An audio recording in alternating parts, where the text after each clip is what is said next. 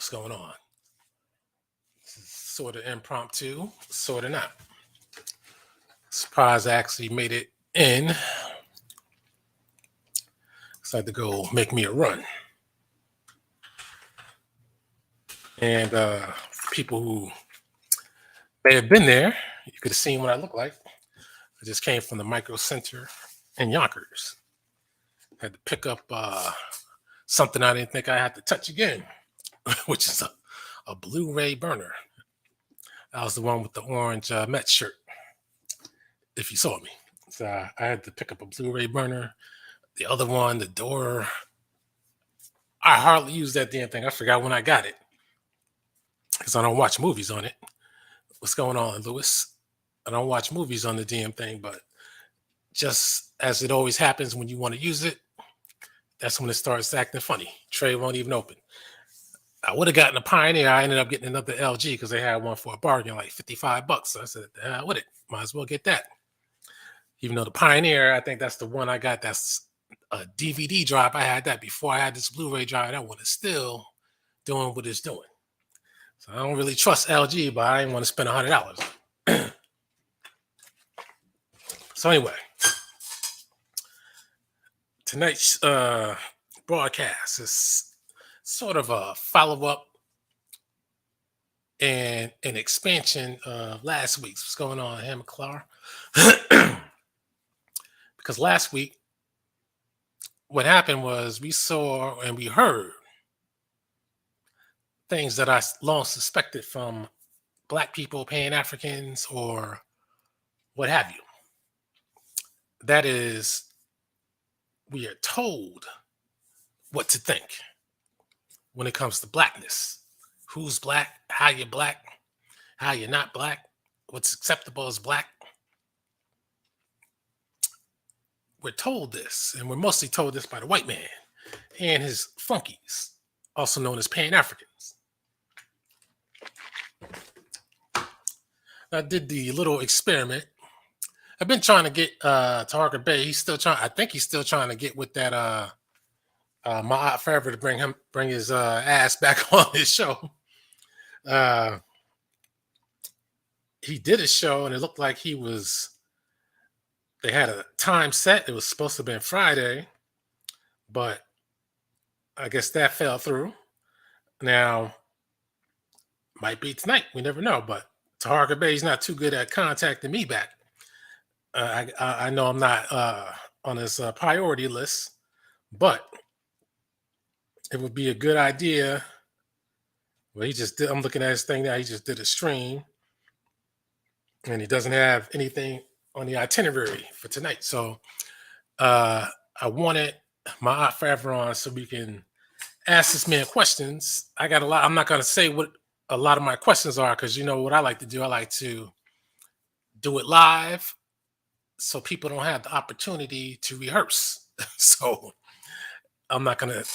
That's the same thing I want to do with me checks. That's why I don't like to get into the types of questions that I want to ask here because I know they get nervous because they're trying to figure out what kind of questions could he possibly ask that I can't answer or that I can't come up with the lie for.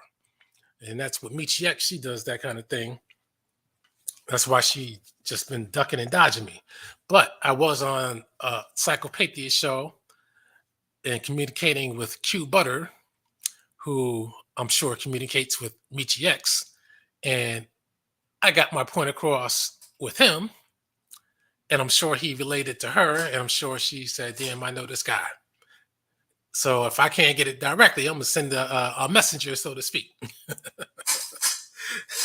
So you got to do it how you can do it. But this my forever character.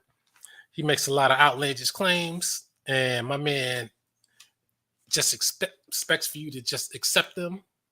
And if you question him, you're trolling. Well, I don't know what his game is, but that's why I want to question him just to figure it out. But he's paranoid. And I guess that's why he's ducking Tarka Bay because he doesn't want to go back on there. But anyway, in the last episode, we had people, namely Mr. Untouchable. I think he represents Pan-Africans.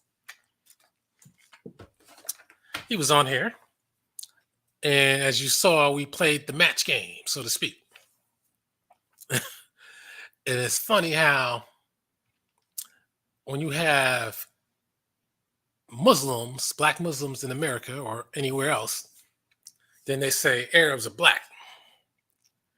But when you have a pan-African, they don't like to say that. They say the Arabs enslaved the Africans.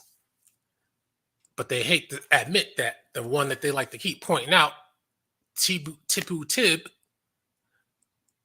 which is funny because they like to make sure that you don't, they never mention that he's black, even though they might show the picture, but they still like to say he's an Arab because that fits their whole concept of what they're trying to sell. But yeah, at the same time, when we had, not that I'm trying to claim bin Laden, I don't even know the whole story on bin Laden because I think it's still mysterious on what bin Laden is all about, by the way. Uh, all I know is they started introducing the man into the public arena during Bill Clinton's last term. And the way they were introducing him, I knew that something was up with him. That they were just trying to say, okay, this is somebody, a to be continued. I didn't know what it was going to be about, but a to be continued. But and if people recall, you remember they had a video of bin Laden where they used a double. They had a computer generated bin Laden, and then they had everybody knew it was computer generated. I mean, except for the agents that want to convince you otherwise. And then they had what I call Jamaican bin Laden, the one that looked Jamaican, and he was a little darker, hair was a little kinkier. See, he remembers hair was a little kinkier, and people remember that. Some people don't, but see, we talking decades now, so they try to make you forget about these things. So that simple fact that they had a clear-cut black man masquerade as bin Laden shows you that bin Laden is black. But yet last week we had Mr. Untouchable, who represents Pan-Africanism. He, for some odd reason, he couldn't bring himself to say that bin Laden was a black man. But yet they can bring themselves to say Osama, Barack. See, everybody keeps making that mistake. They've been making it for years. They still do. That Barack Obama. That's another reason why they picked him too, because of the names and the similarities in the makeup, racial makeup, as far as looks are concerned. They do that on purpose, by the way. It's all part of the brainwashing process. But he couldn't bring himself to say that bin Laden was a black man, even though his hair suggested it. But when we show Halle Selassie, for some odd reason, he tricked his own mind. And he had to force himself to believe that Halle Selassie was a black man. But yet, if Haile Selassie had been the leader of Tunisia instead of Ethiopia, I can guarantee you these people would have called him a lousy Arab, lousy Arab. But guess what, Pan-Africans? Haile Selassie still was a lousy Arab, whether you want to accept it or not, because that's the origins of his people. You can't get over the fact that modern Ethiopia speaks a Semitic language. You can't get over that. What's going on, Donnie's side? You would be a liar to say that. But see, what is it in the mind that makes people, you see, it's a mental barrier. He couldn't admit that bin Laden was a black man. If bin Laden had been a Nigerian, I can guarantee you, he would have said that's a black man. He's just light skinned. But since bin Laden is from Saudi Arabia, he couldn't call the man black. Calvin Johnson, I'll put your thing up here. I'll be glad when you and the rest of these black YouTube video makers realize the junk you talk about is meaningless. Well, when I hit the link, you get up here and explain that to us. But can't be too meaningless if you're here listening. So, again, what I'm saying seems petty to the guilty, but it's actually very important when it comes to the wider world of pan-Africanism, because you can't say that we're all Africans. I hate when Umar Johnson says my Africans on the West Coast, Africans on the East Coast, Africans in Canada. How are you going to go around trying to put a label on somebody that they don't have or may not want? That's imperialism. What's going on, West Bank? And it's snobbery. Can't go around calling people an African. Not to say that, there's a problem with it, but I'm just saying, if you are not that and that's not your title, you can't just assign a title to somebody because of what you think. This is crazy. But they say that we're all African, we're all black worldwide. But how come Osama bin Laden is not a black man? How come the Saudi, I think he died, the Saudi Prince Bandar, is he not a black man? In fact, I might put him up. But see, they'll call him a black man. See, when you see his bio, they'll say, yeah, okay, he's still alive. I thought he had died. I could have sworn I saw something where they said he died. But when you look at his bio, they'll say that his mother was Sudanese, which really doesn't really mean anything, the truth be told. And so they said Bandar's parents were Prince Sultan bin Abdulaziz and his Ethiopian concubine, Ki Ziran. See, earlier in his history, they used to say that his mother wasn't a Sudanese, which basically means black. Something, but it's trickery too, because it will also make you think from the nation of Sudan. If the mother is from the nation of Sudan, then that should technically make him all Arab, so-called Arab, right? But see, here's where things get sketchy. Matter of fact, wasn't about to screen share yet, but let me do it now since I'm here so we can get a better idea of what I'm talking about in case people don't know. I can't stand when people ain't from here try to tell us who we are. Yep. Gaddafi too. Bin Laden looks nothing like. Oh man, you see the cover avatar for this video. That's why I put Bob Marley next to him, because people say Bob Marley is a black man. That's why I stumped my man last week. Bob Marley's half white. Bin Laden's not half white.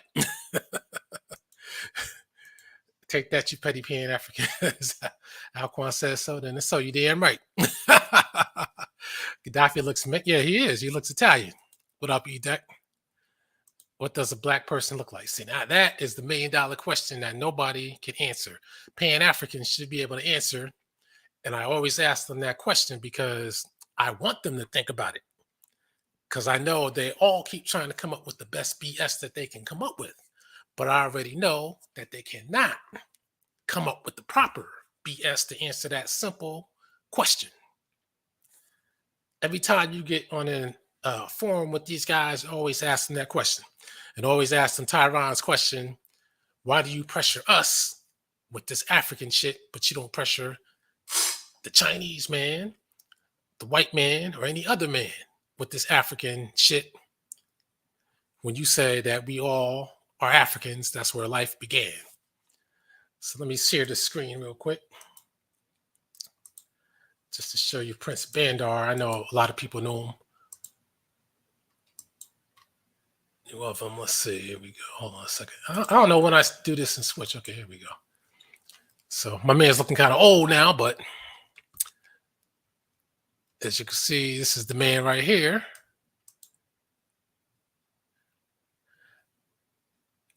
You know, that hair is light skin. I'm going to show you his father. I think this is supposed to be his father right here. Which you can tell that's an Ottoman Turk style. A lot of them are Turks. A lot of them think, oh, that nose, that's an Arabic nose. That's you got to keep in mind when you look at those cartoons and stuff and movies from the 40s and 30s, the Ottoman Turks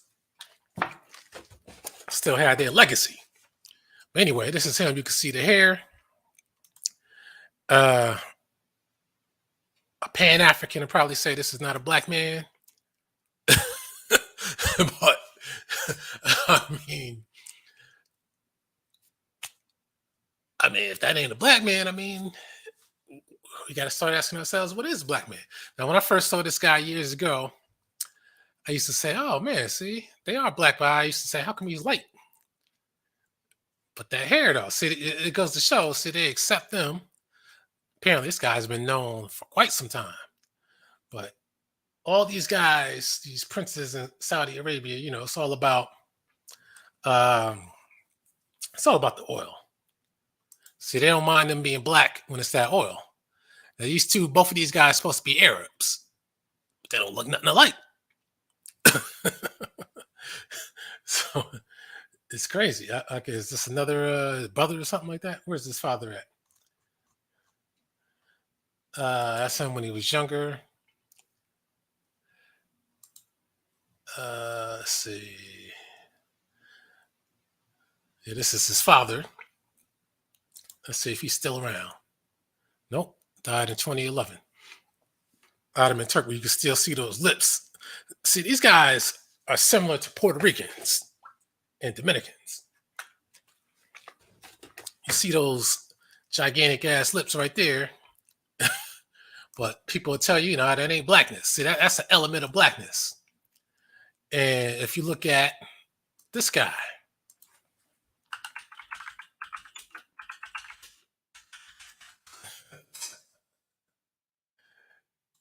again, aids in the trickery that a lot of Negroes like to trick themselves into. If this man is a black man, how come this man isn't? Even if his hair might be straighter, but his hair is not exactly the kinkiest. You put a turban on this guy, what you got? He looks just like one of these guys. Now, of course, these guys, Ottoman Turks, mixed in with the indigenous blacks. But the point I'm making is if you change his name from Michael Eric Dyson to Mustafa Al Muhefni or something like that, and say he was from Arabia, Pan-Africans will say, that's not a black man. He ain't black. But since he's Michael Eric Dyson from the United States, you'll say, without a second thought, that's a black man, because that's what he talks about, black issues, and he's supposed to be black, even though his true characteristics, if you want to break it down, that's far away from the kind of black that they're talking about.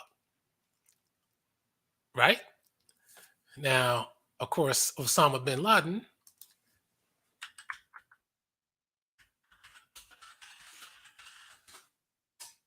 I forgot that I want to show that other picture of him. So I think that was the computerized one. All that green screen. I don't know what the hell they did with this guy, where he came from, but he could be alive. But all I know is that they always said that he did the 9/11, but we never heard him say that he did it. But oh, yeah, here's that picture. See, now this picture right here, he looks more like that's why I put up the Bob Marley, because this guy looks like a lot of Jamaicans I've seen. Look at that hair, that afro hair. But for some odd reason, Pan-Africans become blind when the name is Osama bin Laden or Prince Bandar. But yet, when the name is Haile Selassie, matter of fact, to remind people who might be tuning in again.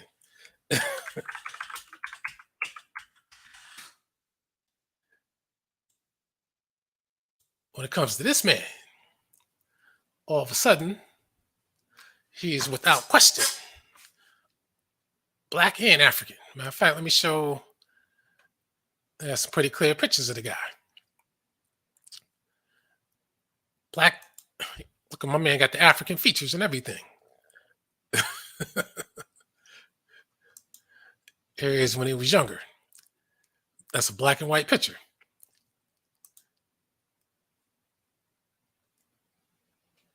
Look at those African features. The African skin tone. He got the short stature like a lot of Arabians too. Who looks more Arab, this guy or this guy? But because he's African and the Jamaicans, which is the key thing, they worship the man as a god. So the Jamaicans came with the pan-Africanism and they got to keep it alive. So they got to make this man a black man.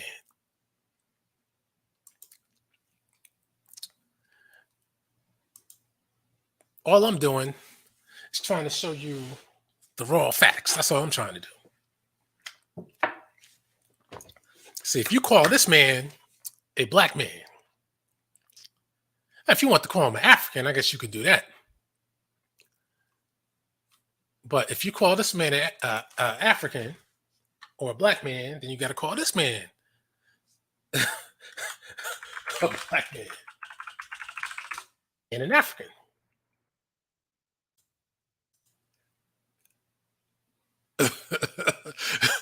But of course, they ain't gonna do that.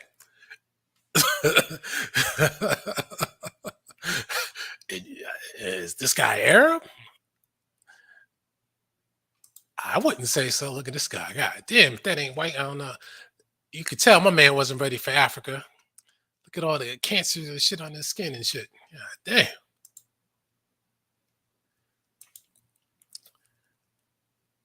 This motherfucker's a European. Look at that. This is an African leader right here. They damn sure we're in the wrong environment. I had to ask country with that. You can see this is leftover Ottoman Turks and Germanic tribesmen, blue eyes, white skin. But see, this is why Pan-Africans like to ignore North Africa, even though me putting the pressure on them, a lot of them, like Afro Think Tank and a few others, are now starting to talk about the indigenous Black North Africans now and trying to act like they've been having them on their mind forever. But you notice they're starting to talk about it now. But they still try to avoid these guys. They just say everybody in North Africa is an Arab. But see, when they're not an Arab, you got to explain this type of guy. Why do these people have Arabic and African names, but they don't look African? But this is what people like my aunt Forever and these other coons out here. No, I know he's going to get sensitive because I said these other coons, implying that he is one too. Until I have a discussion with the guy about his ideas, I'm gonna call him that. But this guy doesn't look like this guy. And this guy does not look like this guy. See, this guy's, his people are from Arabia. This guy's people, they're not from Arabia. They don't have any damn thing to do with Arabs. They just call themselves Arabs because they got rebranded as Arabs. See, this is why I'm saying Pan-Africans got to know what's going on in Africa. Maybe some of them do. I think most of them don't. But for those who do, this is why they want to omit talking about certain countries. But yet they worship Egypt. But yet they don't talk about modern Egyptians. Look at this guy.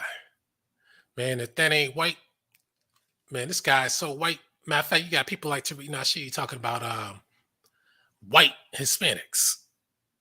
This is an African, right? This is an African leader. Now, if this ain't white, this guy's whiter than any goddamn Hispanic I've seen in my life. And whiter than the motherfucking leader of Spain. Now, matter of fact, let me Let me do it. Do it again. You know I gotta keep bringing this guy up. I gotta keep doing it. And this is a European.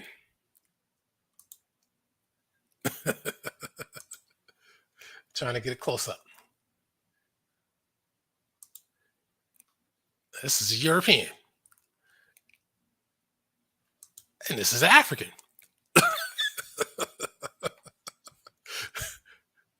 Something ain't right. Now these are two Europeans. French. No, I think the French, no, the Canadian Prime Minister, French origins, and the Portuguese Prime Minister. They don't look like twins, do they? But they're both supposed to be European. That's why when people keep coming with that, they are European, calling people Europeans. This is why you can't do that. Because the old guard European creeps back into the picture.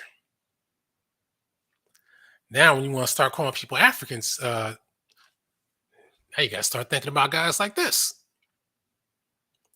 This guy can literally come in front of you and say, I am an African, Pan-African. You are not. This is what this man could do. And unlike people in South Africa who, truth be told, are less white than this guy. Matter of fact, for those who don't buy it.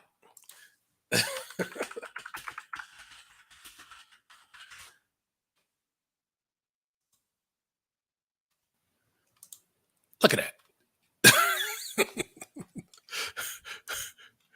Look at that.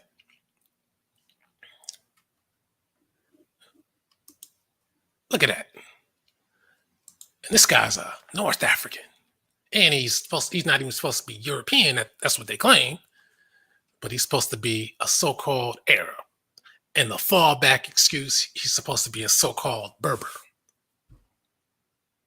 Does this man look like he was designed for the sun? Look at this guy. Man got cancer sores all over his face and shit. Look at that. This is straight up whiteness.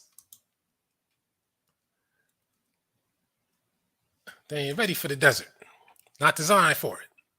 Even though you could say that my man's lips look kind of suspicious, but damn, they got bad teeth too. So for people who worship Arabs, how come this guy doesn't look like bin Laden or Prince Bandar? And this is a previous Tunisian leader. Looks like an Italian and black mixture, because that's what a lot of these people are. Ottoman Turks.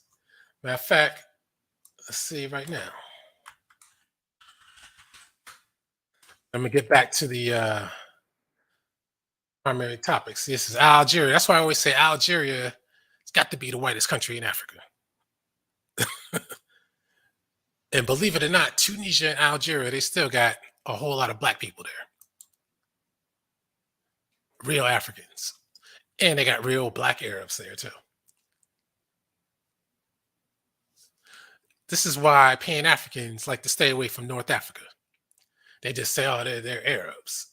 You can't just do that. If you want to talk about it, you got to actually address the situation. See, I don't like running from debates. If I raise a topic, I raise it because I researched the situation. Arabs don't have blue eyes and white skin.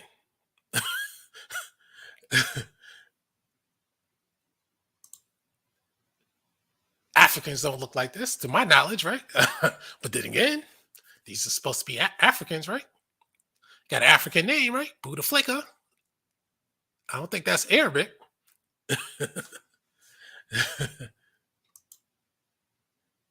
And that's the Moroccan guy.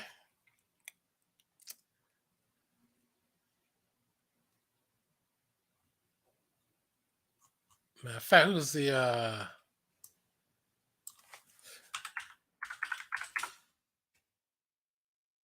this dude right here? Libya. My God, I mean, you can't tell the Hungarian president from the North African president. Matter of fact, let me just look it up just to make sure.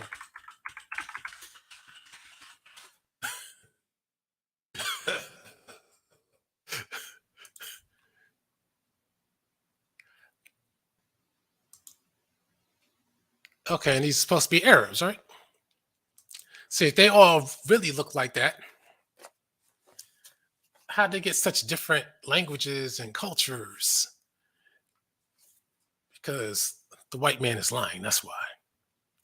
And Pan Africans lie right along with them. Look at that. This is Libya. Who are the main presidential candidates? Look at this right here.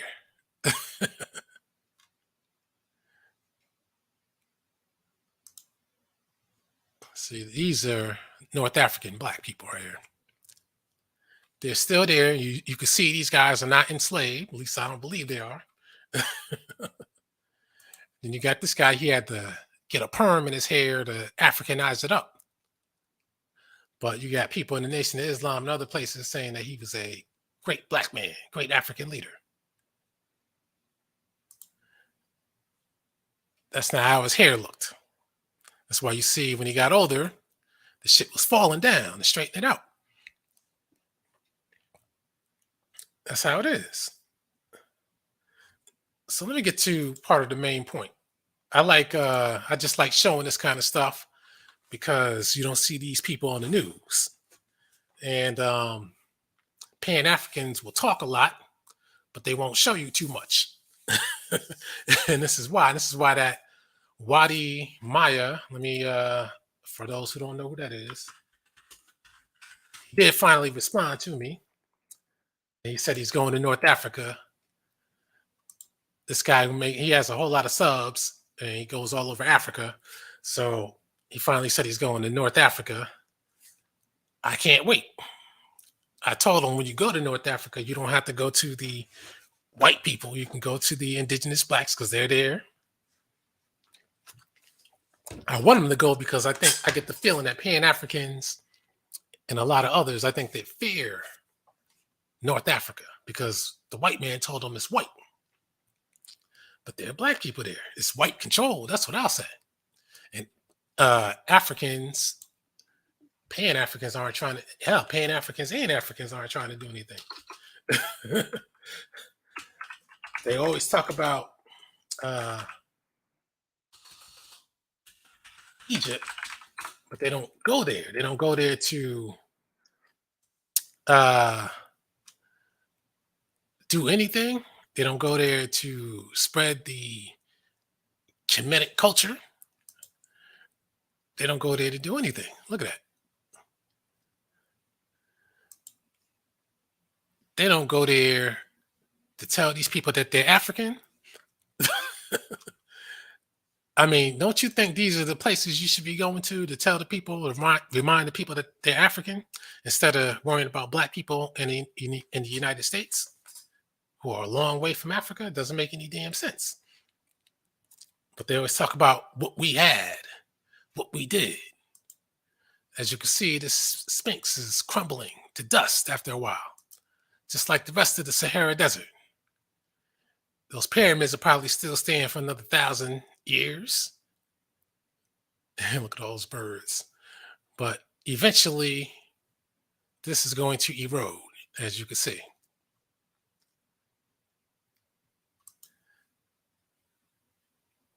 You know, they built so many artifacts in Egypt. Egypt was impressive.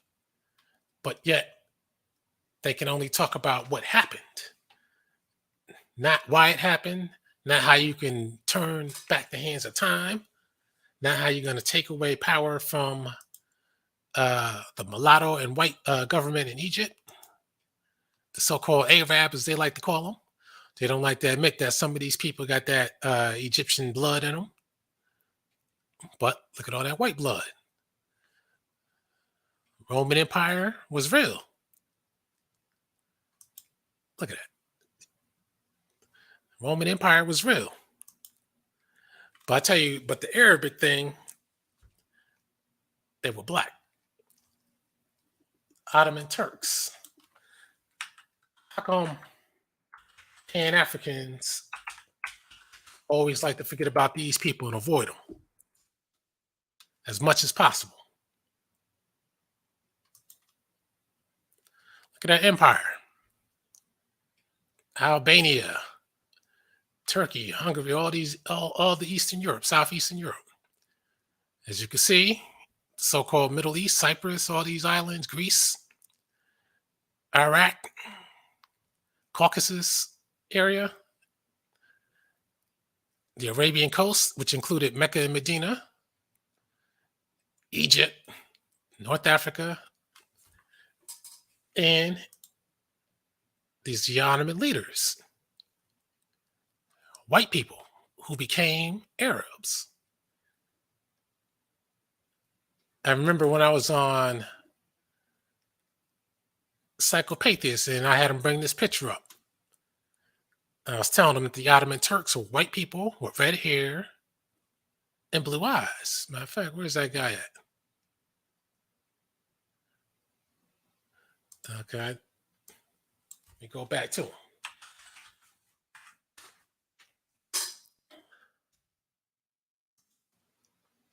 Yikes. Oh boy. The sun has not been kind to this guy. My man better get out of the country. But when I tell you that the Ottoman Turks are blonde hair, blue eyed, and Mongol mix, and of course, when you come into Northwest Africa, that's when you're dealing with the Germanic Vandals, Germanic tribesmen, and of course, you still always got your leftover Italians from the Roman Empire days. That's the Ottoman Turk, red hair, blue eyes. Psychopathist said to this guy, "What red hair? What blue eyes? What white skin?" And I'm like, what is this guy talking about? See, in modern times, this is the people who rule Islam. This is where the Moorish Science Temple got their version of Islam. And so it is with the Nation of Islam, both whom have nothing to do with Islam, to be honest with you.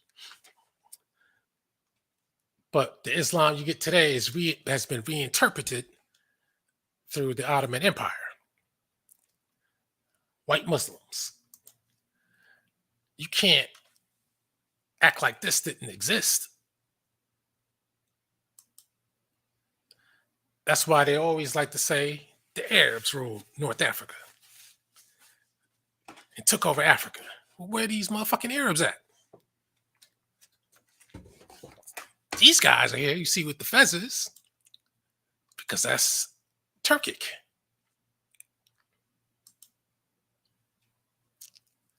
That's why these guys look like your modern day Arabs, because these are the Ottoman Turks. Every time you see this kind of thing, you can see the eyes. Mongol Turks, not Arabs. Mongol Turks. And the white man has been passing these people off as Arabs to give you the impression that Arabs were white, because they know most people can't read the Arabic. And they think, okay, well, you see some Arabic, you see some beards, you see some turbans, they got to be Arabs. But see, these style of dress is not even Arab style of dress. This is not Arab style of dress. I've been telling people this for the longest time. But for some odd reason, these Pan-Africans and others, they keep acting like the Ottoman Turks never existed. But I'm going to get off this for a minute. When I want to get on to the main topic, I got the screen up, so I might as well keep it up. Matter of fact, before I do that, let me put up the Bob Marley again. And I bring him up because he is a lot of Jamaicans' God, along with Marcus Garvey. And a lot of black people, when they want to talk about a true black man, they like pointing out Bob Marley. I guess it's because of his influence, impact, and his dreadlocks, I guess. I don't know. But this true black man was half white. And they hate to point that out. And this is a good segue into the main topic. Because what they hate to do, they don't want to point it out because then they have to explain why he's lighter than other Jamaicans, but he doesn't have the blue eyes. And at least with the dreads, his hair doesn't look straight. But this is the Bob Marley.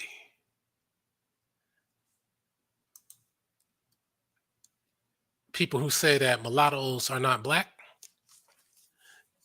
you can't make exceptions to the rule with the Bob Marley. Lauryn Hill married into the Bob Marley clan because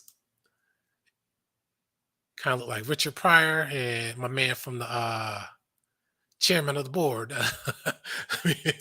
For people who don't know, 'cause I get into a lot of music history. General, I think his name is General Johnson.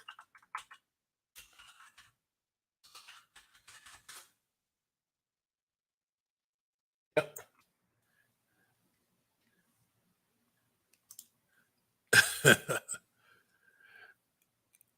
Bob Marley kind of looks like him a little bit, but he's not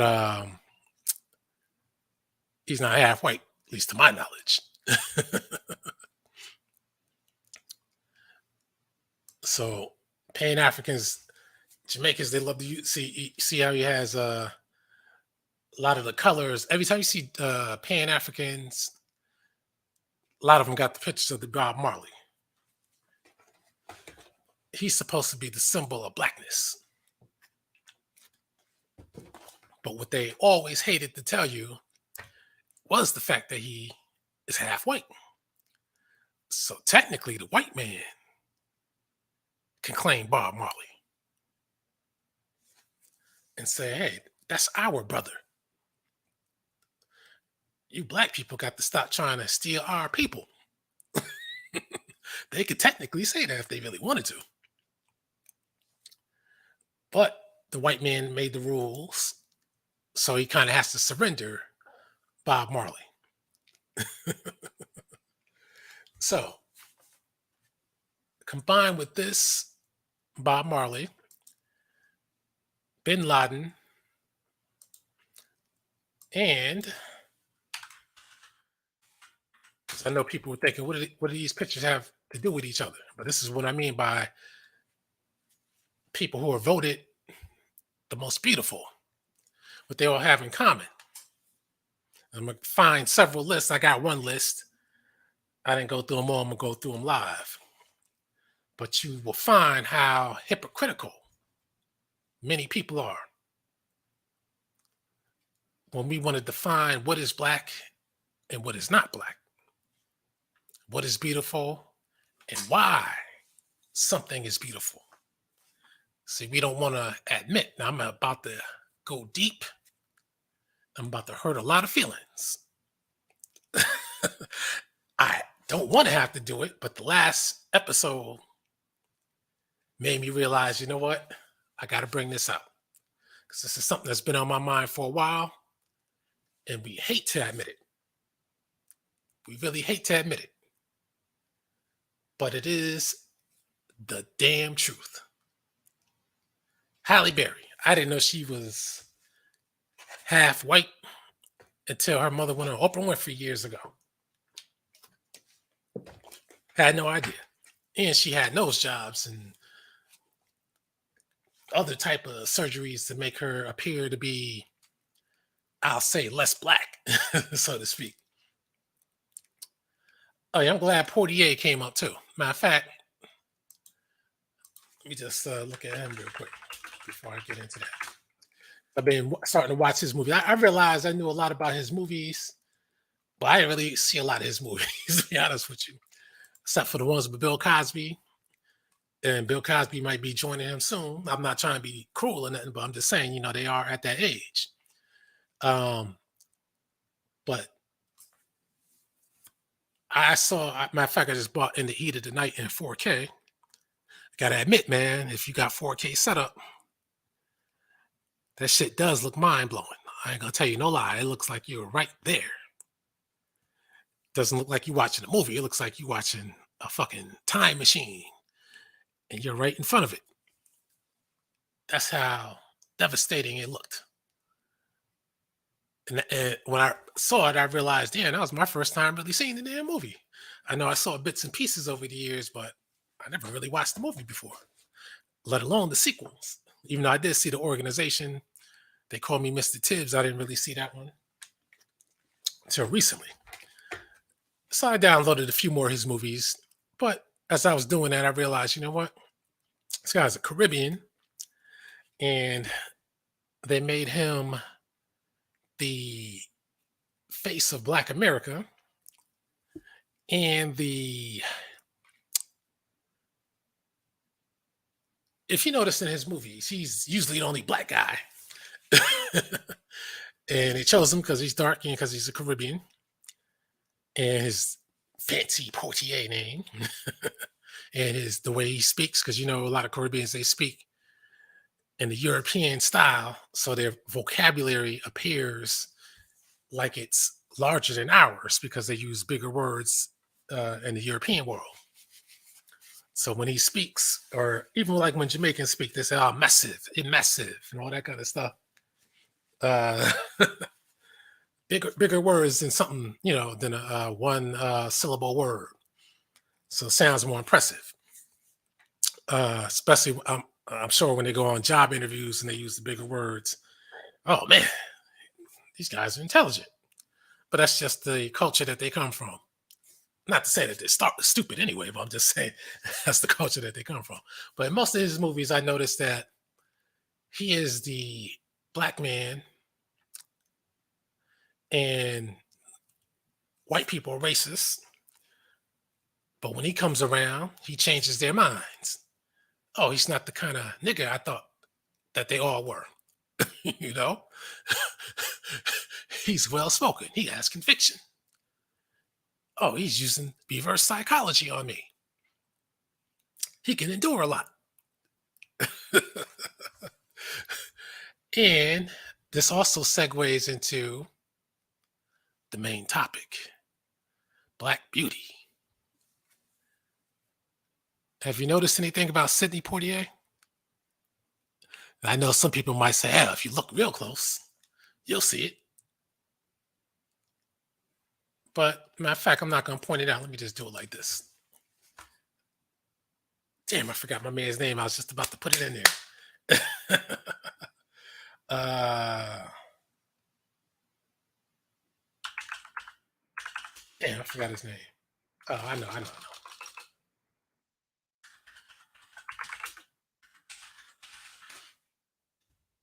There we go.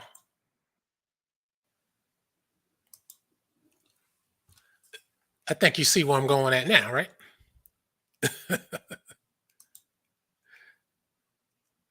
Let's see.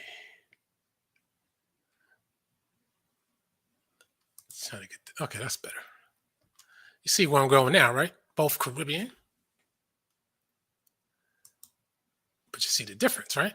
Even though Portier is darker, this man has, I guess you can call him more extreme or more exaggerated. Some people want to call it negroid features because that's what the white man called it. That's where they get these terms from. Negroid. So some of them try to sound smart. Sub-Saharan African. That's just repeating white racial rhetoric. Negroid. I keep telling people, I've been telling people for years. All Negroid means is black like. all Mongoloid means is looking similar to the Mongols because that's who the white people knew. Caucasoid just means looking close to people in the Caucasus, which were black first. It's hard for people to buy it, but that's the way it was. Now, I'm sure this lady's half and half. And I'm glad this picture came up because this goes into my main point. You hear typically black people, pan-Africans, pro-blacks, when they see somebody like Aristide, you might hear snide remarks like, ew, why are his lips so big? What's up with his hair? Matter of fact, I'm glad I just thought of something else.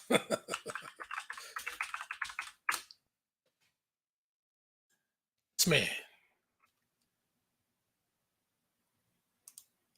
damn, I mean, so they used to have, I think it was a different browser, you could blow the damn pictures up. But here's the picture I just saw. I think you know where I'm going at with this guy. Here we go. When people see Kevin Durant, they say, ew, why doesn't he brush his hair? And that's what I say too. I'll be honest with you. You goddamn rich. Like I was watching the game yesterday. I saw Udonis Haslam. I don't know what the hell happened to his hair, but he got some spots going on. I'm like, damn, man, these rich guys can't take care of this shit. All this goddamn money. Now, with Kevin Durant, I think the man is in trauma. I ain't trying to be funny, but he got the dip in his head. Everybody knows it's there. So if you cut it all off or cut it lower, it ain't gonna make a difference. We knew it was there when you first got into the league. So I mean, nobody's really giving a damn about that. But he probably thinks people are. But at least bust the shit. That's all you gotta do, man. If you worried about the baldness and all that, just bust the damn thing. Instead of going through this shit. Why wear a hat when it's interview time,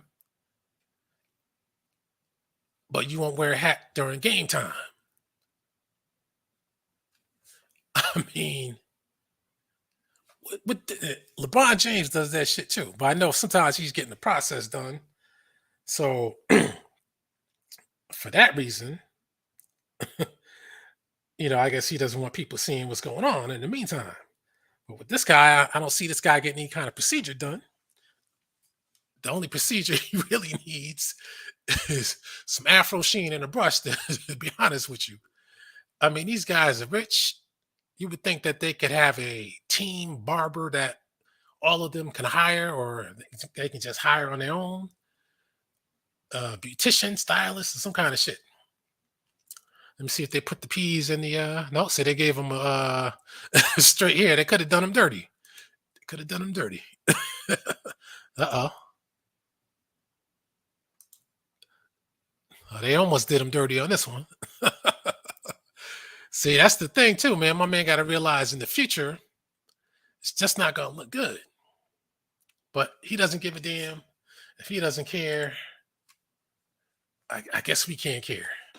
He doesn't comb his beard, nothing. I mean, I haven't heard of him being associated with a woman since he was messing with that former Destiny's child lady. After that, man, my man used to take care of himself, and then it just stopped. I'm going too far on this. My whole point on this is black people don't like his hair because it's nigger hair. That's why. Nah, I'm just getting real with it. Compare that to, damn, I hate when I just forgot the name. But that's all right. Since I forgot his name, I didn't forget his name. And every time they see somebody like him, because what they used to say about Rick Fox was he's living up to his last name. He's a fox. They like the hair. They like the jaw. They like the eyes, they like the smile. And they always used to say he looked like a model. But let's be real. And here is the crux of what I'm trying to say. What they really liked, and this is going to hurt you to have to admit this,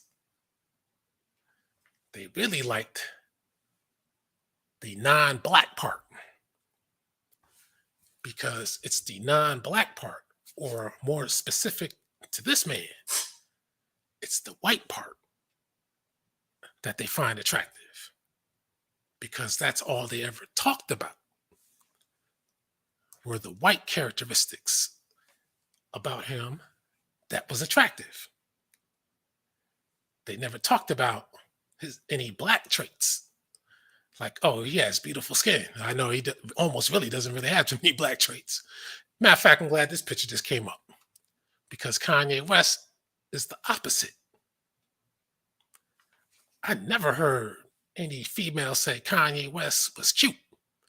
I never heard them say that Kanye West was handsome.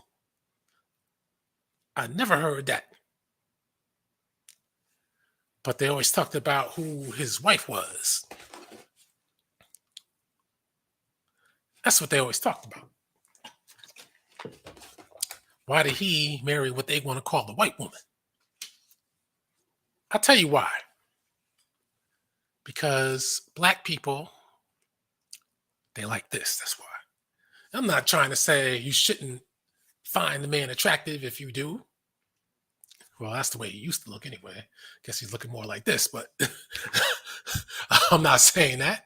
But what I'm saying is, when you look at him and you see him as attractive, you're looking at what is not black. Now, I'm not about to go into what black is, but I am going to point out what black is not when I go through these lists. And whether they got together by accident or by plan, because I tell you, some mixed people, they like being together. And you can see the hair on the kid came from Vanessa Williams, who, while she's not half white, you could argue that she has more black characteristics than Rick Fox does.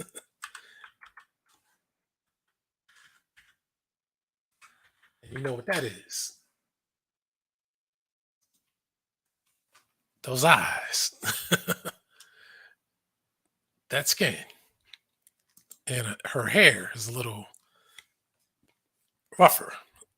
But I guess in those kids, the blackness combined, even though they still look more or less what people might want to call Hispanic, Arabic, or anything that's mixed. That's all those groups are, mixed people, Italians, Greeks. Matter of fact, the hell with that. Let me do this since I'm up here.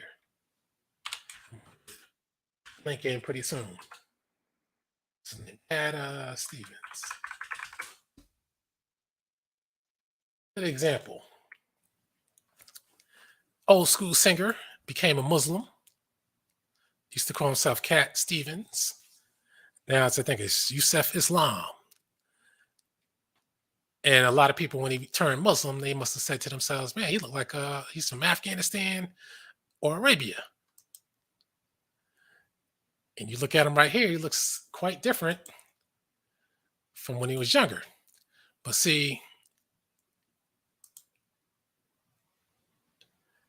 I guess that's why he called himself Cat Stevens, but he's actually Greek. And I can't call him a white guy. I just can't do it. If he stood on his own, like right here, you thinking, would he change his name to Yusuf Islam? That's what you're thinking about. You ain't thinking about no European. So that's why you can see those lips and those features. That's blackness. It's that blackness. It's hard to get rid of that blackness. As a matter of fact, let's see what his name is. Stephen Dimitri Georgiou. He's Greek. And I'm sure you know about this guy too.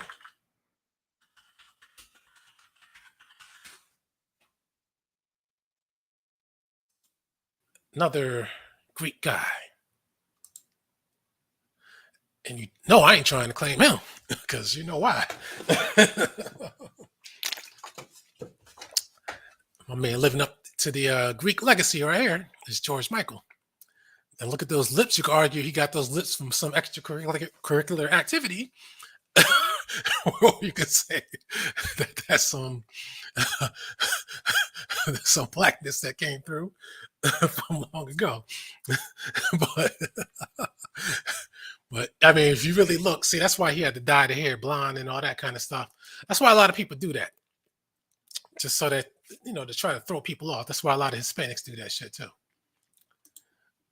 So when you see that, then you don't pay attention to the other parts. But of course, he changed his name because I guess you know how it is, like the way some Italians would change their names when they're too non-white looking. You see, I'm about to get to the main point. Well, I'm still on it. I'm about to get more into it in a minute. Like this guy getting the Subway commercials. He seems cool though, Jimmy Garoppolo. But you see, he's pretty dark. And you can see that nose, that's blackness and that skin color. And that's why a lot of these people think they're experts on race, these pro-blacks. They're not experts. They're coons, they're propagandists. I'm an expert. I ain't telling you no lie. Like, so this is what happens when you start mixing up. You still get the skin tone. The hair is going to change one way in one direction or the other. But it's hard to get rid of the lips, the nose, and the skin tone. Now, you got this guy. Nobody questions if he's black or not.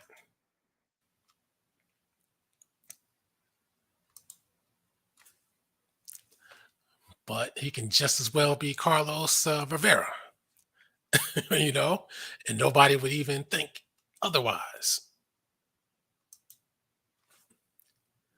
And they found him handsome.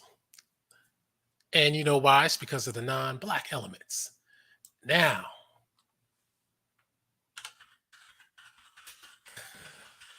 he's probably the most famous case of black people loving people and considering them very pretty, handsome, whatever you want to say. And it's because of the parts that's not black. That's why they focus and call certain people handsome, devastating, everything else you could think of. They don't want to admit these things. I never heard them call their mother beautiful.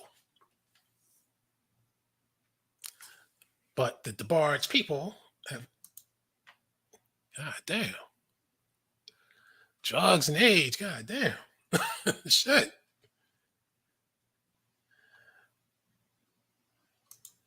Damn.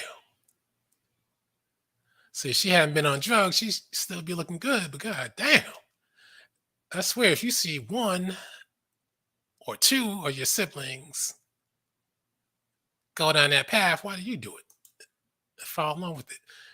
And I guess that's Bunny DeBarge's daughter. Now she's cute, but a lot of people are going to point out to the stuff that most black people don't have as the reason why she's cute. But see, she can also make the argument, look at my nose, look at my lips, that's blackness. So let me look at this list. This is from 2013, IMDb, the 50 most beautiful black women of all time. Halle Berry. That's not even the way she. Let me see if I could blow each one up.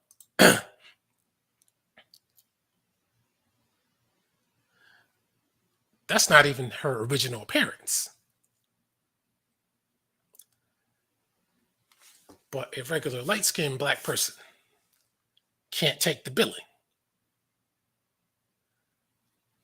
Matter of fact, let me do this real quick. Because if you can recall,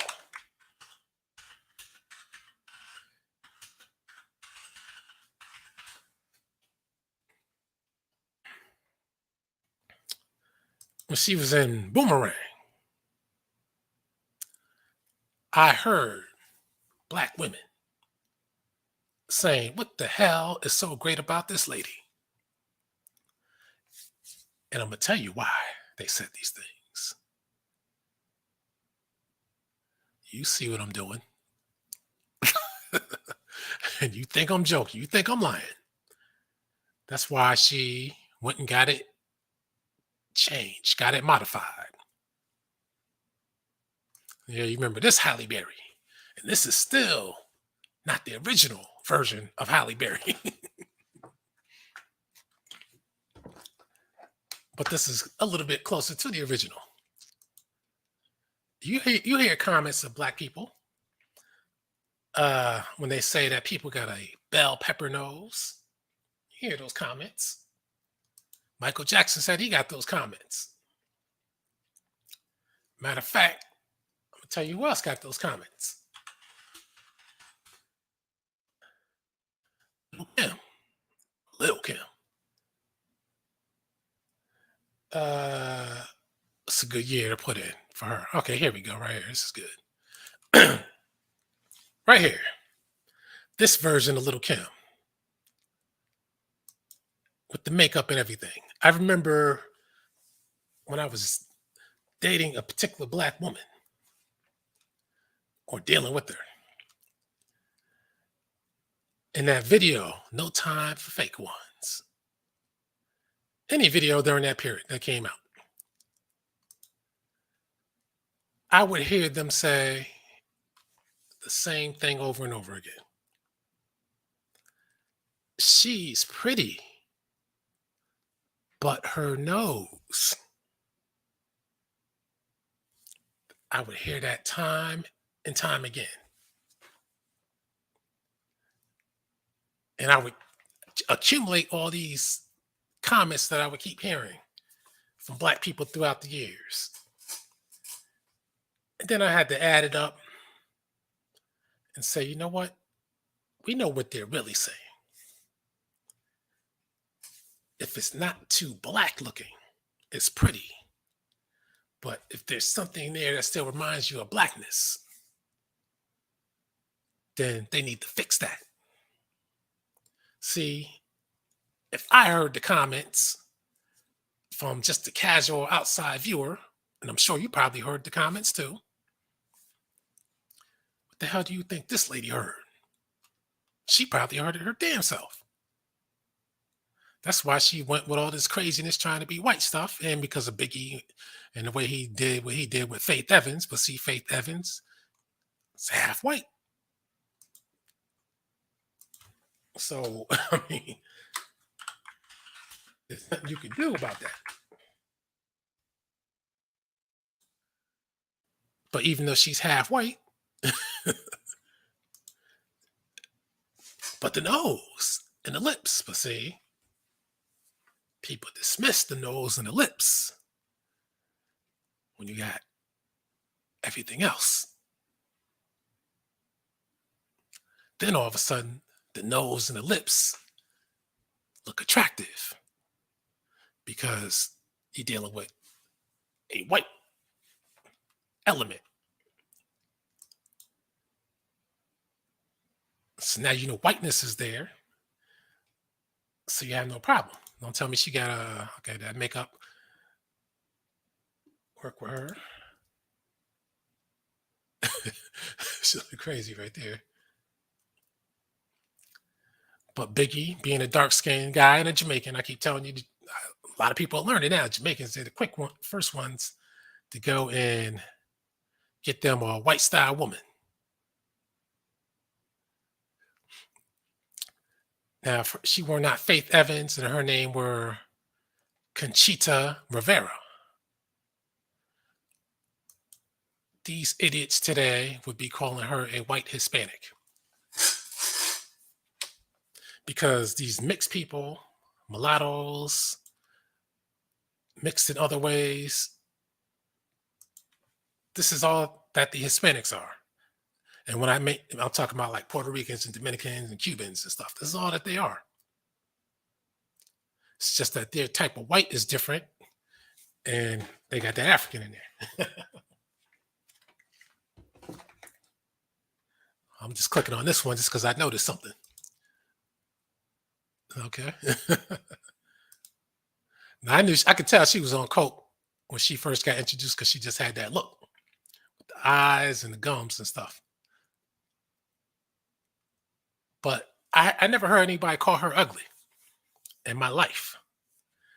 When she first came out, I thought she was tacky looking, like right here, tacky. But since she had the look that she had and the elements that she had, she gets a pass. I'm gonna tell you somebody who's underrated in beauty, in my opinion. Now, you could also argue I'm guilty because of why she looks good. And I'm gonna bring out something that people didn't want to say. Matter of fact, this is the picture this guy's been showing a lot on this one, so I'm gonna show this one. Yeah, it might have something to do with her nose. In her case, I don't care about light eyes. I think those weren't there before, but her lips are sexy. She's a nice looking woman all around. No, maybe those are her eyes. I don't know. Well, maybe that's that whiteness coming out. I don't know, but but see, I never really people never call her ugly, but they never said that she was beautiful. I think she's borderline beautiful in her heyday. But I guess given where she comes from, they don't want to say that, but they'll call Faith Evans beautiful. It is what it is. Let me get back to this list. Halle Berry. I don't know how she got the title, but so I'm surprised to see this right here.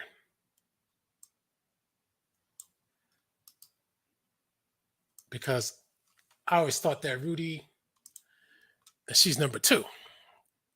Now, I always thought that when she grew up, I was like, on the Cosby Show, I was like, didn't even pay her no mind. But when she got like this, I said, God damn, I ain't gonna tell you no lie. I said, damn, she put the mother to shame and all the sisters on the Cosby Show to same shame. Who would have thought Rudy was gonna grow up like that? But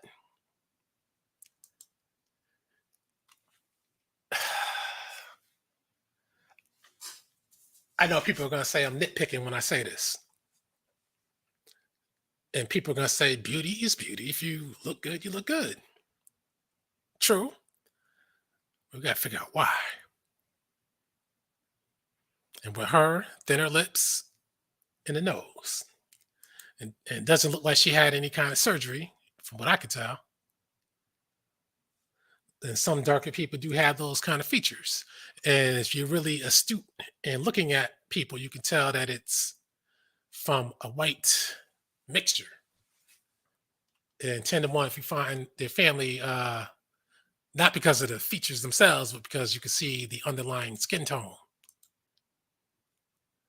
Just like that, this lady right here.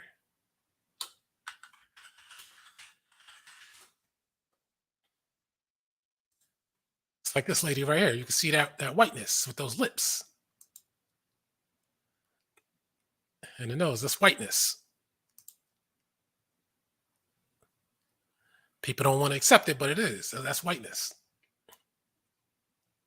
I'm not saying that she's white, but I'm saying she got this look from whiteness. Now let's see. Let me just put this in here.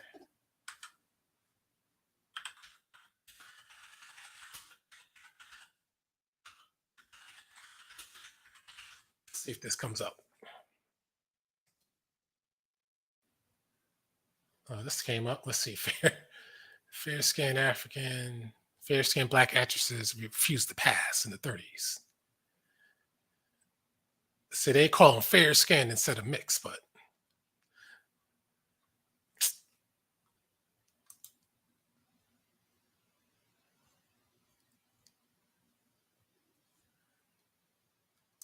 Let me see. Best looking dark skinned blacks.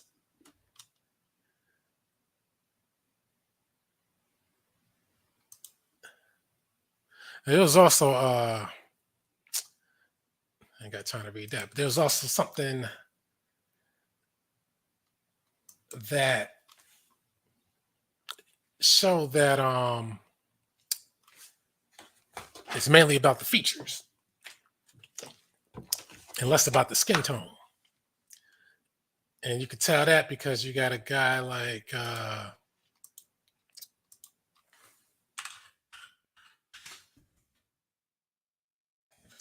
like this guy right here. I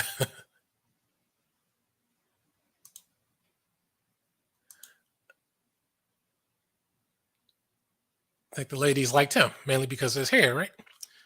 Had that East Indian look.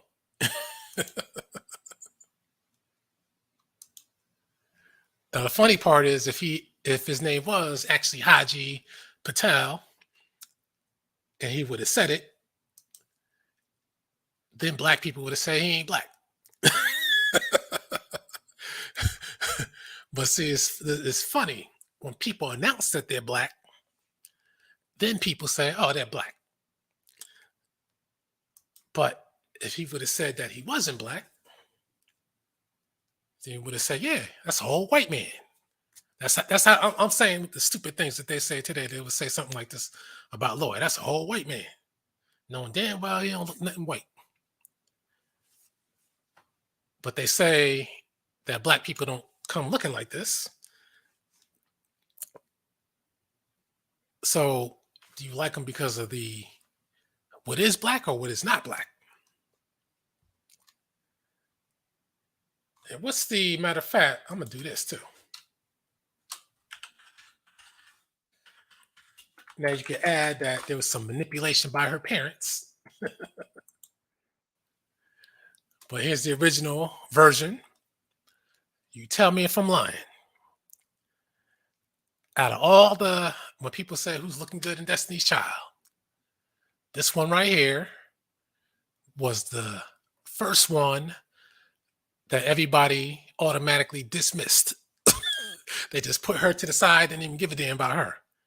And you know why? The bell pepper, as they like to call it. That's why so many people get these nose jobs. Because black people are the ones who come with all this anti-black rhetoric. Growing up in school, like I said this before, like a lot of people, we all experienced this. We always heard the African booty scratcher jokes, the black jokes, the black feature jokes, anything that was black, too black. That's what they put down. You never heard them put anything that was white down because that was always praised. Even Uncle Suge calling Tommy Sotomayor an oil stain. That sounds like something you would hear from the Aryan Nation or the Ku Klux Klan. Let's slow down. Tariq Nasheed calling Tommy Sotomayor crispy. If that comes from the mouth of a white man or a white supremacist, as they like to call them, you would try to raise hell. But when it comes from a Negro like Tariq Nasheed and a coon, and I'm calling him a coon now, Uncle Suge, and you heard me, it's funny. But I'm going to tell you this, it's not funny to the subjects because that's why dark-skinned people are the first ones to go sell out and get a white woman or a white man and then make what you think is the best looking version of black that you can have, the light-skinned, closer to white version. And if they had it their way, the kids would just be straight up white, to be honest with you. At best, white with a tan. So Beyonce came first in the hierarchy of beauty, then Kelly Rowland. I think her name was Luckett. Lockett or Luckett. I forgot her name. And you notice it's in order of noses and skin tone. but mainly noses. And you can see Kelly Price had some type of nose situation going on, nose job. And I think she did too. Or that's probably makeup. But Kelly Rowland, I thought she was always the cutest one. But here's another version. See, Beyonce had nose jobs too. She was cute.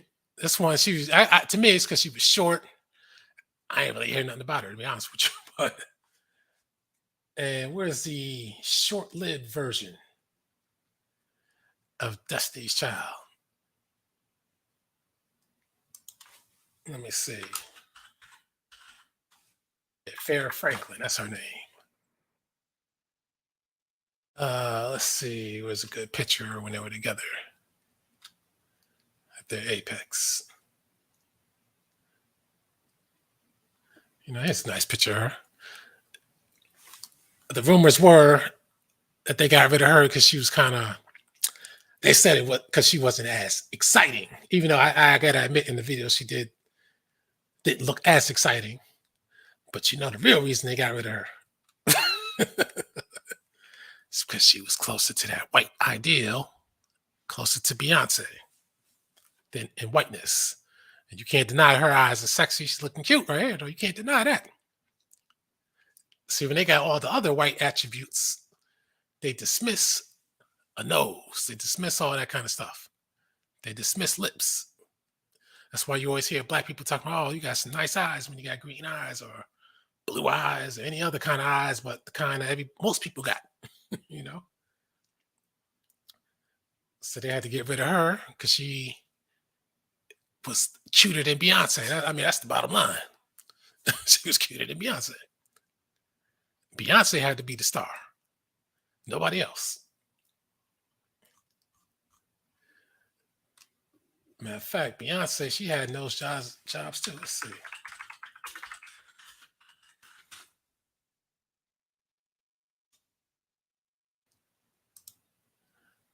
Look at that.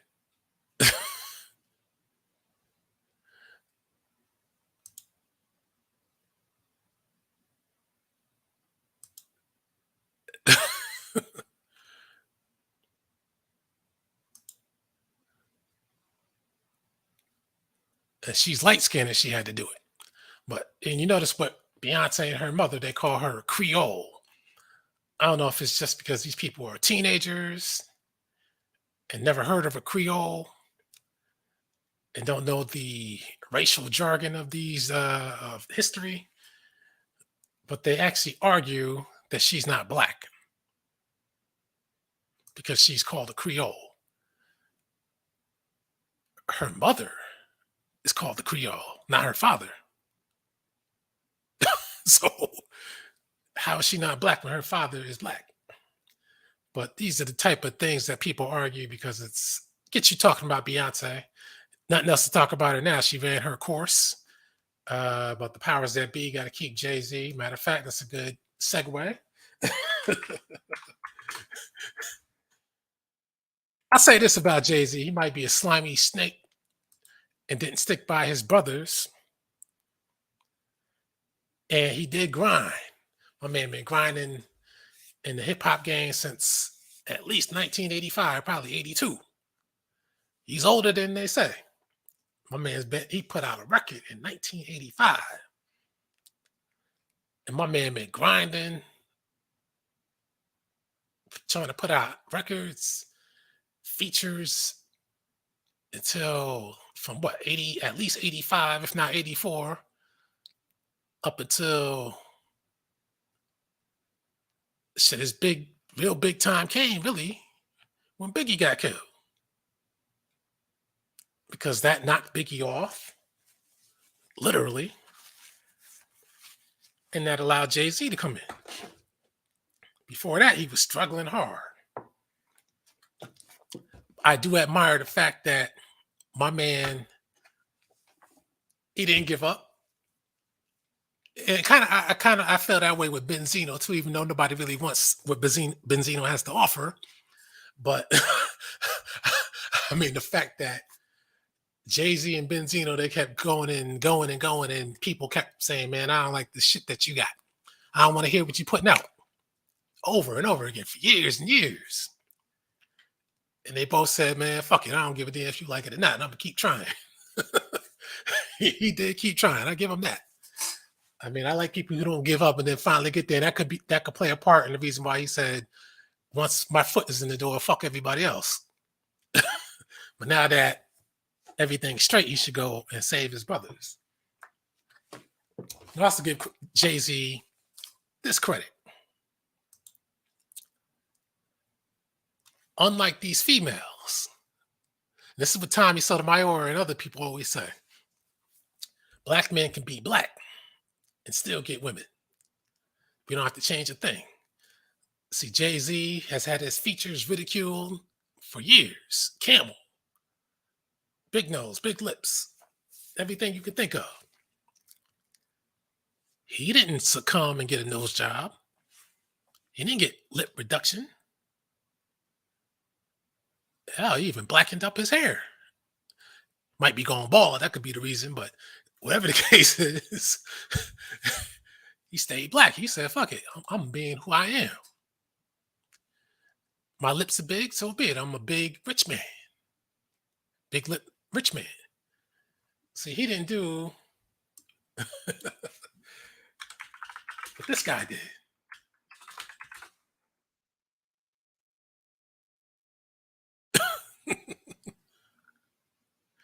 Motherfucker went from a black nigga, that's what I just said, to trying to look like Clark Gable and shit.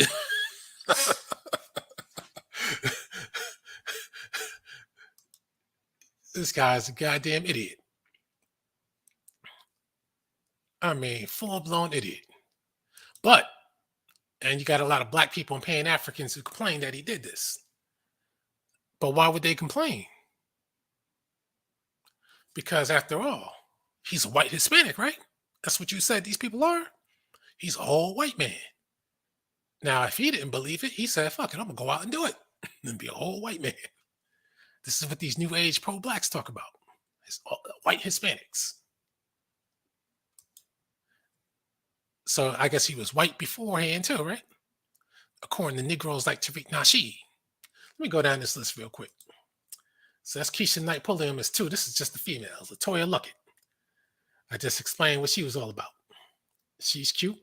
And as we go down this list, keep in mind the why they are voted the most beautiful black women. And what is missing most as they're the most beautiful, notice what is always missing. Dorothy Dandridge, Janet Jackson, Parker McKenna Posey. I don't even know who the hell that is, to be honest with you, but let me get a close up on her. If I saw her in something, I can't recall.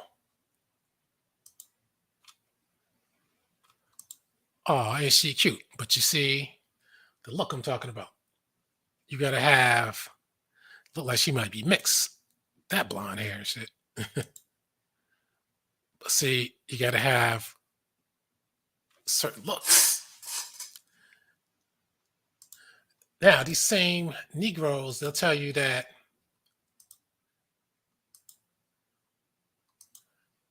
black people have all kinds of looks and we come in all colors. But apparently there's preferred looks and preferred colors. What's the goddamn, what's her name?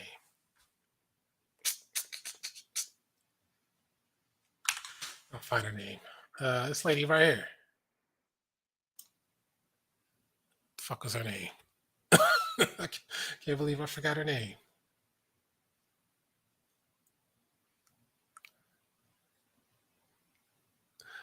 I bet you when they saw her looking like this, they said, nah, she ain't looking cute right here. Why? Because she's looking like a nigger right here. That's why. The fuck is her name? Boy, what is her name?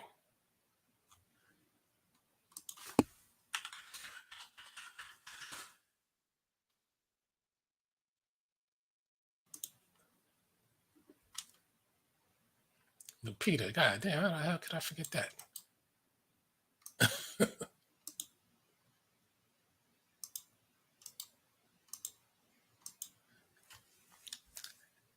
She's attracted, got a nice behind on her as well.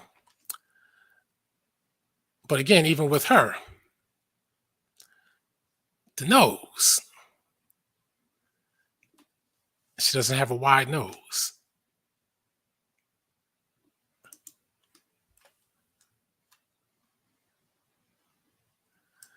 And they hate when she's wearing her natural hair because that's that nigga hair. See, they like when they have them in braids because that helps to subdue that nigga hair. This totally disguises it. That's why black women wear weaves. Bantu knots, they don't like that. But they'll take it when they want to be natural, which is a good option. See, and she looks like an idiot in the wig.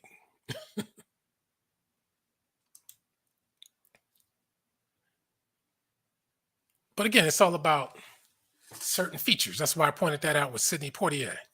And the same thing with I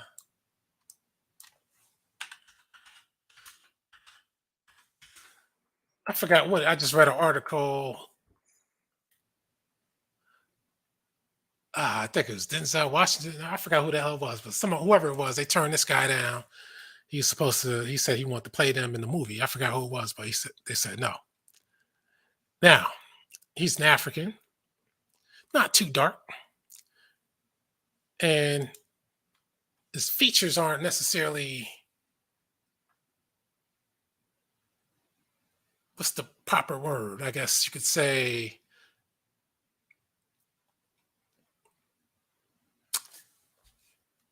indigenous African, I guess you could say. It has some elements of whiteness that's acceptable to white people. Now,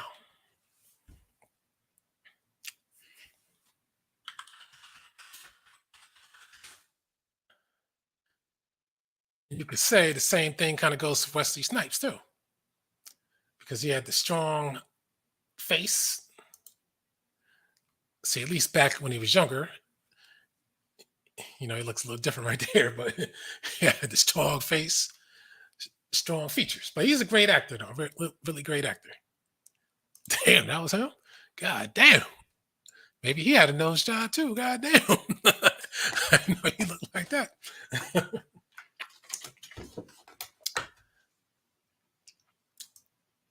Now, watch this.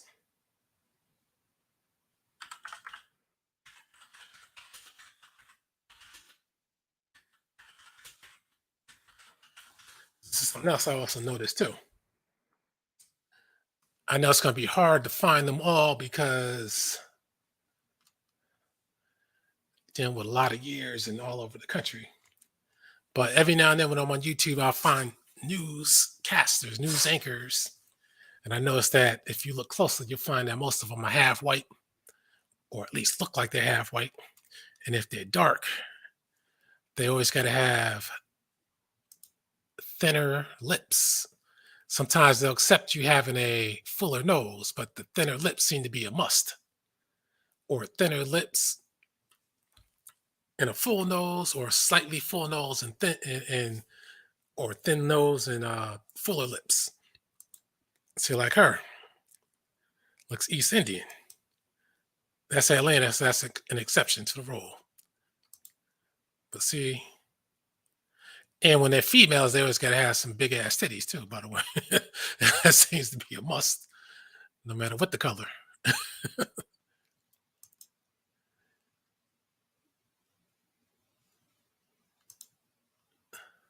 It's like they don't want anything shocking,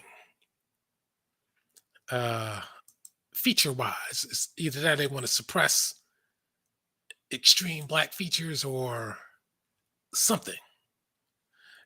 I should have put in males in particular because that's when you really see it with the males. Everybody knows about this lady.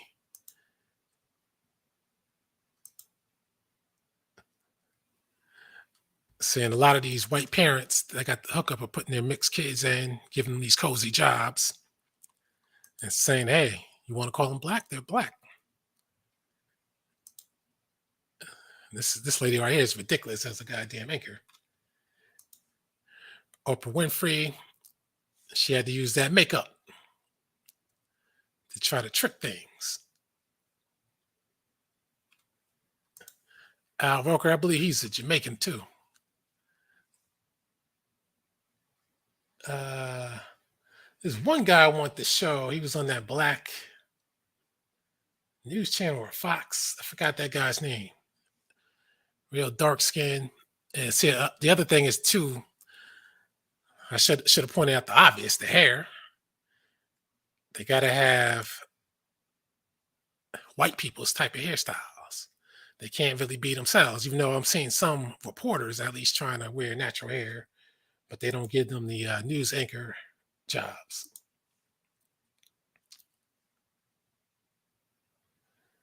See, even with this guy, I think he might be half white, half French because he went to France to visit his people one time. Jaw, she's cute though. She used to be on Channel 7 back in the day. I would have gotten with that. Probably get with it now if that's what she's looking like right now. Get at me, Rolanda.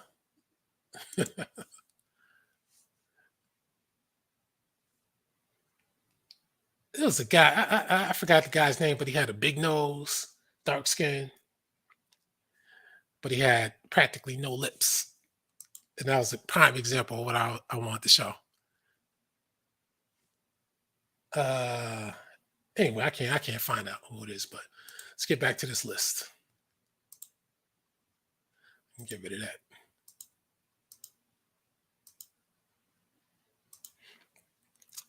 Then they got Megan Good, Jennifer Freeman, never heard of her. Gabrielle Union, thin lips. Terrell Hicks, Melissa Ford, you already know what that's all about. Pan Gray with the features, plus the body. A. Marie, mixed. Now that's another person who went through some changes too.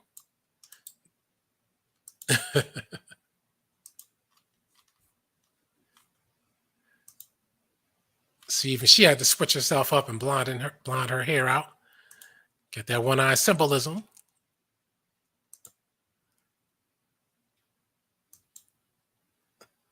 So she was looking different. They all switch up, get that surgery gradually. Because when she first came on the scene, and people say that Beyonce and her team, they're responsible for stealing a lot of her style and taking her out of the biz. See, here it is right here.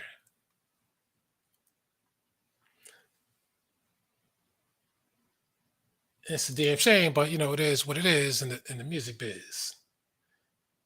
Satanic world. Here we go.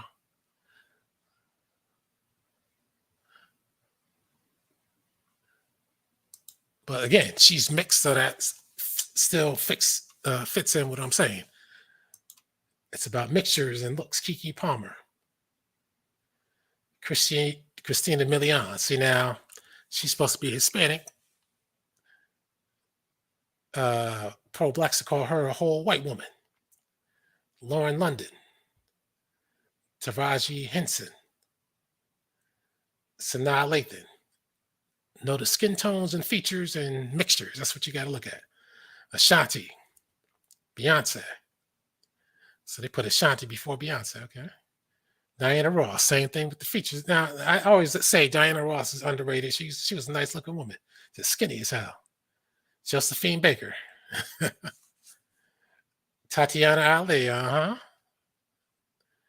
Lisa Ray McCoy, Serena Williams, She might be the slight exception to the rule, except for the lips. Eve, Trina, another Latina. Tyra Banks, lips. Rihanna, all out Irish looking. Angela Bassett. Again, the features and skin tone. Alicia Keys mixed. Kyla Pratt. Who the hell is that? Love and Basketball. Okay, I didn't see that. That's why. But as you can see, she's light and mixed. Chili. She's dark, but her features and she's mixed. Golden Books. Aaliyah. You already know. Vanessa Williams, you already know. Sierra, you already know. Gina Hall. I don't know who that is. Essence Atkins, I heard of the name. Oh, okay, I know who that is now. That picture doesn't look right.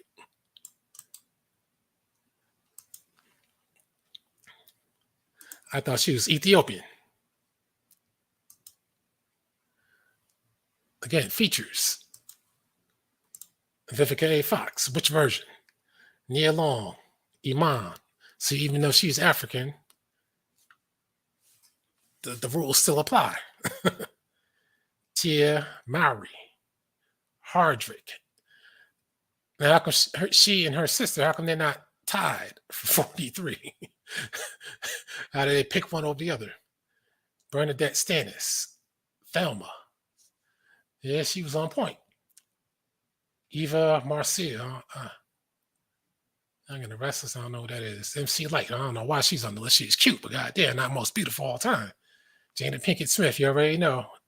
Jeanette Dubois. You already know that too. Lark Voorhees. Stacey Dash. See, it's all the same thing on the list. Mixture. Whatever is not black. Now, I'm going to just put this in. Then I'm going to put in a link.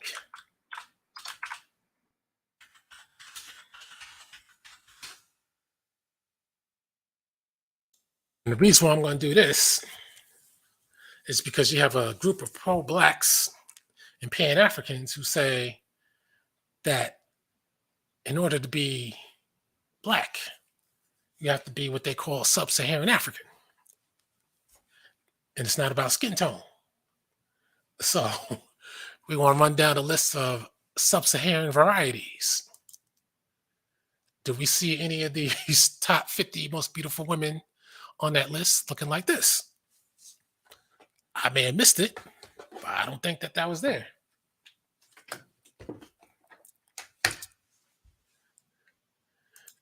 Did we see this? I don't think we saw that.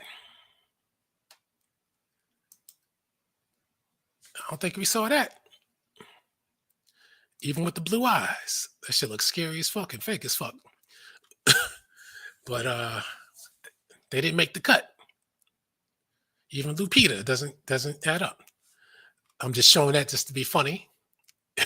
That didn't make the cut. Beautiful ebony skin, African features.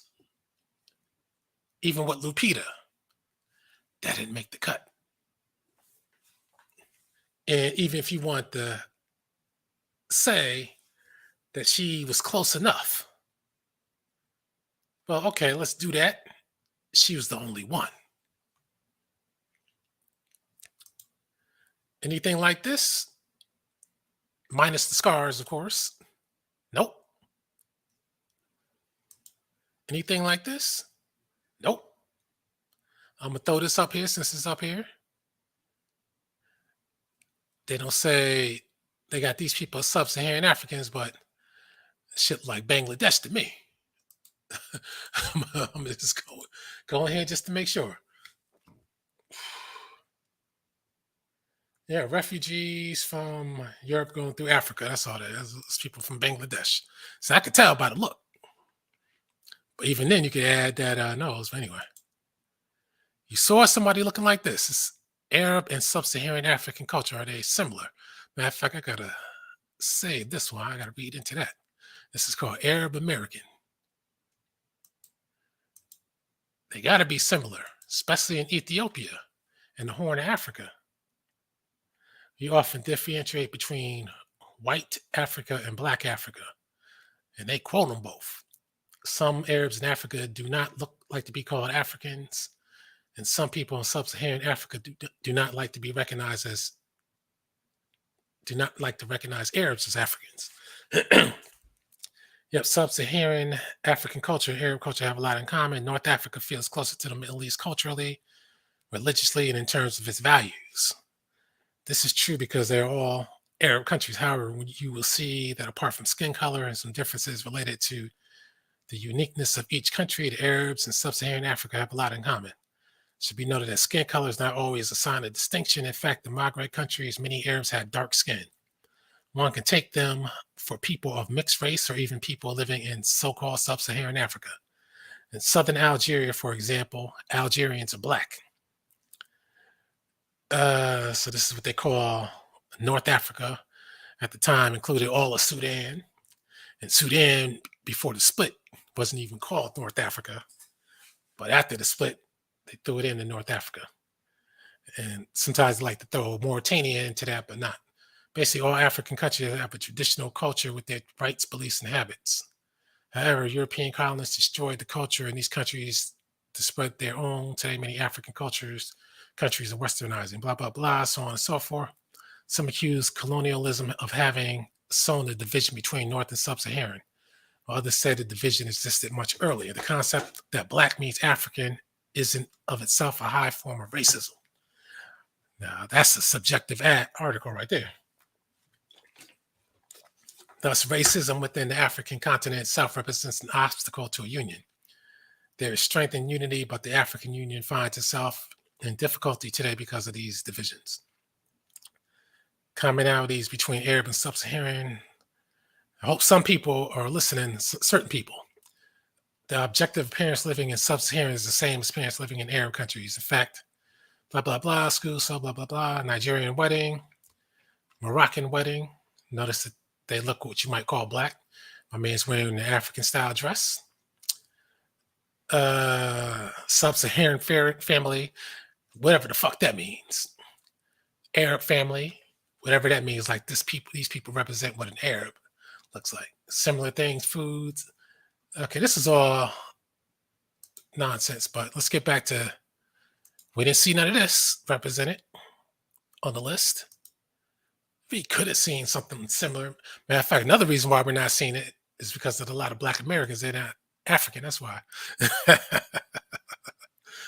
But the ones that were African, they had a certain look. And it wasn't that look. It wasn't this look. Damn, this lady got a fucking beard? What the hell? I don't even think we saw that.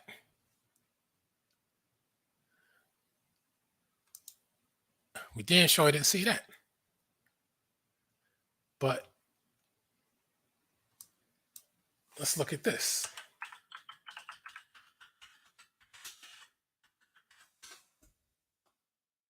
See if you saw any of this. Surprised they ain't put her on the list.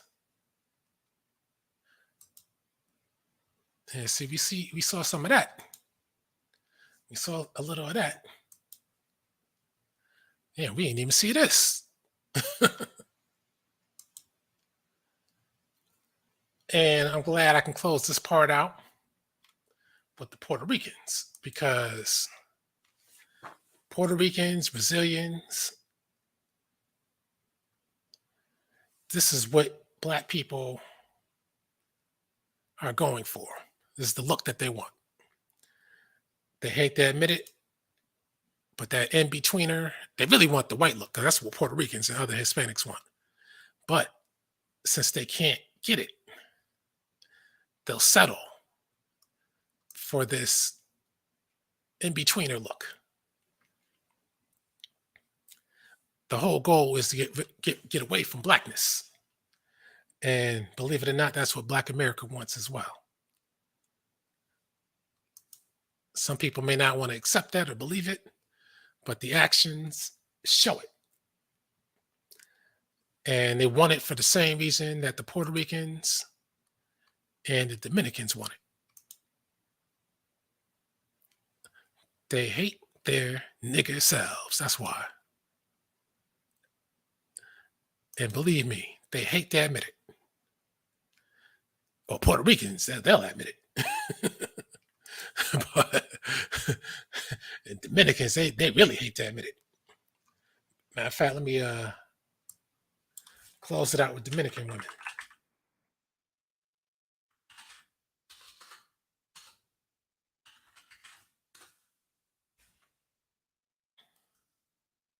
Because this is the go-between.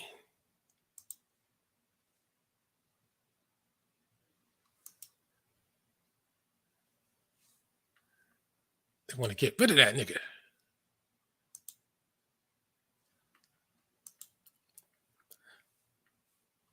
And most Dominicans fall to these kind of appearances right here, though. Don't ever listen to somebody from, I ain't trying to be biased, but the West Coast is someplace where they don't have a lot of Dominicans and shit, trying to tell you what the hell a Dominican looks like. Dealt with these people my entire life. And they should stop calling themselves Dominicans. They should start calling themselves the Uncle Tom Federation. That's what the hell they should be calling themselves. Because that's what it's about. They and the Haitians are one and the same. It's complicated, complex, but the bottom line with this whole here's this lady again. You know, that's got to be some augmented body.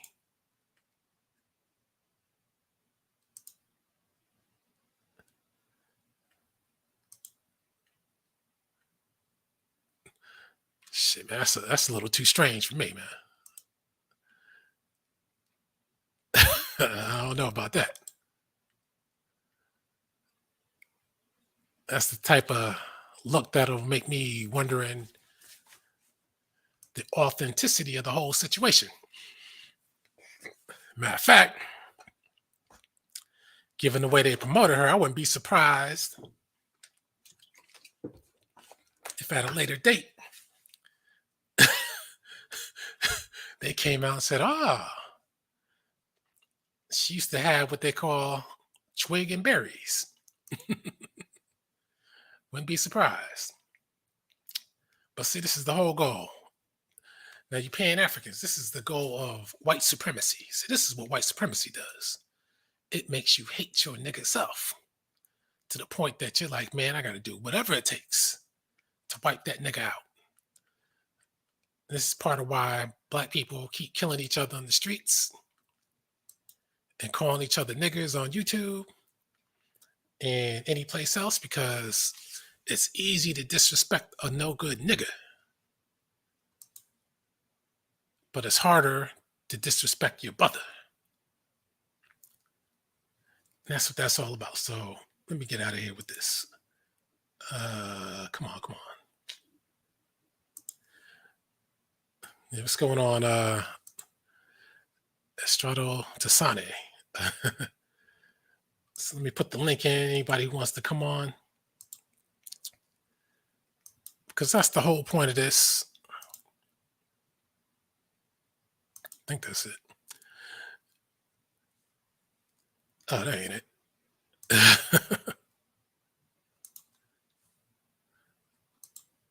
Right, hold on a second.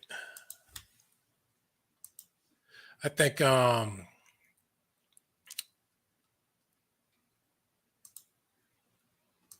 on a second.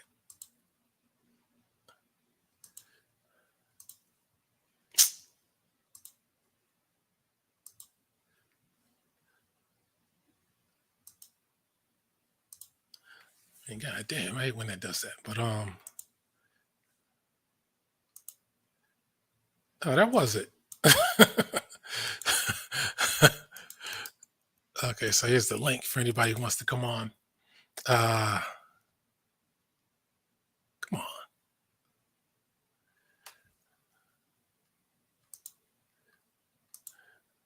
And just go through these things. Alquanr brings the truth. Thank you, brother. Rihanna ain't that pretty to me. She has slight Down syndrome face. Her eyes are sexy though. She is cute. She got a forehead on her though. Truthful Troll, you still play that trash ass game? I don't know what that is. Lauren London's dad is a small hat. Oh, okay. First time gambling to y'all. I lost 50 in Madden. Shit, you play me, man, you're gonna lose more than 50. But especially 2K, NBA 2K. My God, I got freely admit in that game, I can't be beat. Can't be beaten in that one. Madden, that's a different story because the game, you know how it could be. Valanda Watts looks okay, but I can get past the so-called North Carolina accent. Nah, she's cute though. So Truth Patrol, Al Roker is definitely Jamaican.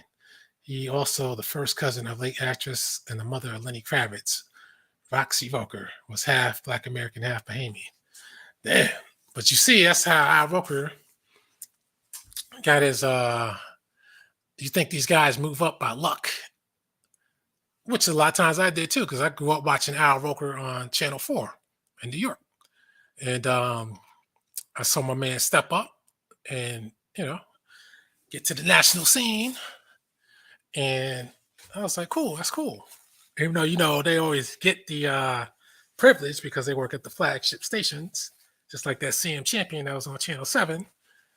Then went to Good Morning America. Then they brought him back to Channel 7. I knew he was a funny man. I just knew it. Just the same way I could tell George Michael was one too. Oprah Winfrey's one self-hating woman. Yep. Lisa Ray is one fine lady. How do you know about her? You're right. Like Brown, Daniel White, Idris Elba is overrated as an actor, but I like to see him play James Bond once. Yeah, he is overrated. Damn, who the hell was he supposed to play? And somebody said, no, thank you.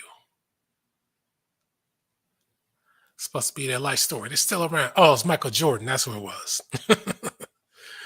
He said he wanted to play Michael Jordan. Michael Jordan said, no, thank you. Which is a good thing. But who knows with Michael Jordan because he likes the Latina women. Oh, here, you said it right here. You want to play Michael Jordan. Jordan said no. Joe Camel still going strong. I see. Looks mixed at most. That boy is American Indian from America. Tatiana Ali. Yeah, Mary J always look good. Always. Big ass, nice thighs. I don't think she has any kid. Oh, no, she had a kid with that. See, when you go with a guy like that KC guy, I ain't trying to put him down, but I'm just saying. Guys like me, we don't really want to come after that. I'm gonna be honest with you. Rick Fox, Bahamian, Italian, Scottish. PC, but Sister Soul Man Radio, what's going on? Even though I'm kind of late, what is it? 8:30 now, 1 hour late, I'm announcing it.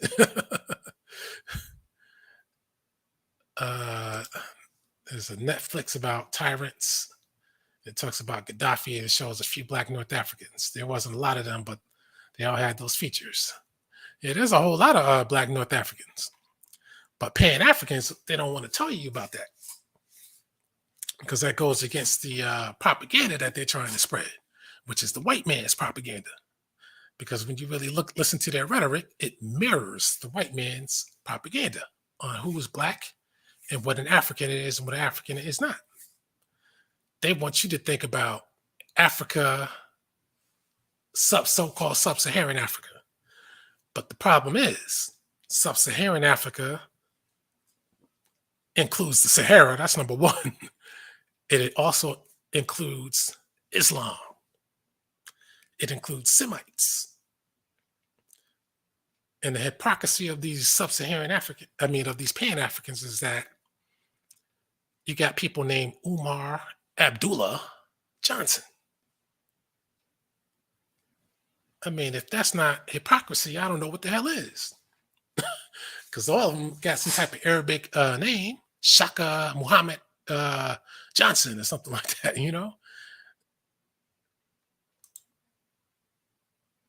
So it's crazy.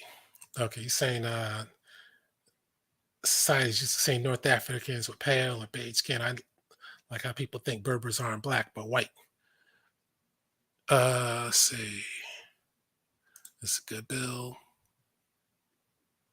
They always ignore the Black people in North Africa, especially the ones in Asia and the Middle East. So they got matter of fact, I might show Looks like one of the thieves in my neighborhood. Who defines authentic black people? I'm still waiting for somebody to. I'd like to ask that question to Umar Johnson, and I guarantee you his answer might be, "Boy, you better stop playing." I guarantee you. He ain't gonna. They will never answer the question. What's going on? Just us features. He's got features. He's got lots of features. Well, awesome Jew Bugway. I don't know who that could be, but whether you're Pan African, if you're Pan African, then you're playing games with your own people. If you're not, well, features that's a part of the game. I saw on Tiffany Cross show this morning, MSNBC, Roland Martin, and Karen Atita still trying to encourage so-called Black Americans to move to Africa, Ghana in particular. God damn. But they could encourage the poor Caribbean to move there, but they don't do that. He said, Barry J and Casey looks compatible. I don't think they're compatible, but they did what they did. Lisa Ryam is a local news anchor whose picture you pull and you said she's Indian. Let me see.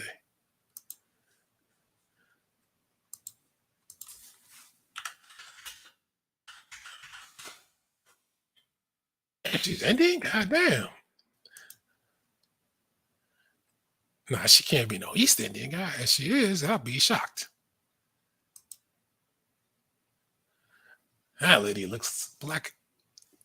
Well, you know me, I always say East Indians are black. So let me just see if I can find her bio real quick. Matter of fact, let me put it on in case other people don't know who that was.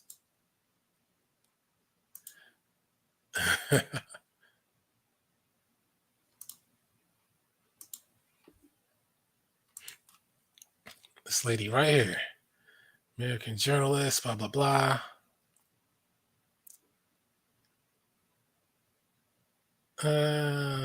She has kept details of her family off the limelight. She married her late husband, Lee Norris Ryan. Maybe her husband was Indian. Most people think Lisa Ryan looks exactly like an older Tony Braxton. She's East Indian?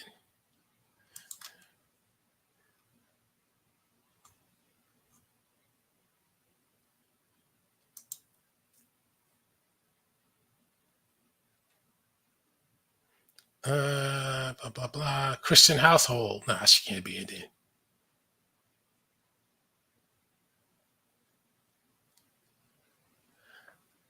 Second husband, Derwin Tucker.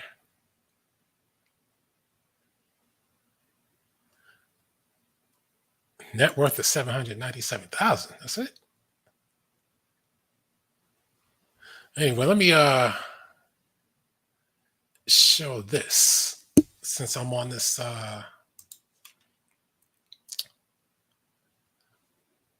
topic. Let's see.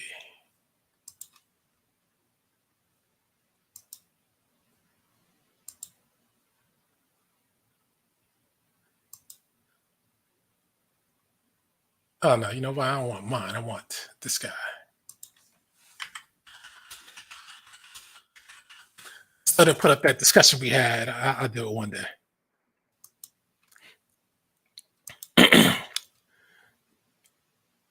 But see, this guy didn't put up anything about the North African before, but he's doing that a lot now. Let's say Lebo Mashote from South Africa is a doctor who successfully removed HIV from a sperm cell in a lab, which is a huge medical breakthrough. I've done 20 semen decontamination procedures removing HIV from semen. So far, I managed to successfully remove the virus from all semen samples. It doesn't say that she pioneered the craft. can see, I guess that's the African activity right there with the body. But let's see.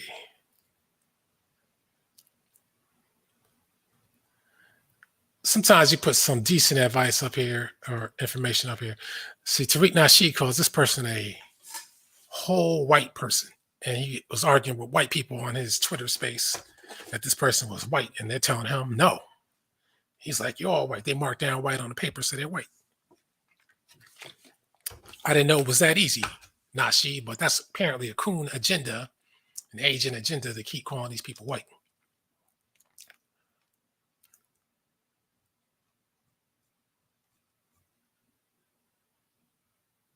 Abel Sanchez, let's see. So now he's talking about North Africa with the Afro.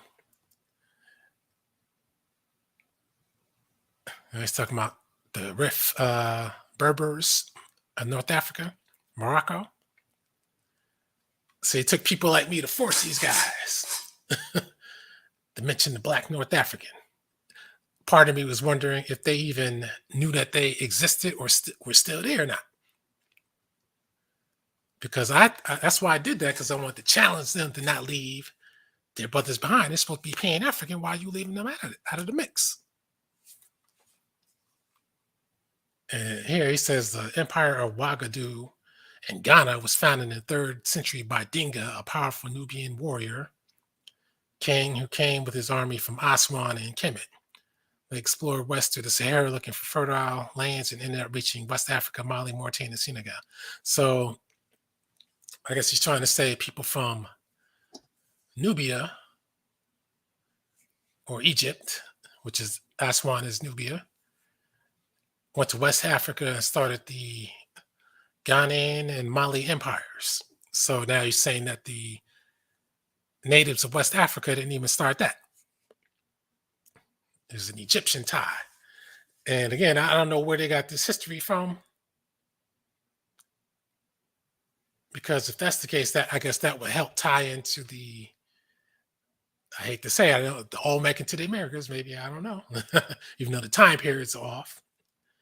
Nigerian court system sentenced a Danish man for killing a Nigerian African woman, blah, blah, blah.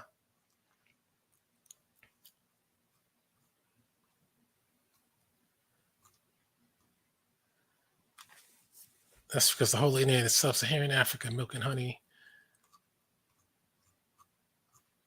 But as you can see, they start talking, and more Pan-Africans are getting into this North African talk. See, Mali withdraws the French. They ain't talk about no Sahara Desert. It's always the jungle. But now they're getting deep into it now. That's why we need that Made Waya to get up to North Africa, and then things will be better. So let me get out of here, get back on here. Will this live rewind? Will this live what? Remind up? I don't know what that means. Lisa Ram is Black and she's from Arizona. Okay. Oh, you said India. Is local news picture you pulled? You said she's Indian. Oh, okay. Yeah, maybe. I don't know. I don't remember, but okay. I'll take your word for it on that because you're usually on point. Share, like, and share. What time is it? 9:49. Yeah, it could be. It could be. Will the live stream stay on YouTube? Yeah, I don't pull mine down unless YouTube pulls them down. And usually when they pull shit down, they pull it down like after it's been up for a good while, months, even years. Then they got the nerve to pull them down. If you get reparations at that point, what happens to the Pan-African hustle? It has to go away. Because at that point, there won't be a need to move to Africa unless they're going to try to say, hey, man, take your reparations and move to Africa and start up your own country. Some bullshit like that. But I'm really tired of it. It's annoying that they keep saying, get out of here, go to Africa. Because I keep telling you, like Edek just said, Roland Martin and the Caribbean crew keep trying to get us to go out there. That's who it is. It's the Caribbean. You see here the Caribbean with the Sidney Poitiers, Harry Belafontes, all these politicians who get called the first black this, first black that, but yet they're foreigners, immigrants. They don't call them immigrants, that they are. Yeah, they never tell the Caribbeans to go there. And the Caribbeans, they were always the first ones to tell you, we are African. Even Mr. Untouchable last week. My people are originally from Africa. I asked him to prove it. He couldn't do it. But no matter what, that's his belief. And now all of a sudden they switch up when they see us talking about the Native American thing. Now all of a sudden we're Indians. We ain't African. Hold up. You just can't switch like that. You can't say Garvey is the king of pan-Africanism. And now all of a sudden say we're not African and we never dealt with Garvey.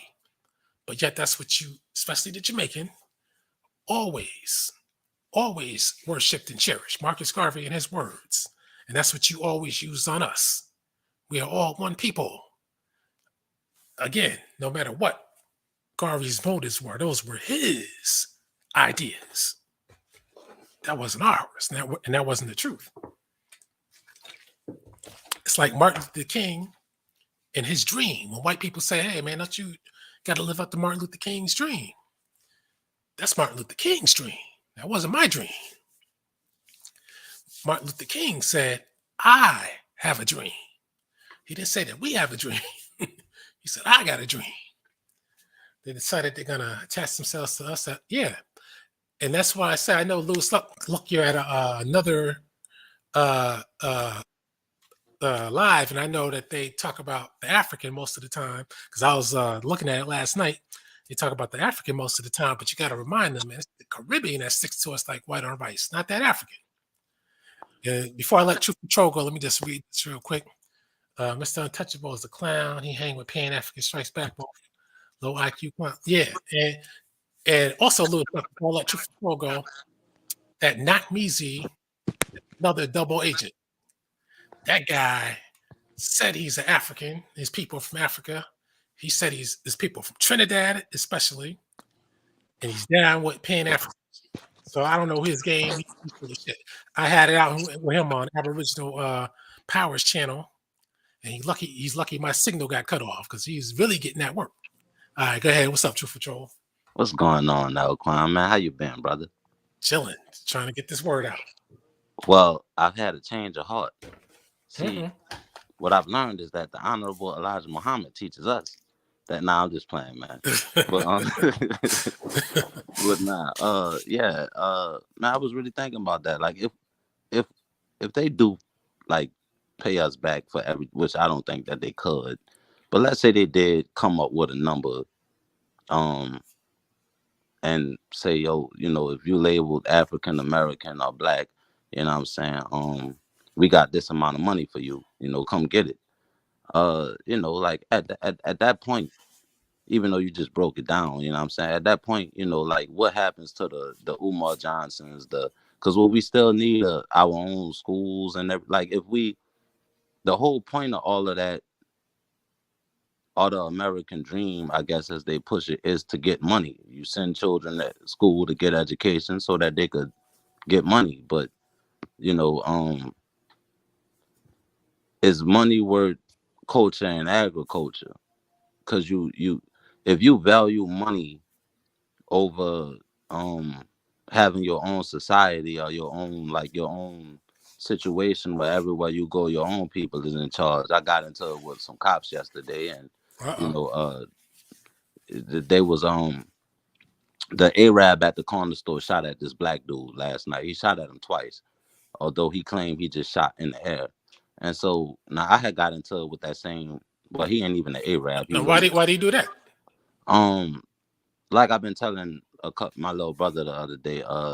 For some reason, this dude really he wants to he wants to, how should I put this? He wants to get into an altercation with a so-called black man to where the brother at least throw a punch at him so that he could just pull out his gun and shoot him. That's in my mind. That's really how I view this man, and that's how I feel like he feels. You know what I'm saying? If if you live here and you know that dude, it's obvious he wants to kill him a brother. You know what I'm saying? He really do not like us. And he You know what owns I'm the saying? store. Huh? He owns the store. Nah, he don't own the store. They have like when you go in those corner stores, they have a hierarchy. So like they keep all of the money that they make from every last one of their stores in like one big pot. So if you see the ones that you call Arabs, you must understand that that's one big family. I'm gonna give you an example of what I mean by that. Ever notice that no matter where you go in America, if you walk into a so-called what so-called black people call Chinese food, if you walk into any one of them, their menus are always exactly the same. Yep. That's Supplies too. because that's one big family.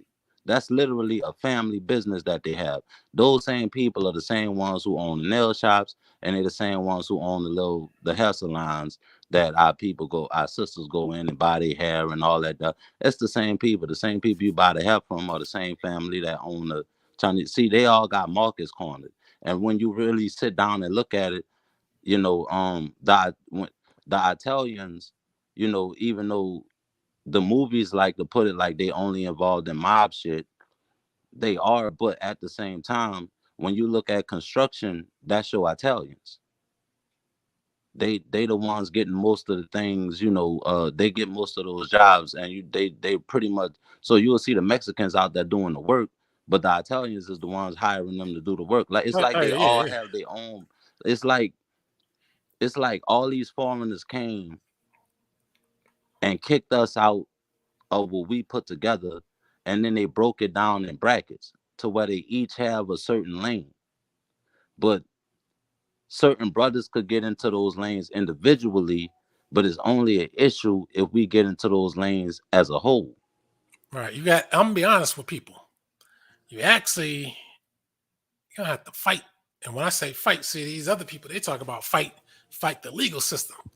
I'm gonna tell you this: they didn't get what they got from doing things legally only. That's what do you think the mob wars were about 100 years ago? Okay, my man fell off, but that was about taking people's stuff, taking market segments. That's what that was about. And you're gonna have to fight. You have to take people out just like they took you out. Now watch this video get pulled down, but Michi X can tell you to go out and do terrorism. And she stays on YouTube. But that's what that mob stuff is about. You can't be saucy. Black people are hard on black people. Oh man, this guy looked like he might be messing with my girl. Let me go kill him. Oh, this guy is talking shit on Facebook. Let me go beat his ass. But you go in the store, when these foreigners kill or shoot somebody, what that nigga do? You just can't have it. Sometimes you gotta be hardcore. You gotta be organized. As far as I'm concerned, run them all out of the damn business and make them go someplace else. Let them know this is your country. You got to do it however you got to do it. Back in the day, I'm gonna be honest with you. I think we need that lynch mob type of situation, because you think about 100 years ago, whether it was real or made up, or most of the time it was made up. They say, "Oh, a black man raped the." Sorry, I forgot about how they do with that. A black man RPED'd a woman. I know I didn't spell that right on purpose. And,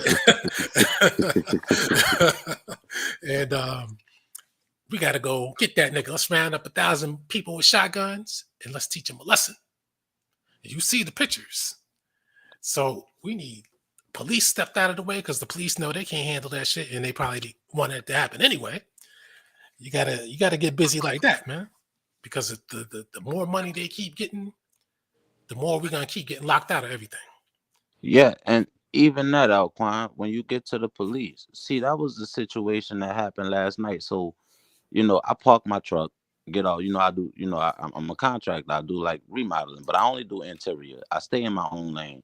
A long time ago, see, white boys showed me how to get money in construction, but they only showed me that because they got mad at the white boy that was above them. So then they'll turn and look at me, and then they'll go to giving me the game because they pissed off. You know what I'm saying? Now, if they weren't mad, they would never gave me the information that they gave me or whatever. And so one day I did a job. A brother owed me $9,000. Man, I stayed in that bitch from 4 a.m. to like fucking, you know what I'm saying, 1 a.m. for like a week and a half straight. You know what I'm saying? It's 9 grand. I'm about to come in here, get this shit done and get it over with. But I didn't have no insurance. I had all the skills in the world, but I didn't have a car. You know what I'm saying? But I had all the tools and shit. Right. So, you know, the reason that it was like that was because of the skill set that I knew. If you pay me for doing my own job, then you gotta pay me a lot of money. You told me you hang drywall, so you Yep. know the paper and the shit. You know what I'm saying? So when you actually remodeling houses, and what happened was my uncle told me, my great uncle, he said, "Man, oh man, this what your great grandparents did. This what they, this what our people do. Long, long, long. We go back hundreds of years doing interior." So that gave me a sense of, okay, this what I do then. You know what I'm saying? And so once you get into that, or once you find your own lane, at that point, as a brother or a sister, it's in your best interest to figure out how to do this shit for yourself. Now, once you establish that skill, you get to charge people for what you actually doing. And the hard part is getting out of the mood of feeling like you have to work for somebody, because the person that you're working for, they doing the same thing that I'm saying. They Right. just doing it on a bigger level because they done already put in the small work. So stepping out of that comfort zone really does matter. You know what I'm saying? But besides that, so man, I go to the store last night. I see the brother, he just moved down there to Florida from Detroit, you know what I'm saying? And so, you know, uh, he telling me somebody done shot at him. It's like mad police out there. But man, I just got off work. I'm going to the store right here. I don't feel like jumping in my truck. I'm gonna just take my walk. I'm on the phone talking to my girl or whatever. And man, I say, yo, so I'm thinking that it's like 9 police cars or whatever. Now I know all the cops because they done tried to check me for ID, but I don't show none of that shit. So this this what I'm getting at when you say when you brought up the cops, and I say, they run mind games too. Because when I really found out that when I say certain things, they can't do certain things. That shit really makes a difference. When I deal with the police, I don't call myself a citizen. I don't show no ID, and I damn sure don't. The worst thing you could do is tell them that you black, or agree to being black, or African American. Because the soon as you do that, they about to fuck over you. I got this shit on video. I have to blur out my face, but I could send you those videos. You know what I'm saying? I got your IG and shit. I show you this shit is real shit. You know what I'm Okay. saying? So compared to when I was younger and dealing with the cops, I just used to do whatever the fuck they said. You know what I'm saying? But then once I started learning, like Well, if I'll they put ask it for like this. ID, you don't have to show no ID unless Now you you ain't gotta do committed a none of crime. that. But I'll put it to people like this without even saying you gotta go. All you gotta do is this. When you're dealing with the law, understand they operate in legality, not law. Illegal and legal is what they set up. When our people was in rule, we had law and unlawful. This is some real shit. That the words sound like they mean the same, but they are totally different. But if you study the definition of the words that they're using, you will never be able to be fucked over. Because the words that they're using, it's just that the definitions is just different. That's it. Literally, that's it. You know what I'm saying? So I tell a dude, I say, yo, you saying that Arab shot at you? Because that's what he is known as, even though I know the dude ain't an Arab. So he said, yeah. I say, man, I say, yo, these cops can't do a goddamn thing. He said, what? I say, yo, look, all they could do is talk to him, you know what I'm saying? And nigga, no matter what, he gonna be in the same store tomorrow. I guarantee fucking to you. They can't do him a motherfucking thing.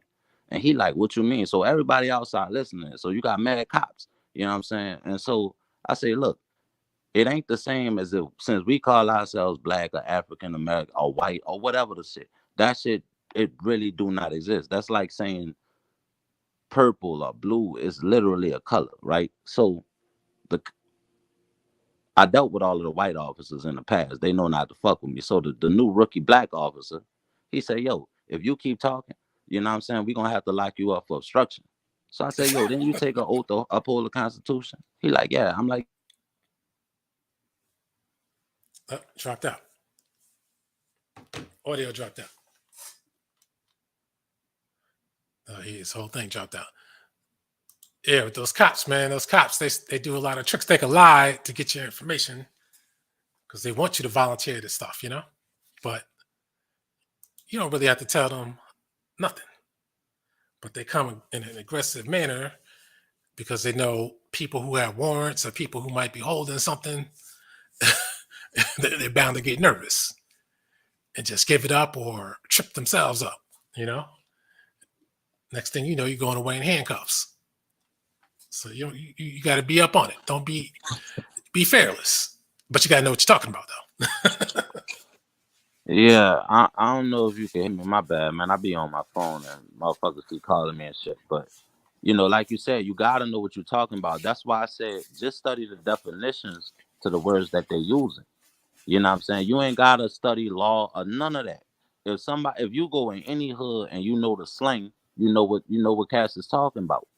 It's literally the same shit with the police.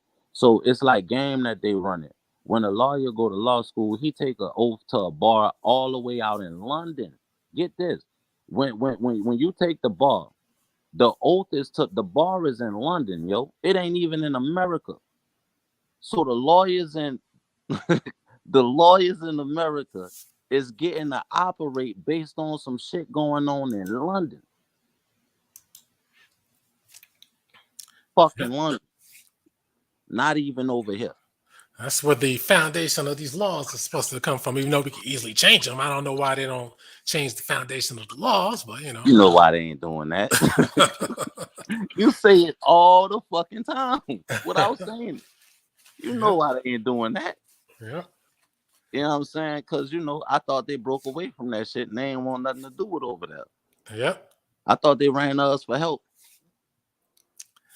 Yep. But you see where it's going. I don't want to say, where it's going. They're trying to reunite. That's what it seems like.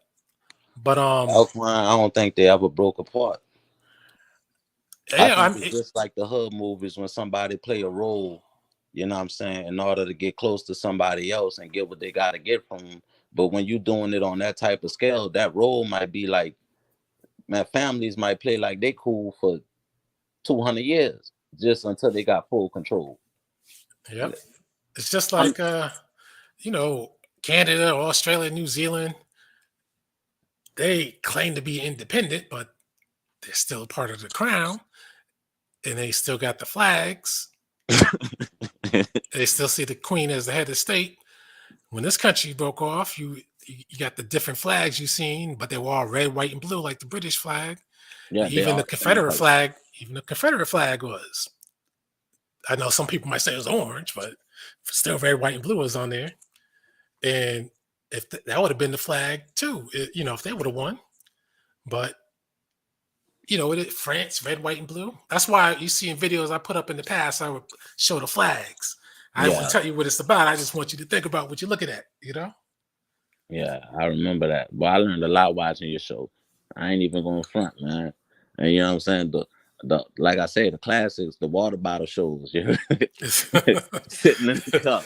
You know what I'm saying? Back when you had the nosy ass white neighbors or some shit. Motherfuckers will always be looking at shit. Hell yeah. Some of them moved away now. But yeah, man,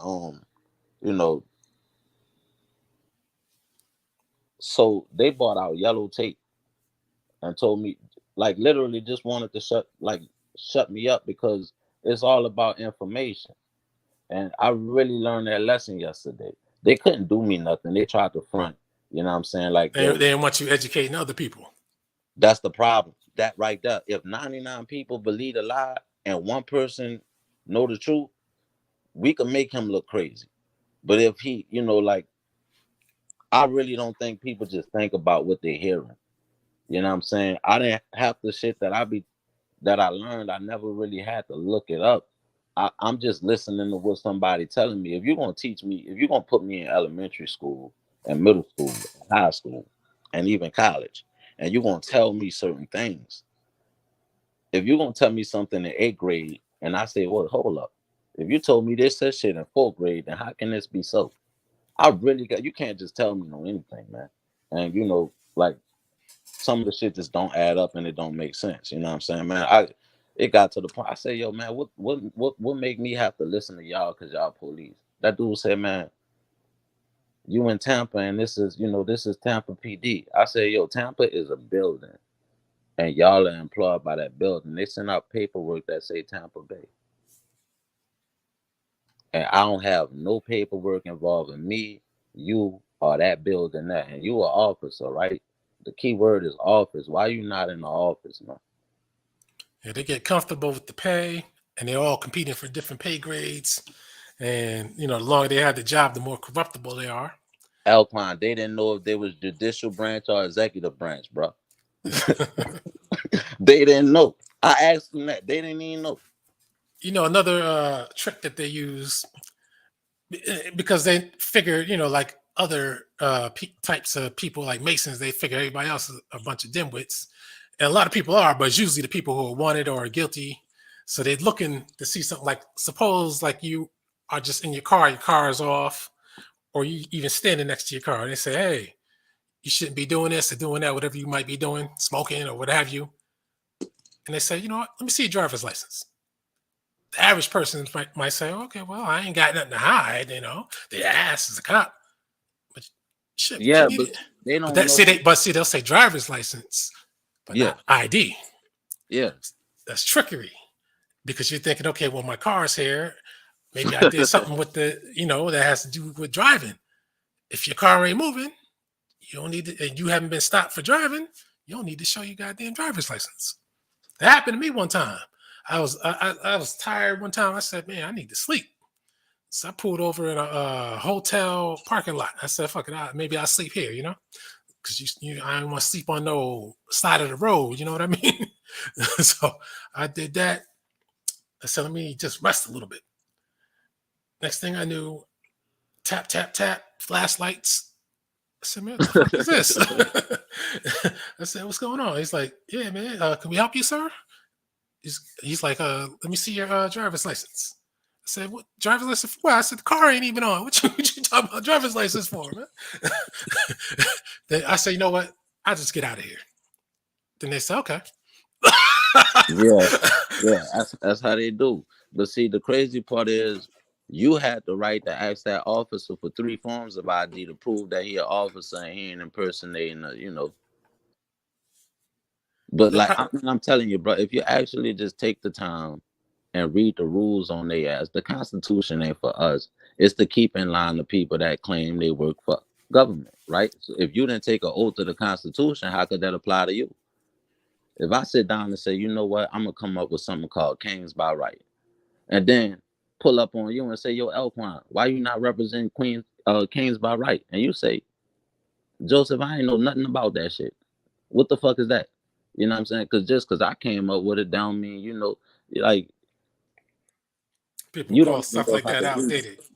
Yeah, you know what I'm saying. So you cannot conform me to something that my family has nothing to do with. That's the power in your identity. Meaning, yeah. Now this is according to law. The only people that have rights over you is your like your grand if the oldest person in your family is your great great great grandpa and he's still living, he got more rights over your family than anybody. He got the most say, and can't nobody do shit that he don't get an okay for. That's the law. That's really how that shit works. But when they operate in commercial and then we deal with them, we don't even know that we operating in equity. All crimes are commercial. So if somebody tell you driving and you ain't getting paid to be using you should be asking them to show you a receipt or some proof that you driving, man. What a passenger. Who getting paid for me to operate this car and turn it into a motor vehicle? If it's called a motor vehicle, that means somebody getting paid to use it. That's the Uh-uh. law. Yeah. You know what I'm saying? I do this shit. So I was gonna be a lawyer, but then I found out that I would have to take an oath to the bar out in London. You see what I'm saying? Like, that's what I wanted to do. You know what I'm saying? Bad Boys came out when I was a little boy. I wanted to be a cop. Then I grew up and cops treated me like shit. So then I said, fuck y'all, I'm But gonna be a you want to lawyer. be a cop like the bad boys, all right? Yeah, yeah, like Martin and Will Smith. Straight up. Man, when I don't give a fuck what none of these dudes say. I never seen a cop like that in real life. Any of those Mel You got Gibson them. I type was of born in guys. '90, man. So when Bad Boys came out, I was like 5, 6 years old. I thought that was the cool. I thought that's what the police was. Yeah. You know, you remind me. I didn't see that last Bad Boys yet. I gotta watch that sometime. But yeah, that's you cut off again. But yeah, I never seen a cop like those wild and crazy detectives. Bear says is never named for attorneys in Britain. See, Cory Booker, he went to Oxford University, and the same as Bill Clinton. So that's how you could tell when these people are ready for the world stage when they go there. But even with the Constitution, like the right to bear arms, you have the right to bear arms. The arms are not limited to small arms.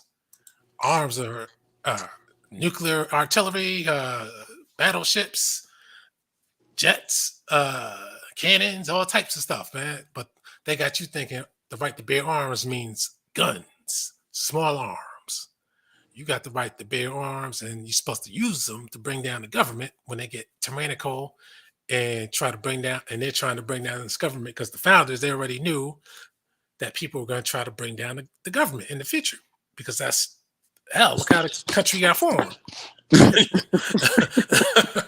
Yeah, they straight took it. Yeah. And we signed contracts in agreement with shit. You ever had somebody call your phone and it's like a telemarketer and they ask your name and then they just get straight to like, okay, so we about to such and woo woo, and then you actually listen to them and next thing you know you owe them a bill? Now we don't get that far. They always ask me if this such and such. I'm like, who? Who's this? I play that game with them first. Who's this? Yeah. We can't tell you. It happened when I be at work though. So I'm working, man. I be fucking with them. You know what I'm saying? So, I never pay the bill though. You know what I'm saying? I always, hang the phone up once I get to that point. But yeah, I entertain it. Other than that, I'm playing, my old school music. They call all fucking day. You know what I'm saying? And yeah, you dig. But that's as similar to what we did, man. I just seen the interview. It was some sports analysts. I don't be knowing if I'm allowed to say certain dudes' names, you know what I'm saying, on the show or whatever. Yeah. So I just don't. But it was some sports dudes, man. And they was talking about their contracts, and it was like one of the dudes was like, he said they just go straight to the page with compensation. He said he don't even look at it. And the other dudes on the show was saying the same shit. And I'm like, damn, they don't even look at the contract. So they looking at the money that they getting, but they ain't looking at whatever they're giving up. They don't know until shit hit the fan. You know what I'm saying? And that's similar to the country. Besides, the fact that they pretty much murdered a lot of motherfuckers and did whatever it took for them to get on top. But now that they're on top, they're telling everybody they're telling us while we at the bottom, we should be get along with everybody, even though we don't have what they have. I got to give Polite. I got to give Polite a little bit of credit on something that he taught me from listening to his video. That's right. He said that when you owe money and then they had the debt, your debt gets sold off to these collectors, and it's those collectors who are trying to get paid. That part, I like that because he taught me that. You know how it is; it gets taken off your credit after 7 years, but that's why they bug the hell out of you like that, because they're trying to get some money. Now the debt is in their hands, so whatever little they can get out of it, cool. Damn. It's not the original company that you owe. It's out of them. It's out of their hands now. It's done. It's a write-off. Now this collectors. Now they got to get paid somehow. So that's why they bug the hell out of you. Just like when I won a lawsuit, these people were supposed to give me my money. They kept bullshitting. So I said, I took my boy's advice. He said, when that shit happened to me, I called them every fucking day, every day, until they get, until they gave me my money. And I said, I'm gonna try that shit. I tried that shit. That shit worked. After about a week, they said, "Fuck it, come down and pick up the goddamn account." That's damn sure what they do, yo. They will call you every day until you feel like it. You know what I'm saying? Like, and the laws operate the same way. They just pull up on you. Hey, yo, you was going such and such in the whoop whoop. You got some driver's license. You mind stepping out the car? But then everything that they tell you is always gonna be in the form of a question. They Right. never gonna tell you. It's always gonna be in the form of a question. That means you don't have to, but it's done in a way to suggest that you have to, especially Yeah, depending on their tone. yeah. Because if you don't do it, then even though people are telling you to, be calm and we should be about peace and this, that, and the other, which we should. But at the same time, if you don't listen to them, they got guns, pepper spray, mace, jails, throw your ass in, and they will do it. You know what I'm saying? But like you So said, though, if they ask, that means they're following the parameters of the law. So that means, but they're hoping that you're ignorant. And when they ask, they hope that you just obey, which most people will, because it's like, okay, well, they're telling me, even though you don't hear that they're asking you, but you think that they're telling you because it's a cop. yeah.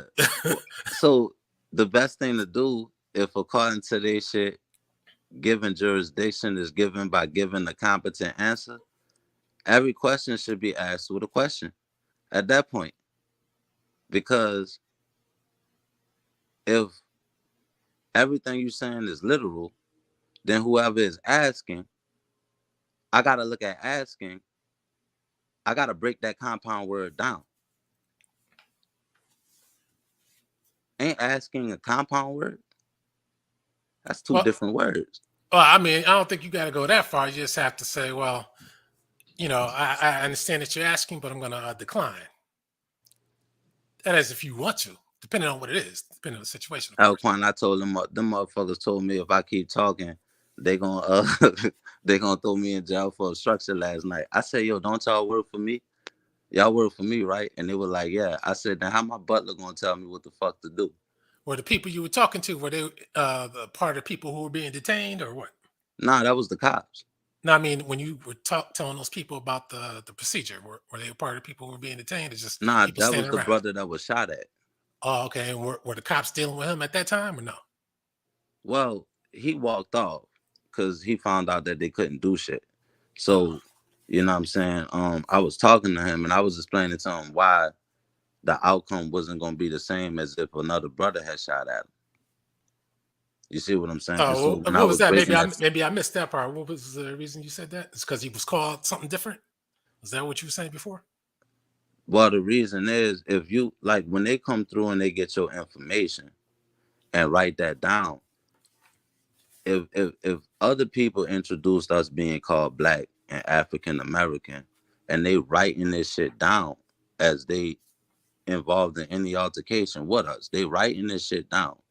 If you that's a description.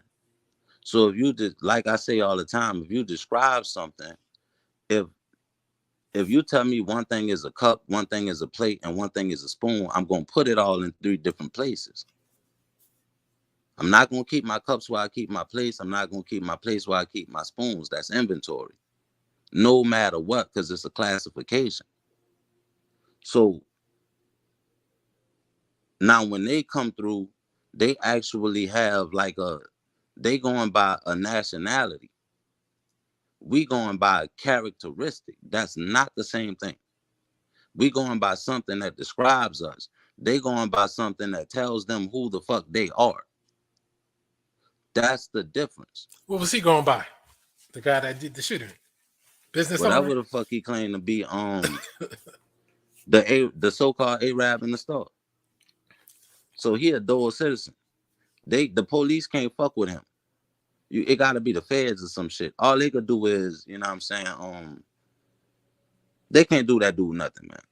They can't do him a goddamn thing. Yeah, that's why my man should do like they do black people, go back, shoot up the place. You damn right. You know what I'm saying? But I Not ain't that gonna I'm go that advocating far on that. violence. I'm just saying, hey man, you do it to black people, might as well do it to Yeah, other. I wasn't involved in the situation, but I was explaining the shit to the brother, and as to why the police wasn't even fucking with the dude for shooting at him. Like they wasn't even fucking with him. He's still in the store running the store, and dude, like he really tripping. You know what I'm saying? Like, yo, how the fuck? And I'm breaking it down to him. Like, it's not the same as if you pulled, nigga, if me or you would have pulled out and shot at somebody, we'll be on this fucking ground right now. You know what I'm saying? The handcuffs, all that stuff. They had the news out, we caught the criminals. You dig? It's different for him. You know what I'm saying? Yeah, And because I mean, what is that should be assault with a deadly weapon at least, damn straight. Damn straight. and proper use of a firearm. And hell, But it was he was even also registered? at his store. You see what I'm saying? It was at his store. You dig? Even Yeah, though but still if letting we off still guns did that, though. it'll be That's supposed to be different. some type of charge. But You know what I'm saying? constitutionally though, all these gun laws really don't apply. But it's just that the powers that be, they got to make them apply because they want us to obey these false laws regarding the guns. Well, We're not supposed to be licensed to carry a gun. Well, I ain't saying it ain't consequences for him, but his consequences is different. All they're gonna do is send him back to his country. He'll come right back. And then he come. That's why I was telling dude, I'm like, yo, he got dual citizenship. It's not the same for him as it is for us.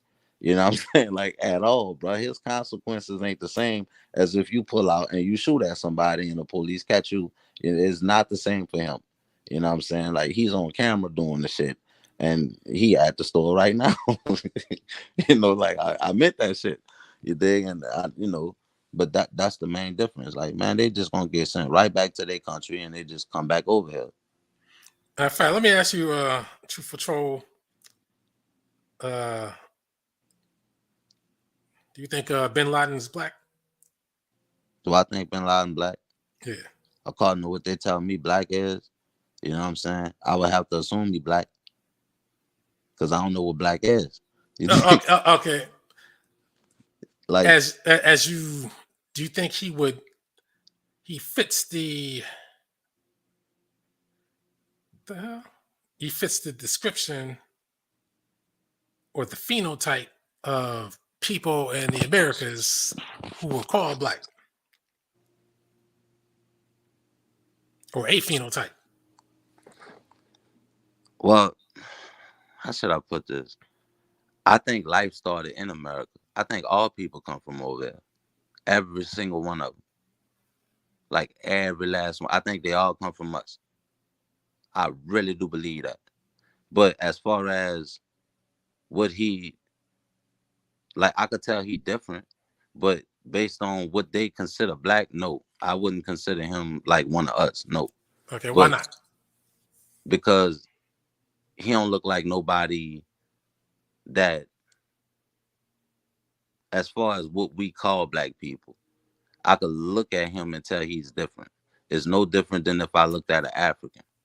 Now, I have seen people growing up and I went to school with who looked like Osama bin Laden, and most of them were Jamaican. Well, yeah, that still go to my point though. You know what I'm saying? Like when what I consider black is when I go through.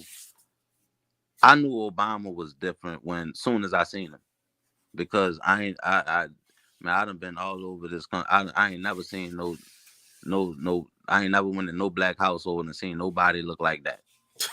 But everywhere, every hood that I done been to across the country, I see one dude that look like one dude from another hood. Like everybody look like people that I knew from other places, or at least similar, or look like they could be their cousin or something like that. Man, when I look at certain people and see the same color as me or the same tint as me, you know what I'm saying? But I'm looking at the face like, yo, all right, I could tell you that. Yo, oh yeah, I wanted to yeah, I wanted to say I just met a chick. She from Africa. She said she from West Africa. We talking to each other right now. So I'm gonna see what that's like. You know what I'm saying? Okay. What But country? soon as I seen her, I knew she wasn't an American sister. The moment I seen her. Right. Say, and you talk to these Pan Africans, they want you to believe that we all look alike, and you can't tell one from the other. But as you can see, I went down the list of most beautiful black women, and then I went down the list of sub-Saharan Africans. They didn't quite look alike. including the ones that weren't even Black Americans. Yeah, you know what I'm saying? Cause I mean, and Shawty black, but as soon as I seen her, I knew she wasn't an American citizen. Like the moment I seen her, I'm like, okay, you come from somewhere. Yo, where you from? West Africa. What you doing out here? You see the comment on the screen? Oh, shit. They say Bin Laden ain't black, but Adam Clayton Powell is. So, ah, shit. Damn. You know what I'm saying? Damn. Hey Damn. man, that's a good point, and they will say that, you know. But yeah, like I said, according to what I'm told black is, he black, but not like we is. You know, meaning when I look at him, I could tell he come from somewhere else. That's what I mean by that. But you know, because everybody get to come over. If he came over here, he could say he black and get away with, you know, whatever benefits he need to, and nobody will argue with him. Yeah, well, according to the government, he had $200 million, and you know he was a terrorist. I mean, I don't know where the hell they were. He was keeping all that money. I don't know how he's looking 200 million around, because you know the first thing they do is freeze your assets. You see what they did to Russia. Yeah, So I mean, I don't know how he was able to carry 200 million around, but that's what they claim the story was. I don't know how he got cell service, satellite service, satellite TV. all that in the cave. Yeah, I don't know why he wanted to watch TV to begin with, but You know, you know. That's why, like you know, even when they tell me, okay, he did this, he did. Look what Bin Laden did. I can't believe them people, man. You know what I'm saying? I'm looking at what y'all did with my own shit. You know, as soon as y'all get somebody to write some shit down, you pulling some corrupt shit. So you'll say anything. You dig? And you know, when I started looking into the JFK shit, when you broke that shit down, damn. You dig? You know, like I said, man, you start going all in the shit like Walt Disney. You know what I'm saying? matter of So fact, I'm starting to see. I saw 2 documentaries on JFK released this year, and both of them. One of them was the Oliver Stone. Well, that was last year. Oliver Stone, and another one I forgot the name of it. It's with Josiah Thompson from San Francisco TV station, and they both say, well, you know, Oliver Stone's going to say conspiracy, but the other one said conspiracy too.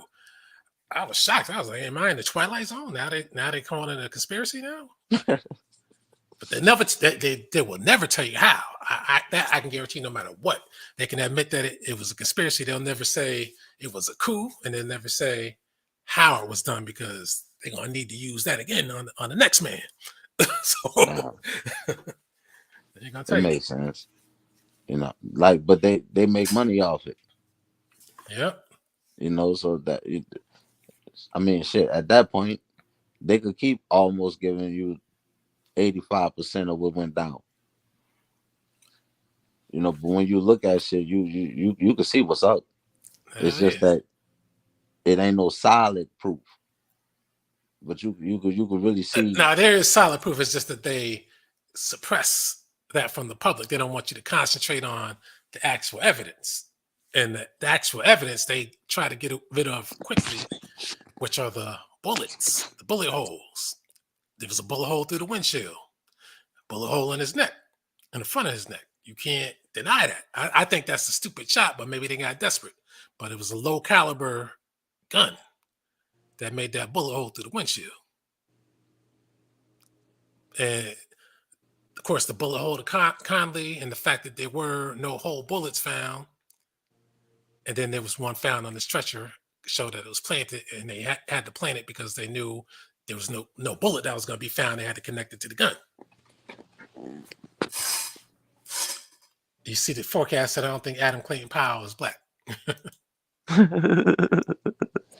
Hey, see now, see, that's the funny thing right there. Now, if his name were Muhammad Mustafa, now you think he was an Arab, right?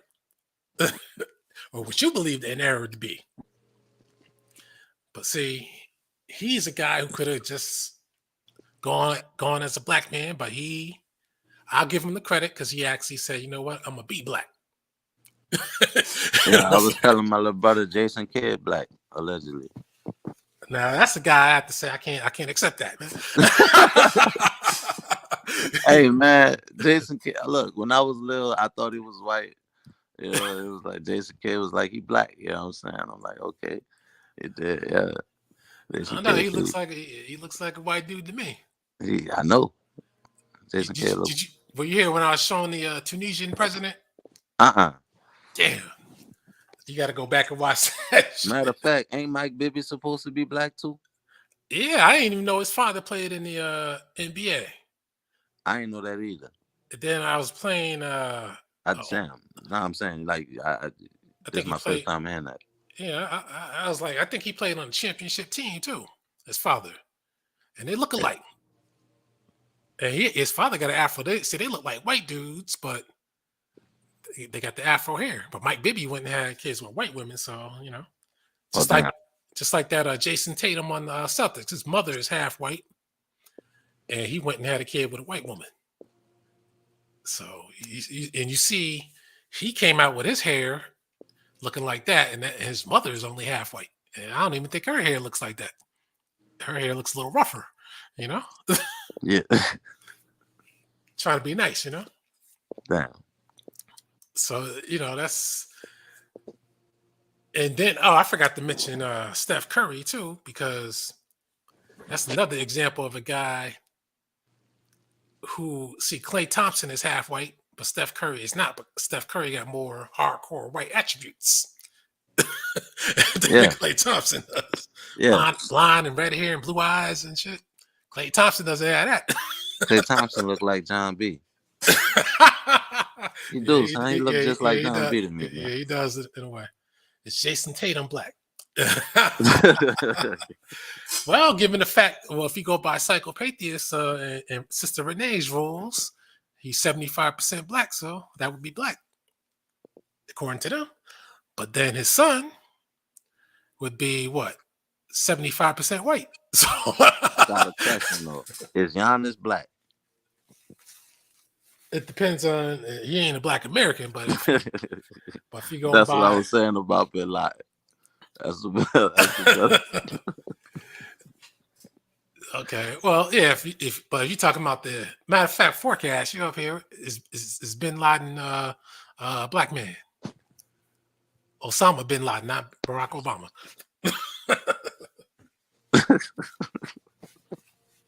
I like to hear the forecast because he's a pan-African. He said right out, no debate about that. Like for example, I could ask this: What is Brother Polite black? I could really ask that. I see all black people are part of a black family, but some people just like to call us all the same or all African. That's why I draw the line. And, you know what I'm saying? Like if these dudes could be Jamaican and these dudes could be Haitian, those dudes could be Nigerian, but they all could come here and say, yo, we black and we can't go nowhere else and do that shit. Right. Then what's the value of being called black? Right.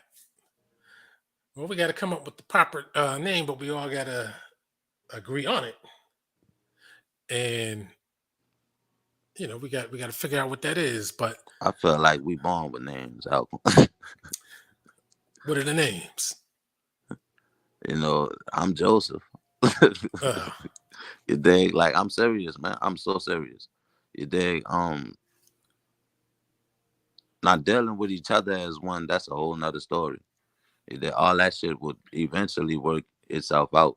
But if we know how to actually deal with each other and treat each other, that's a start. That's actually a major start. That's the only place to start. You dig? But like we can't come up with a name and still be treating each other like shit. It ain't gonna work like it ain't gonna work like that, bro. Is Baba TV side of this movie black man? I told Baba, I said, hell no. I always joke with him. I said, you're a white man. I said, what's this white man doing here? That's why he always emphasizes Jamaican. Because he felt that, Jamaicans, somehow we've been brainwashed into believing that Jamaican is somehow a certified mighty black man. Yo, you ever heard of a dude named Jabari? Yeah. And Baba TV, I think he broke away from Sinai years ago anyway. Everybody broke away from that guy. He dropped off again. Yeah, everybody broke away from Sa.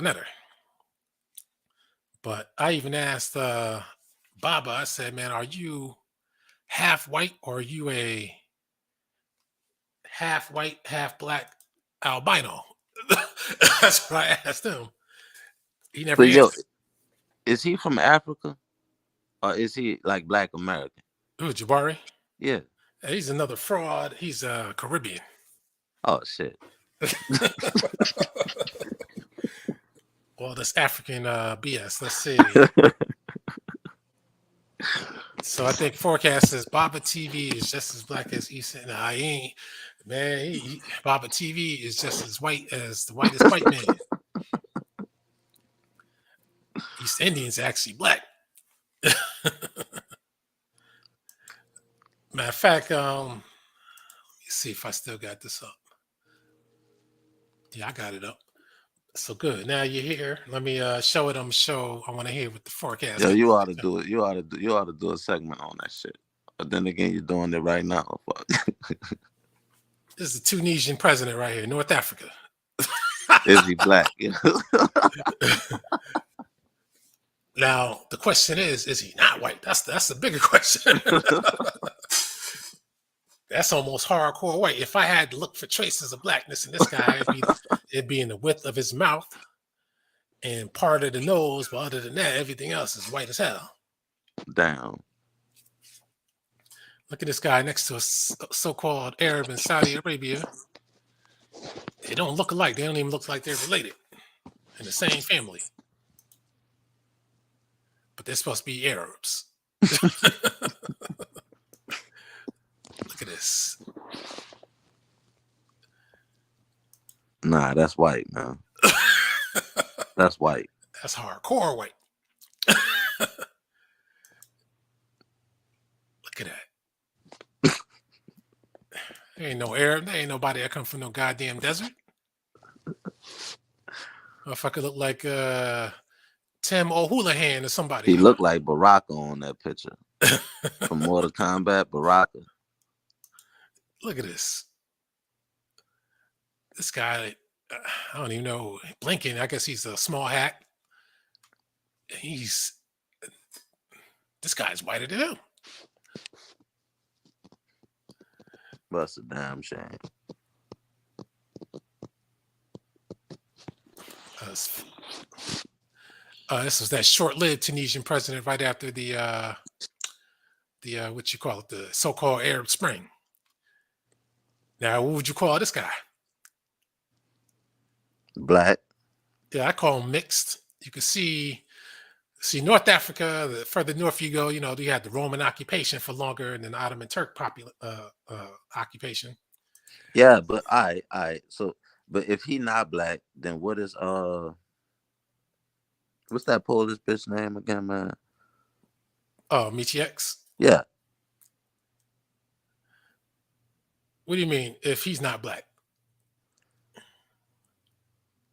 He blacker than Michiex. Oh yeah, there ain't no doubt about that. But see, but if you listen to a lot of pan-Africans, they'll say, nah. But see, this is how it gets in North Africa. But see, if he was in South Africa, then they'd all say, oh, there ain't no doubt he's a black man. It's all about perception and what they're comfortable in admitting. They're used to certain parts of Africa, and they'll say, okay, that's a black man because, see, in South Africa, even though phenotypically a lot of those Africans are not really black, but since they're called black by the white people, they say, oh, okay, they're called black, so I guess they are black like us, but they're not really when you look at them. Yeah. I mean, shit, like no different than what they do with yeah, I guess I see what you're saying. It's favoritism. Because to fit their narrative, Farah Muhammad is the blackest of the black. Yep. And he obviously is a Caucasian. Like I always got to bring this guy up because people always tell you Spain and Portugal, they're in Europe. If you're a Spanish or Portuguese origins, you're white. And this man's of Portuguese origins, and man is darker than me. Man is a little bit darker than me. You can't deny those lips or that nose, but this is European. But Michi X is European too, though. Damn. And people hate to admit that. Let me see. He says his brother Reggie, a black man. Hey, man, I'll tell you this, man. Since they got strict rules on everybody else, how come they don't have strict rules on brother Reggie? You know, he wouldn't be black. Let's see. The bald dude with the glasses looking mixed. But know how you know it's a difference? You could pull those same pictures up, right? And you could ask, is he a black? Is this person black, right? Now it would be different if you said, is this what should we call it? A soul brother. We gonna know off top the difference. Hell nah. Oh yeah, there ain't no doubt about that. That's the difference. What's going on, Lashid? Eritrea means red after King Erethus and Edomite. Turks are Edomite. I do. You mean this? And I never heard that part. But yeah, they are. And Mongol. No, the Portuguese Jews were described as black. Mankados were black. But see, well, she correct in a sense, because that's my beef with a lot of them Hebrew Israelites on that be on, you know, running around with what they're talking about, because they lying. They lying like hell. You know what I'm saying? You know, when she said what she said, she absolutely correct, because I call them, I know for a fact that they Edomites. That's what their names come from. You know what I'm saying? But that goes back to nationality, in my opinion. You dig? So, you know, like, it got they have names that they was called by certain people that certain black families actually did call them and label them motherfuckers. And we didn't care if they was black, white, Chinese, you know, because if you take a Chinese woman, a white woman, a black woman, a African woman, right, and I get all a Puerto Rican woman, whatever, name every single kind, and I get every single one of them pregnant, and they all my children. Are the children different? I could leave them I could leave them in whatever country that they at, right? You know what I'm saying? They might look a little different because, you know, their moms might be different, but would they be different, meaning that their daddy is still me? Well, I mean, if one of those children was a Swede or a Chinese, I mean, yeah, they different though, but I mean, they still come from these nuts. Yeah, they would it's resemble still you, but be in them to do things a certain way, is what I'm saying. Like that, it's gonna be a difference in them than the other ones that they're around. Yeah, they're all gonna be different, but at the same time, they're all gonna be similar. Yeah, that's what I'm saying. But that similar part is the problem, because they're gonna have something from me. You know what I'm saying? And so, you know, yeah, you got different color Edomites, like real shit. How they be saying it's just the white man, hell nah, because that white man you talking about got. Yep. Lost him again. He'll be back. Yeah. So forecast. Okay, he's back. Forecast. Well, he just lost him again.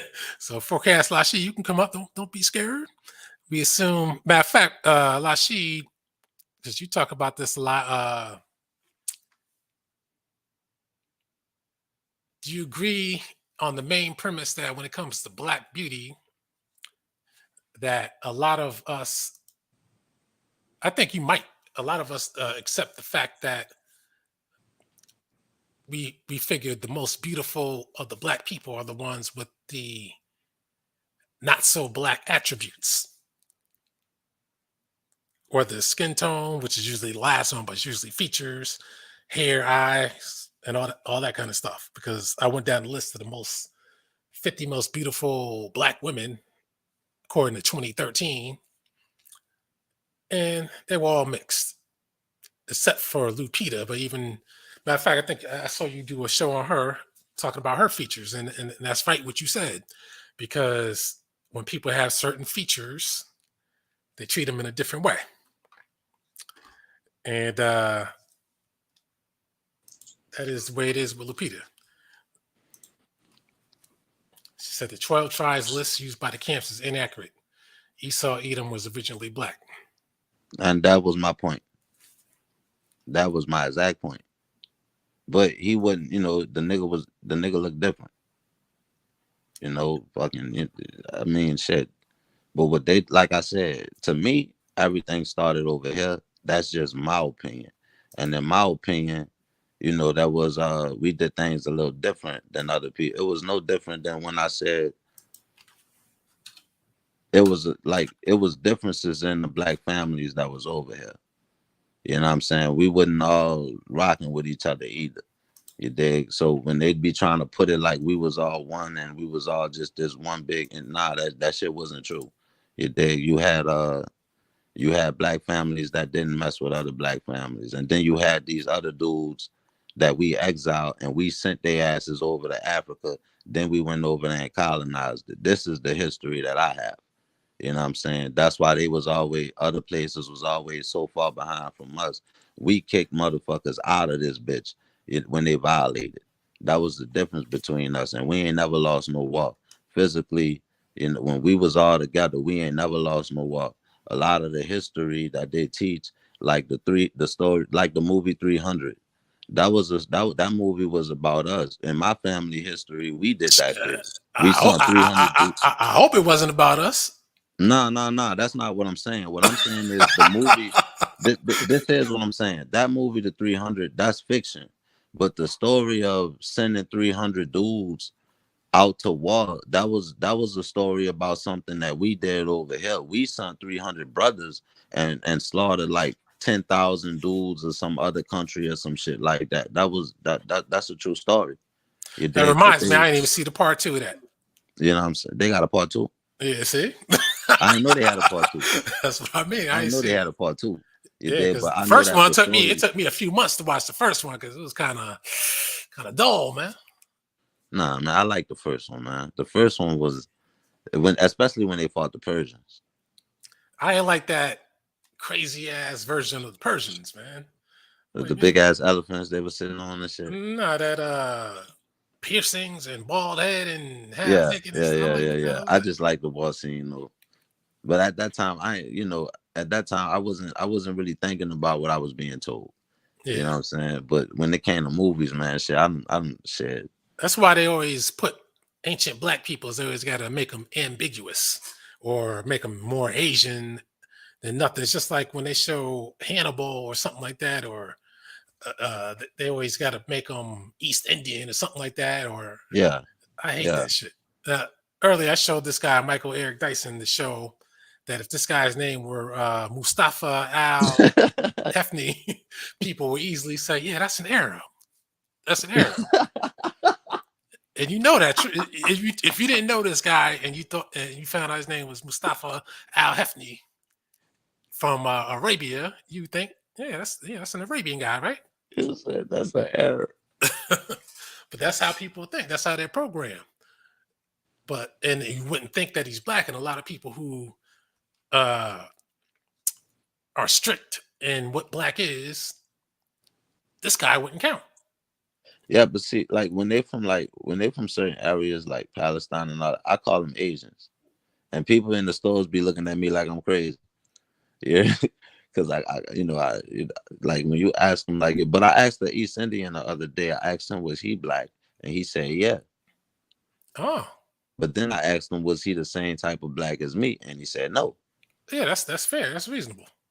You know what I'm saying? But he did say yeah. Oh, that's cool. And what was this complexion?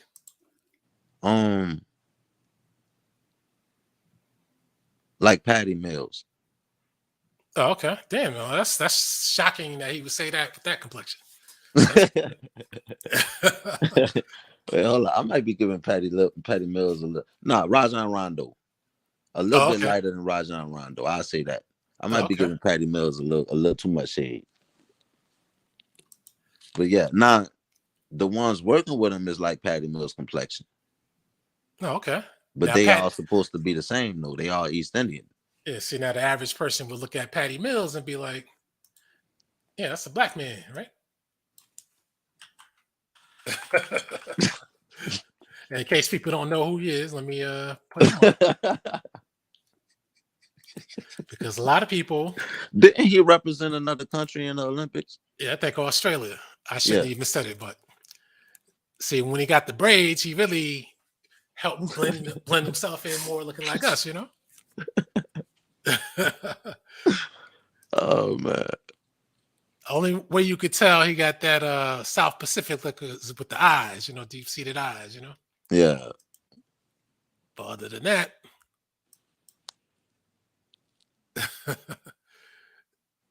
That's when you can see the difference when he got that bald head. You can see the difference. yeah. So he's like, but see, that's why he got the dreads. He's like, fuck it, I want to make it clear to the people, you know. That's why you don't see East Indians with braids and wearing urban clothes, you know, because they want to make sure that Yeah. nobody mistakes them, you know. But other than that, see, this goes to show, and to the Pan Africans, see, it goes to show where you know you say black is worldwide. There we go. But see, he can't be from Australia because some people say, well, 50,000 years ago, where did these people come from? Shit, man. But shit, the two hottest youngest dudes in the NBA right now gotta be from different countries when you look at well, I ain't gonna say hottest, but like who they pushing, Giannis and Luca. Yeah, yeah. You know what I'm saying? Well, So that's a white dude. Now yeah, they now they criticize like this guy Bam out of bio. Yeah, I mean, you get a more than a cheap keyboard and it sticks. But I mean, this guy right here obviously has the African name, but apparently he is half Black American, half African. But I'm calling him African because he has the name and the culture and the looks. I'm giving his looks more African than Black American. damn, he was raised over here. Yeah, New Jersey, born in Newark. Okay. That's black, but I mean, Yeah. but that culture, that's African. So he has the name, unless he wants to change his name, man, that's what it is. Now I think That's what he's Miami, going I by think that. they working my man too much on that team, but He got the he got the name. yeah, they working my man too much on Miami Heat. They need a big guy, a real center, and let my man play forward. You know. Yeah, but man, I don't care with nobody, and I've been saying this all year, man. Before that season even started, man, they disrespecting Steph Curry, and they have been since the longest. But I always had this theory that the reason that they disrespect Steph Curry is because he light skinned. And the face of the NBA always been like like black. Besides, I say besides Larry Bird. Yeah, black and yep. There you go. Indigenous Australioids, Davidians, the Filipinos were black or Negrito, but they weren't us. And that's all I try to say to Pan Africans. But see, the Pan Africans, they look at that as the reverse. They say, matter of fact, I'm sorry, let me put that back up because Pan Africans don't even look at that as the reverse. They say, matter of fact, God damn, now that I think about it, Pan Africans, the only one they might admit to being black were the Dravidians. Then they'll say they were all African like us. We're all the same, the exact same. We can't tell one from the other. That's the delusion of Pan Africanism. The crazy part is I don't understand how they have an audience when you can't go to Africa and learn what the fuck they teaching.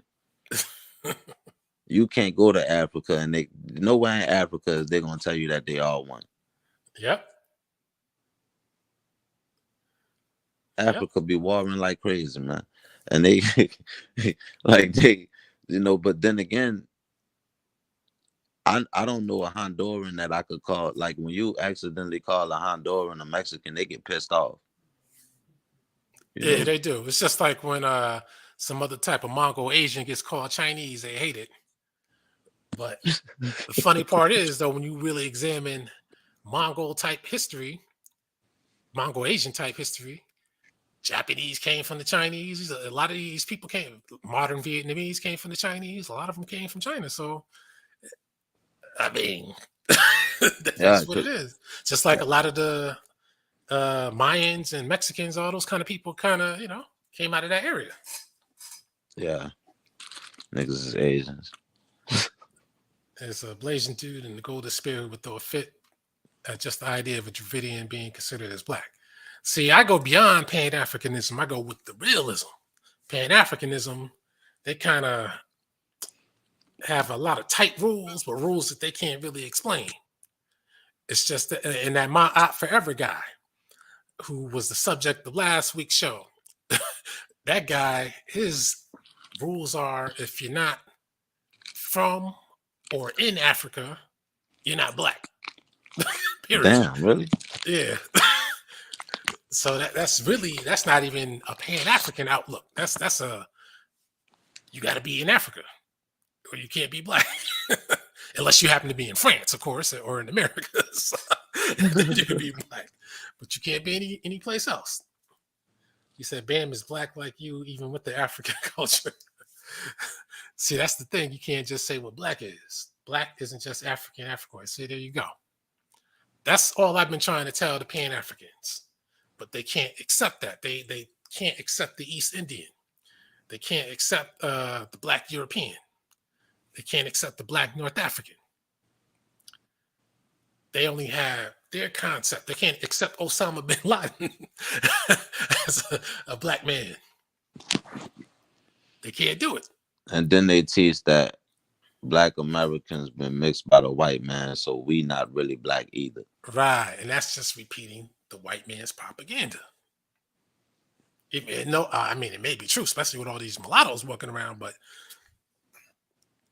if that's the case, how can they not treat us like white people? I mean, Yeah, like it got it that well, the reason that I don't believe that that's true is because since I was a child, you could tell the difference between a light-skinned brother and a dude that's mixed. yep. Like a dude who have a black mom and a black dad, but he just light-skinned, versus a dude who have a white mom or a white dad and a black, or whatever. Like you could that the characteristics ain't technically the same. Like that you damn nigga, you could tell a dude that's mixed. Yep. For the most part, sometimes it can get rough, especially if they're a little darker or if their hair is kinky, then your mind can play tricks on you sometimes. Yeah, sometimes they can pull it off. You know what I'm saying? But for the most part, like you could tell. What I'm saying is, you could tell a straight up light skinned brother. Yep. You know what I'm saying? Versus somebody that's like I said, man. This West African chick, she chocolate. You know what I'm saying? Like she, beautiful black woman. You dig?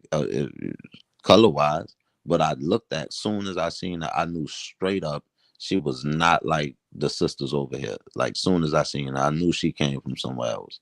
You Right. dig? So That's why I try to explain the Pan Africanist because you walk down the street, you can tell the African. You can point them out just like you can see the East Indian. But in their world, it's like, man, we look like twins. We're clones. That's just not the case. but you could accept that. You could accept the South African that's lighter than the East Indian, but the East Indian that's damn near blacker than Brother Polite, he can't be accepted as black. Right. Because his hair texture ain't the same. Right. But then when they find a so-called black light-skinned person, or what they want to call light skin, with almost straight hair, they'll be black. Farad Muhammad. They'll call them black. Yeah, Farad Muhammad. But they lied about that. There ain't no proof on that guy though. But anybody that you could think of that got that's light with straighter hair, softer hair, and you know that that's not The supposed East to be it. Indian ain't accepted, but Farrakhan is accepted. Right? That's not supposed to be a black trait according to them.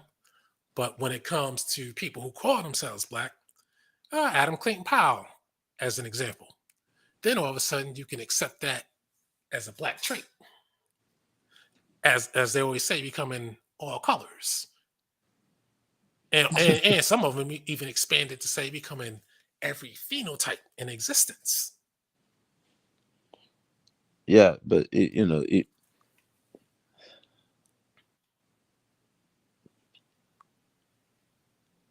at that point, once again, man, it would there would have to be no value. Because, like, what about Asians that's blacker than us? Right. And matter of fact, Patty Mills, who I just showed, that's an example of a black Asian. So that's the thing. Black Asians exist. Yeah. And Pan-Africans always want to leave them out. And whether you want to go for the Africans call them rough-haired Asian, black Asian, or the soft-haired black But Asian. you know, that's one of the reasons when I'm talking to Pan Africans, I love to bring up. Can we clearly say that Africa have a richer history than Asia? Well, you know how it is. Nothing is older or better than Kemet, ancient Kemet. According to the white man, that's the case too. But I really believe that the white man rearranged history so that the timeline helps to fit him in better, so that he's not so far out of it. And Because when you look, if you want by a real timeline, then it should be 90% black people and Asians, Mongols, I was and just about to say hardly any white people. oh yeah, I seen somebody say, I don't know if that was on your show, wherever I heard that shit, but somebody said a white man invented the patent. But you know, Yep. So that's an interesting thing. That's an example of how they hide their own history, and it's recent. That's the key thing. this shit just happened. Yeah, recent history, like the Queen Charlotte. That shows you right there what the deal is. That's why we gotta look at this reset and figure out what are they trying to reset. Because when you reset your computer, what happens? Stuff gets erased. Yeah, well, like I said, when the COVID shit was going on, there was also redoing the census, and I think that shit matters. You know what I'm saying? Because that is classification. But this time when they redid the census, it was a lot of different, like they added a lot of different names under black. Like before, certain people would call themselves black, but they wasn't technically listed as black. They was like, they green cards and shit like that.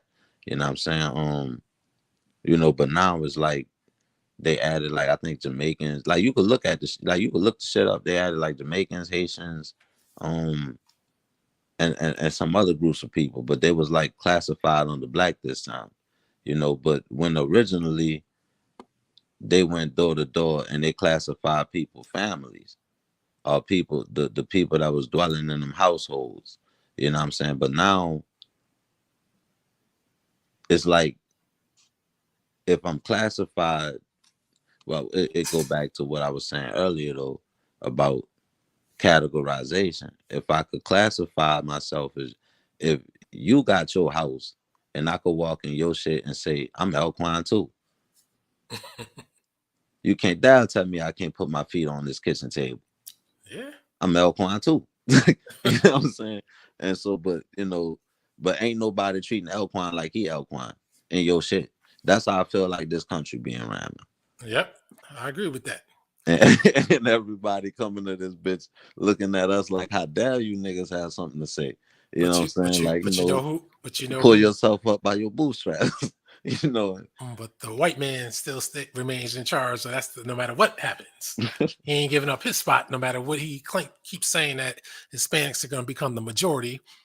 And I don't know how that's possible unless people start getting killed off. Because I mean, even if they delivered the entire Latin America here, this is going to be almost damn near impossible. But at the rate that they're doing it now, it just can't be. We got the forecast. He said, "Do you think it's a difference between someone with admixture and a biracial person?" So that's that. See, now he's trying to almost make it as if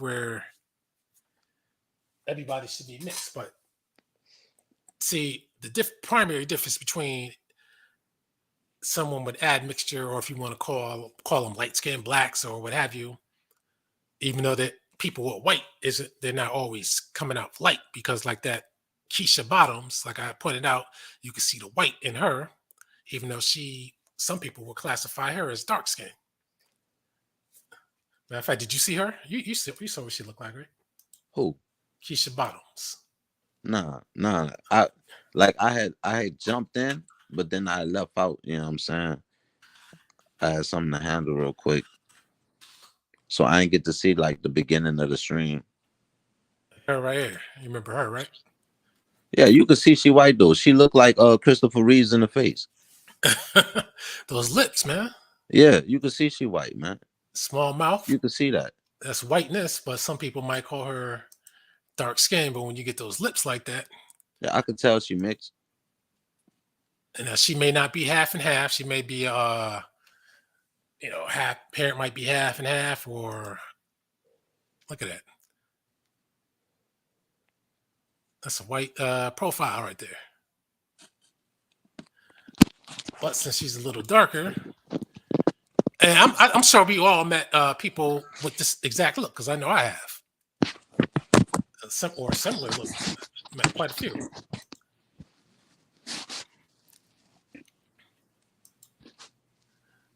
But for the forecast, the primary differences between the biracial and blacks with some admixture. Let's take her for example. Matter of fact, I'm gonna see if I can find her parents. That'll give us a good clue. Oh, that's what he asking. Well, the difference is the skin color might be lighter, but the features are exactly the same. That's the difference. Look at her mother. Told you. That's easy to tell by the looks. Yeah. And that's her husband. And let's see, the children came out looking black. So they got remixed.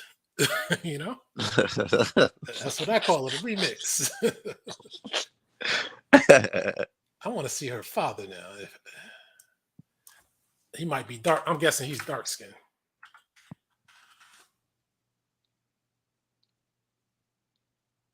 This might be her parents right here. Yep, with her dad in it. Yep. Fairly dark.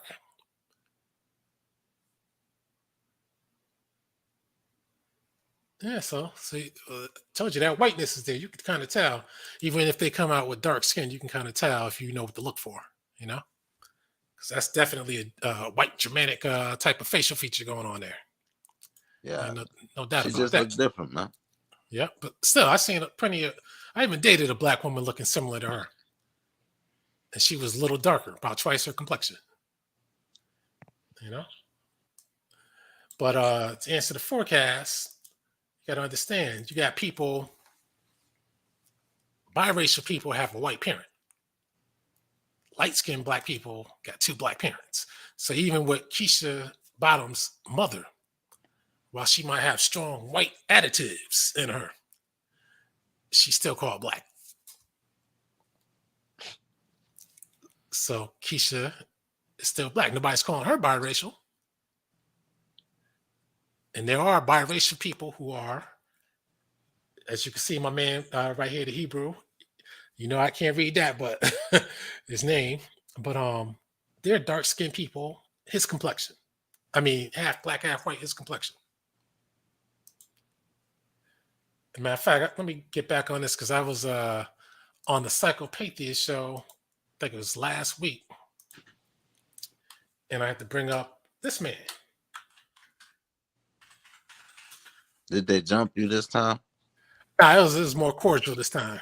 All right, that's what's up, man. That's Because what's up. I didn't push the envelope too much, you know. This man right here, I had to bring him up because we were talking about mixed people as well, and who's black and who's not. And a lot of people are under the impression that people who are half black, half Ain't he white, Puerto Rican or something? he's half Italian, half black.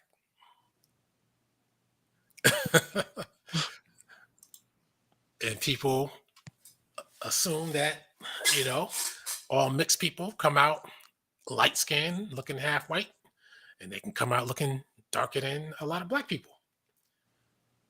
And if he didn't tell you what he was, you would just assume he was just a regular black guy, like I did when he was in the movies, Yeah. you know? And now my man playing an assortment of characters. Just like I started off talking about Sidney Poitier. I was watching the organization. Sidney And, Poitier not black? well, you know, he's Caribbean. So when I was watching the organization, I noticed that my man right here was in it. Ron O'Neal, Superfly. And I think that was like a year right before the Superfly movie came out. And I'm trying to get a close up. I'm guessing he's half white.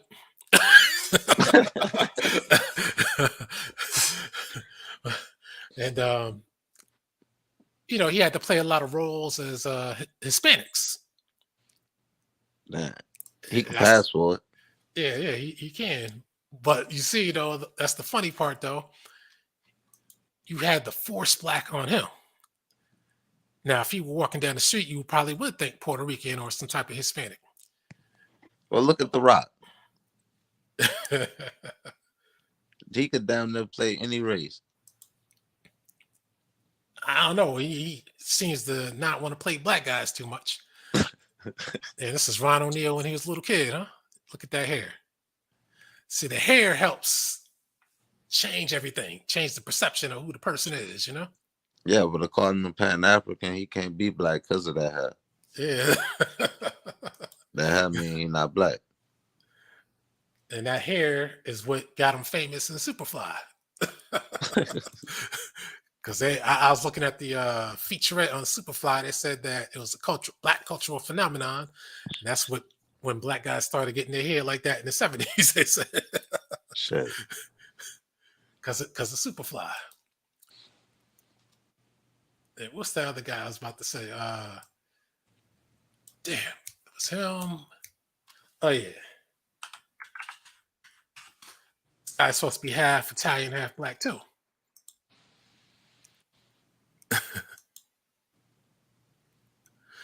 And you see the Italian part because they got black in them. That's why these guys come out looking like this.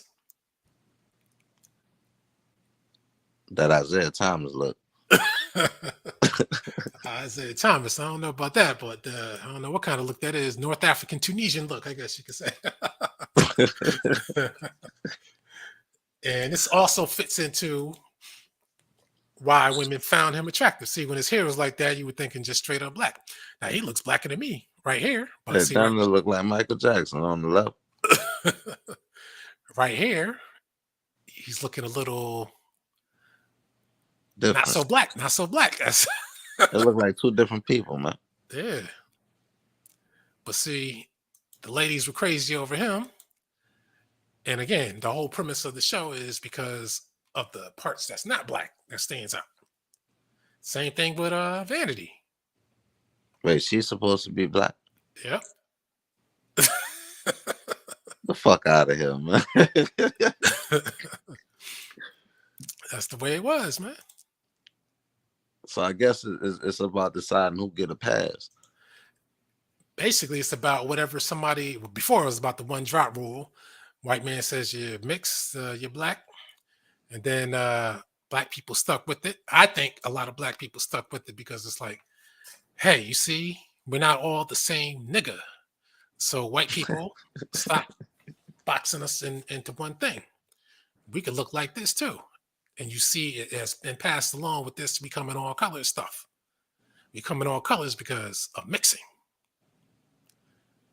Now, some people say, well, there's some Africans who are different colors without mixing, but they're still not white though. And this guy right here,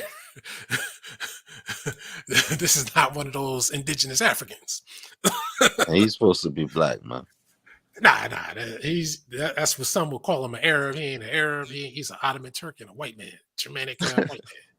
There ain't no goddamn African. There ain't no Arab. There ain't no Berber.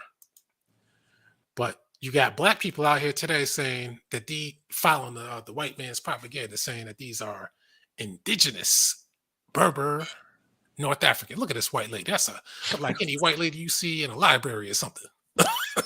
Damn. Does she look like she's Arab or whatever you think Arab is? She doesn't look Berber. She doesn't look Arab. She looked like she could be Michi ex-mom. Yeah. Yeah, you're right about that. See, that's another thing. That's why I keep talking about Michi X all the time, because the pan-Africanists, the pro-blacks, they go soft when she's brought up. All of a sudden, the rules got to change. So that's why I keep bringing her up. Look at this. This is North Africa, Tunisia. And it's always white people in charge of the government. You don't see nothing Islamic. I don't even see Islamic dress with this lady. Damn. But see, this is why the white man wants to tell you that these people Is she in the position of power over there? Yeah, they say she's the prime minister. Oh shit, okay, now. First female prime minister. Man, look at that straight up whiteness. That ain't even mulatto-ness. That's straight up white. Oh man, they bugging. What's her name? Najla Boudin. They don't have the blue in their flag. There's another one. Obviously, that one looks like some type of wild mixture. Almost looks like a Mexican type. That really don't look like a hell on their head either.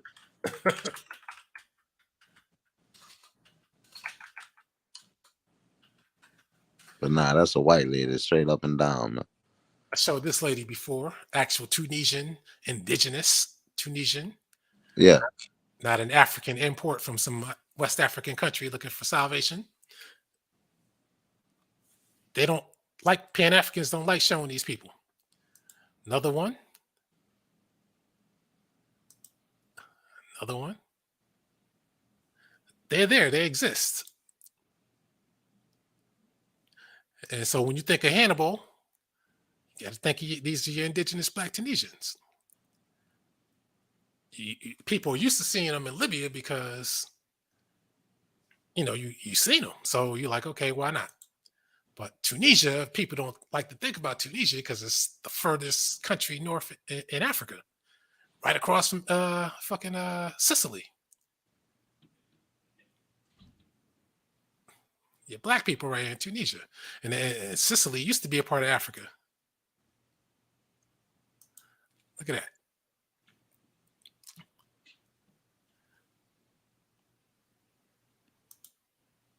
Now you're getting with some mixtures, though. So, just to show, and this is another fake. This is a fake Hannibal bust. And seeing this one, they kind of straighten the hair out a little bit.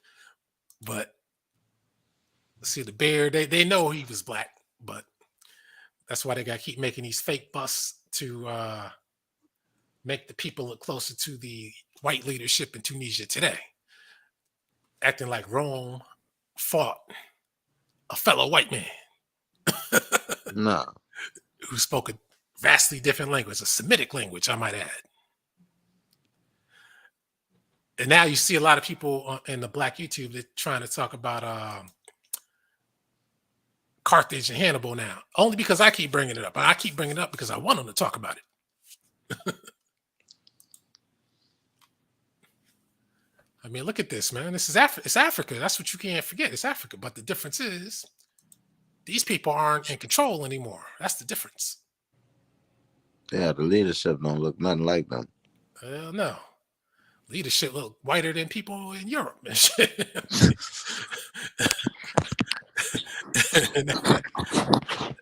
sad part. Former Atlanta Mayor Keisha Lance Bottom's father is 1960s singer Major. Oh, okay, I didn't know that. Matter of fact, might as well check him out. Yeah, I heard of Major Lance. I'm not sure if I know about the song, but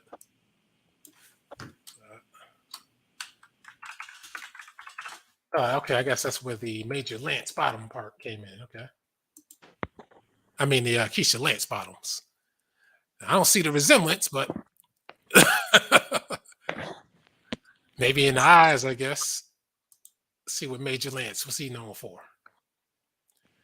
Monkey Time, the Monkey Time, and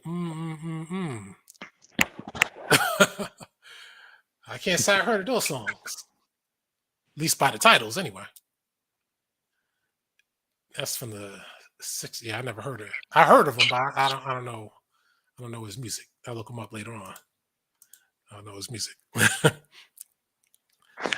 So, who is blacker or more African? She's asking the light of light. Tunisia, the real African ancient Berber deity, also. So that's why Pan-Africans, you got to understand, man, North Africa is Africa. You can't just keep talking about ancient Kemet all the time. Kemet died out 2,500 years ago. And yeah, you had Anwar Sadat. Matter of fact, that's another guy. They don't even call him black. These guys are on the fence with Anwar Sadat. I mean, they say he's an Arab, but then I show you the Tunisian leaders. Are you going to say they look like Anwar Sadat? You got to understand the realities of Africa, North Africa. The Arabs, the original Arabs, were black. These remnants, these are the Ottoman Turks. That's why they got the blue eyes and blonde hair.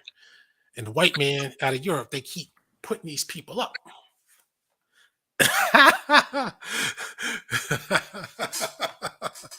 My man Lewis Luck said his Afro think take a black man. That's a good question, man. That's a good question. I told him when I was having a discussion with him, I told him, I said, you look Vietnamese, man. I'm gonna be honest with you. Because I said, I've been trying to figure out what kind of African you look like. I can't figure it out. I'm good at that. I can't figure it out. Because he definitely has a look that it's not common anywhere. Shit. What about the Black Authority? Is he Caribbean? Shit, nobody knows what the hell he is, but from that picture, he said he's from Louisiana. It could be. Yeah, I felt played the other day, man. That up, like, well, I ain't even gonna take it down, man. But yeah, that shit was real disrespectful. I mean, to come on the show and not even, like, I was quiet, but motherfuckers still spoke, and for like to not even acknowledge it, and Tyron wrote me and told me what happened, like for real. He was like he knew he niggas know how you get down. So I guess it was in his best interest to just not even, you know what I'm saying? He ain't even,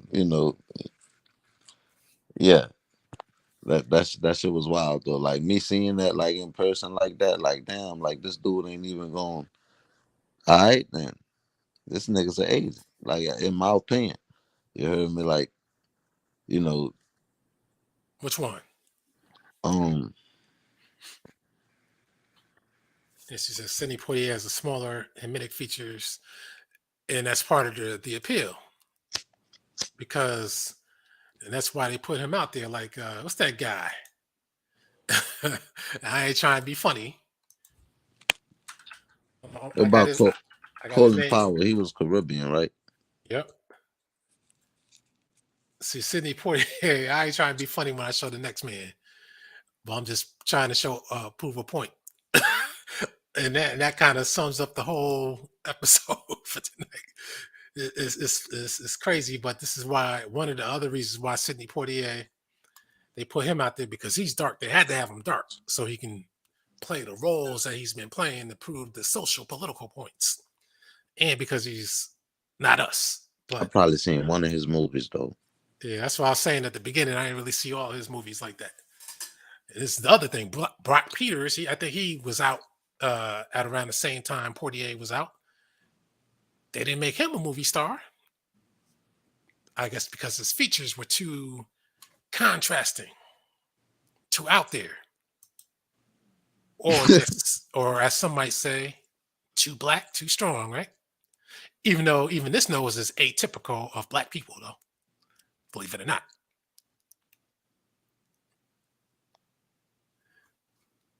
And matter of fact, let's see where he's from.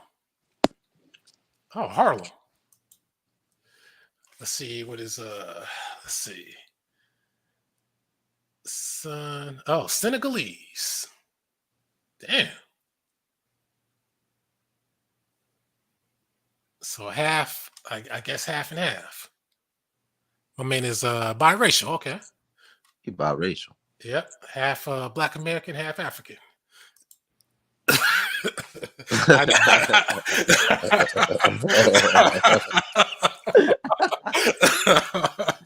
Ah, shit. Now, I know someone gonna be like, "Ah, come on."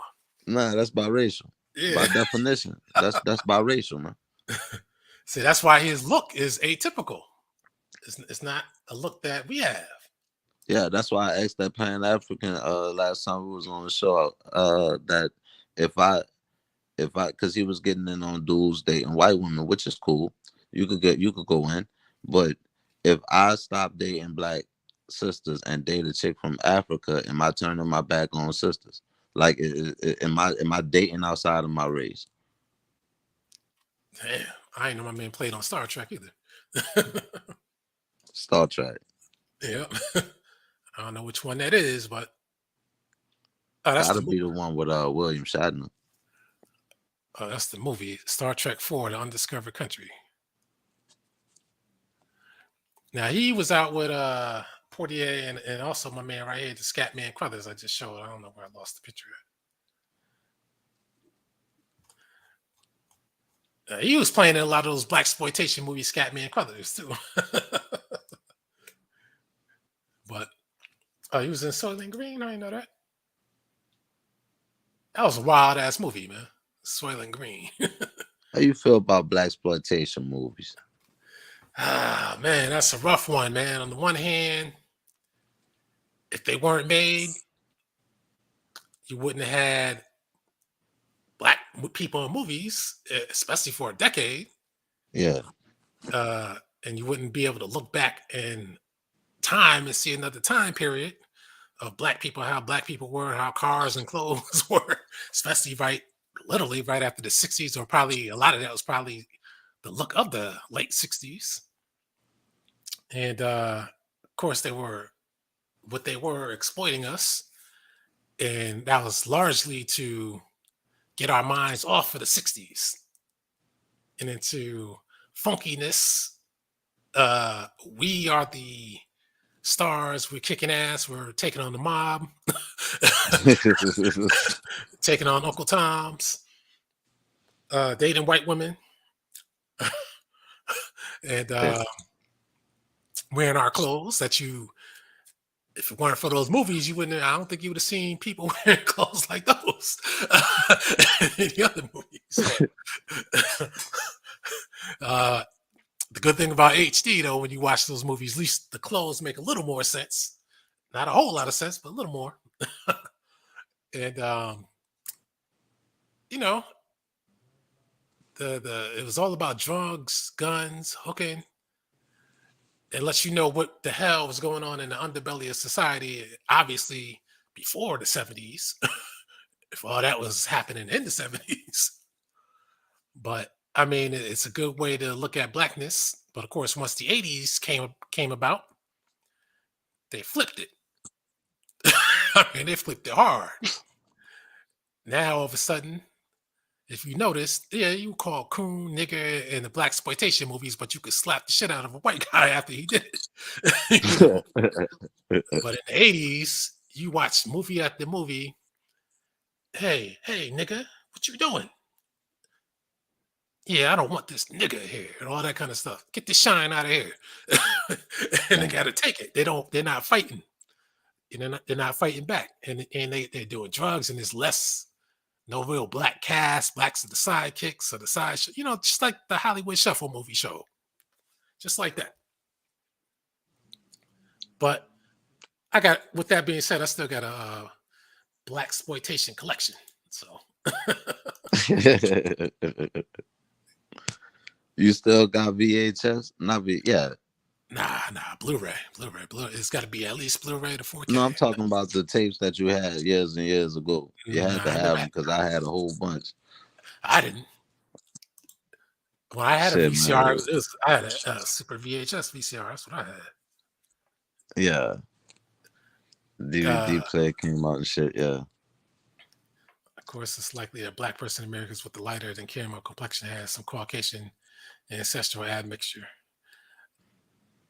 My husband has a narrow nose, much smaller, thinner lips than mine. His hair is 4A, or not as nappy as mine, but his skin is dark. So who is more Africoid? See, that's the $1,000,000 question.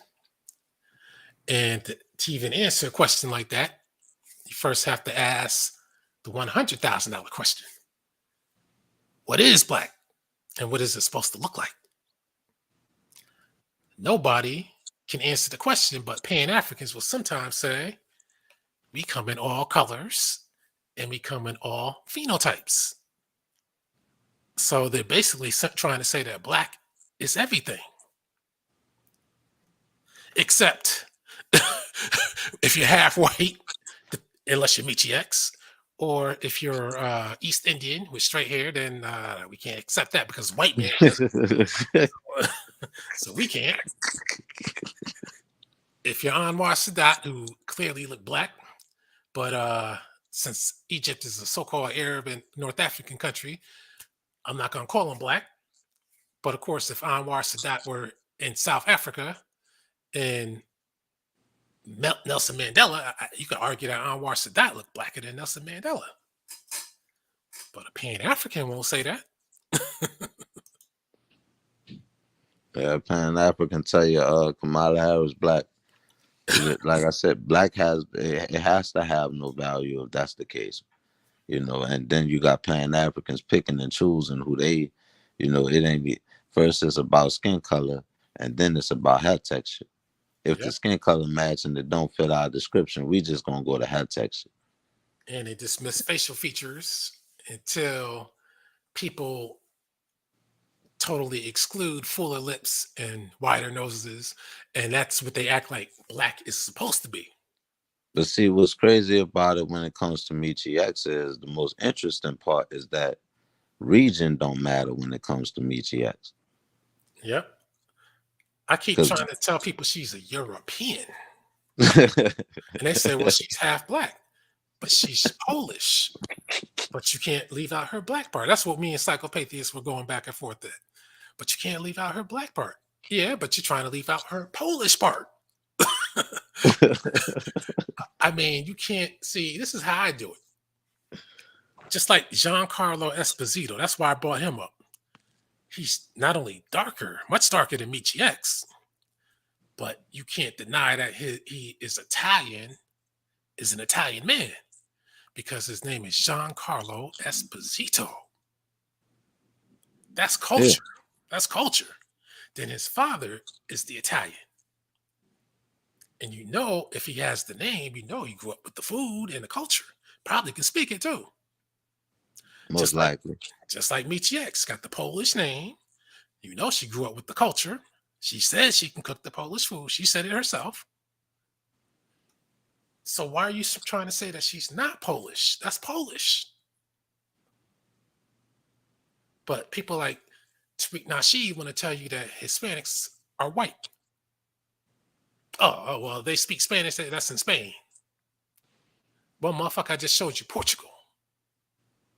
Yeah, but that's literally like saying that they have no, they're gonna say that's in Spain, that's Spain, but that's like saying they never had black Spaniards.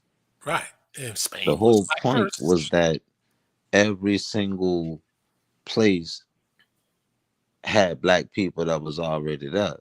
Right. And they trying to tell us that that's every place except America. Right. You know what I'm saying? Which don't make no damn sense.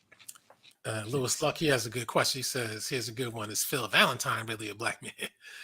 Now, according to these quacky, kooky people who like thinking Phil Valentine is some type of I just god, realized what he said. Yo, damn. yeah, I always say no. I'm going by their rules now. By their rules, Phil Valentine's not a black man. He's a white. He's an old white man going by their rules. But since he's Phil Valentine, or they won't call him a doctor, no evidence that the man is a doctor trying to teach a class, no goddamn degree, just like that. My forever talking about I got a medu dental class to teach. Motherfucker, when did you become a professor? All these people, they just assign themselves important titles and shit, important jobs. I'm a teacher. I'm a business person. Michi, yeah, subscribe to me. I can show you how to start a business. Where's your business at? I know your business is about the business of eating food, but other than that, what is your business? We don't know what that is, Michi X. But Phil Valentine's a white man and he's a Caribbean. But our Italians, they don't like pointing that out. Aren't Italians black? Original ones are. There's Soylent Green, which might be coming soon to a market near you. I hope not, man. But have you seen Soylent Green, True for Troll? Nah.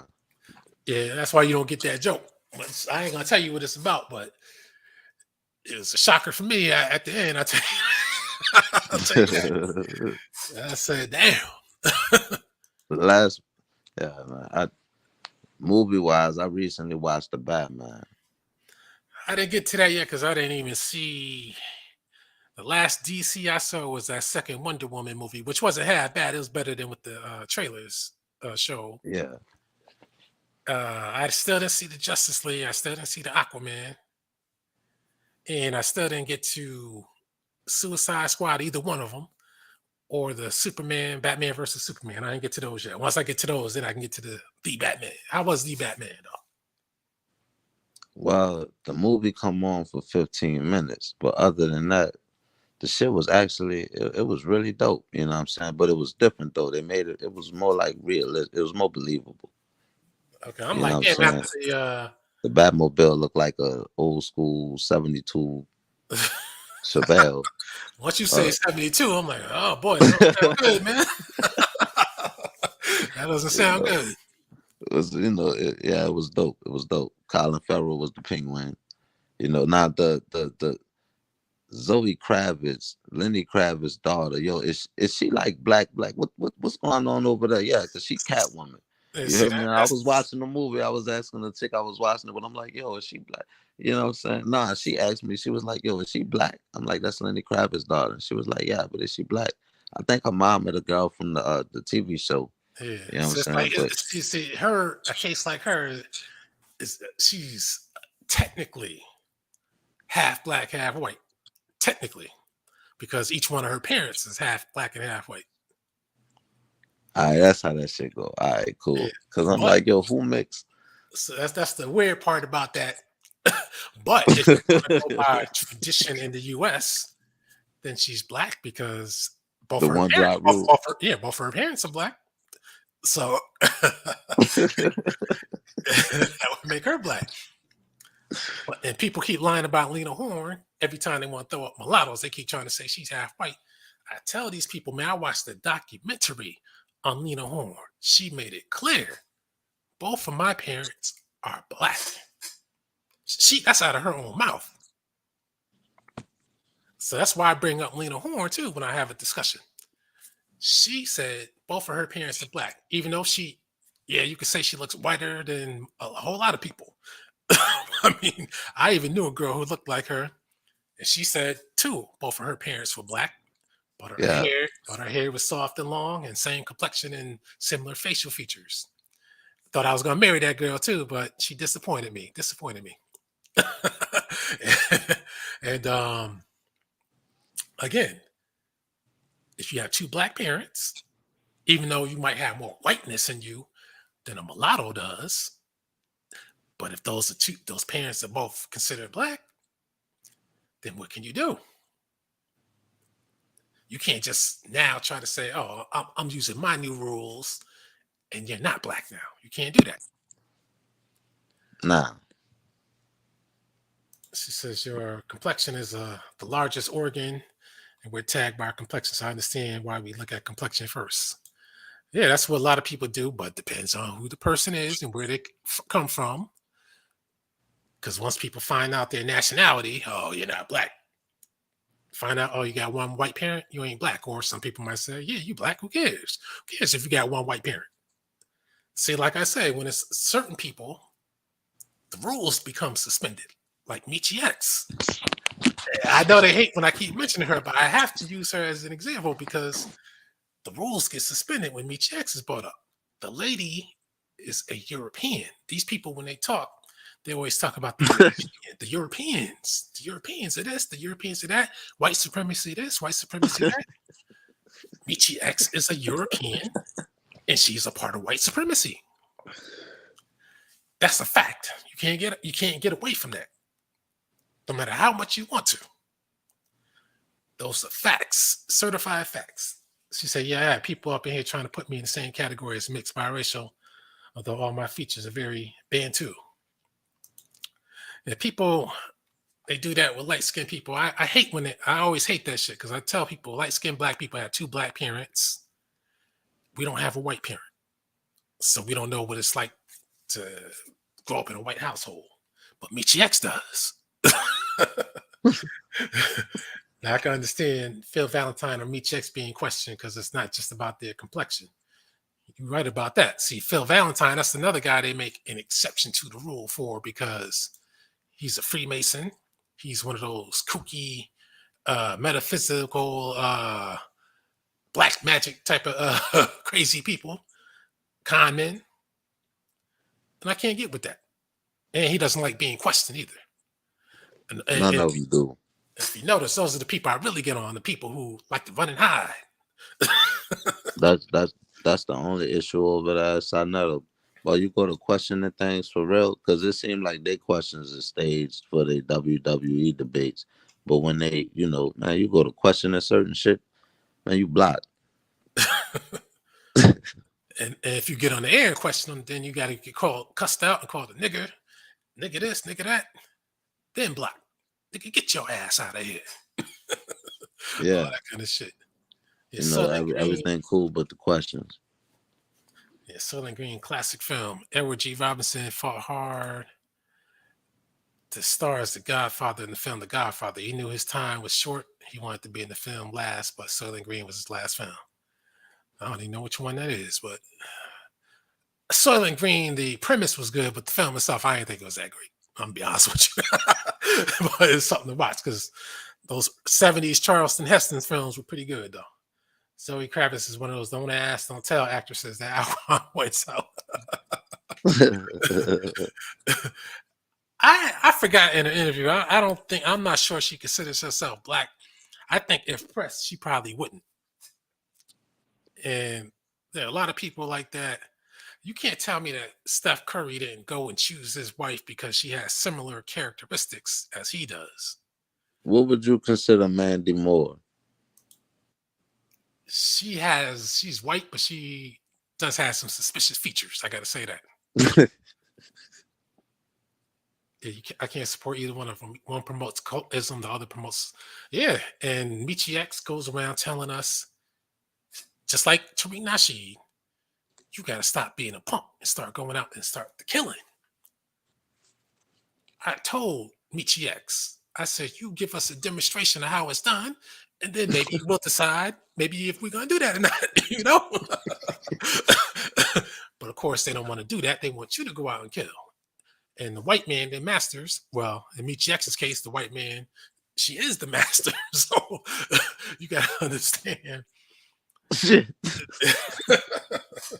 They can't just come out and tell us to go out and get busy on people, and we're going to do it. The only people they can do that are the mentally ill. And even they haven't made the move yet. So even the mentally ill, like, man, fuck them. And it might shock people though, but most black people don't know who the hell Tariq Nasheed is. They don't know who the hell Michi X is. They don't know who the hell Umar Johnson is. because they're mainly YouTube internet personalities. And while so many people are on the internet, most people are not in the black sector, even most black people. That might be shocking to believe, but all you gotta do is look at the numbers. Take the highest rated black YouTuber. I don't know if that was Kevin Samuels, whoever it is. That's not even putting a dent in the purported population of black people. Never. Because I'm telling you, there are YouTube channels that have been out for a decade. Like this guy that does cars. He's had his YouTube channel for 7 years. I just came across this shit last year. The man has 2.5 million subs. Mm. And it's not a black YouTube channel. You're not getting that kind of YouTube support. Black people.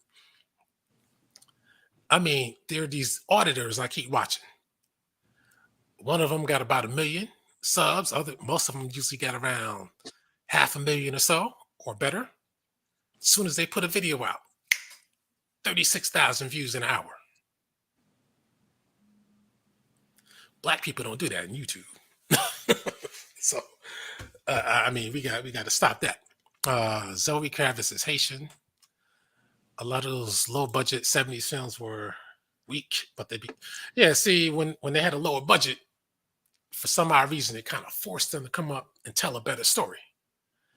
And then when they get a bigger budget, they want to concentrate on effects and all that kind of stuff, that they fall back on the budget. It's kind of like when you talking about Bad Boys earlier. Bad Boys 1, it was better with the budget that it had.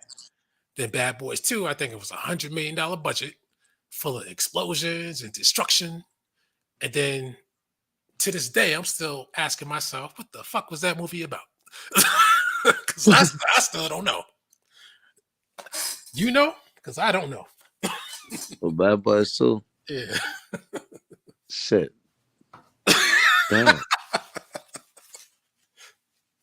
I don't know who the fuck the enemy was. I don't know what the fuck that movie was about, to be honest with you.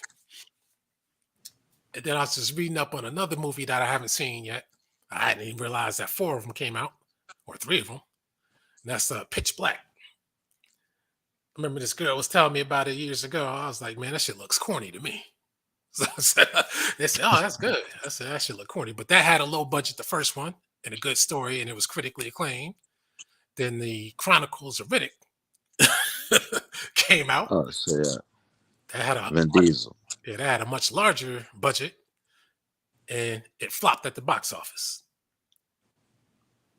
And it wasn't critically acclaimed, even though the video game for it was critically acclaimed, though. And then they had other ones, and he's supposed to be coming out. Another one's supposed to be black. Now that's one of those don't ask, don't tell people. Don't ask because he doesn't want you to ask, and he won't tell you if you did. So that's what it is. Got to question the ones who always talk that honky sucker evil boy talk. They just want to be seen as extremists. Yeah, that's why I say about Michi X. While she's trying to tame herself, because people point out what she says too much N-word stuff. Way too much of that. And when she starts calling white people devils, and see Tariq Nasheed won't even say that. He'll never call them crackers or devils or nothing like that. You know he can't say that. Yeah. But He can't say that shit. Michi X can say it because she is one of them. Yeah. Yeah. He being funded. Yeah. You know, he got a director. She is too, but see, she can get away with it. That's why I tell people, Michi X, Rob Gronkowski, that's her people. That's her brother. and that's not a theoretical brother of hers. That's an actual blood brother of hers. Rob Gronkowski, he Polish. Yeah. That's her I don't people. know why I always thought he was German. Probably because he's big as hell. I just assumed he was German or Russian or some shit. So Michi X, all this kill the white man stuff. And Well, white shit. people, Damn the same shit. I'm tired of white people, all this kind of stuff. I said, man, that's bullshit talk. Same thing with Zaza Ali. So that's why all these half and halves, when they come out trying to be a black activist, they always got to distance themselves from their white relatives, because that they have to make authentic. Oh, I hate white people. I know you're lying up front. when you come with that routine. There ain't no way in hell you're gonna grow up and be raised by your white parents and say, you know what, cracker, I can't stand you devils. You just not gonna say that. And she never said that. I know she's lying on that. Come on. She looks in the mirror every time she gets undressed, takes a shower, sees that white skin of hers. Pink nipples.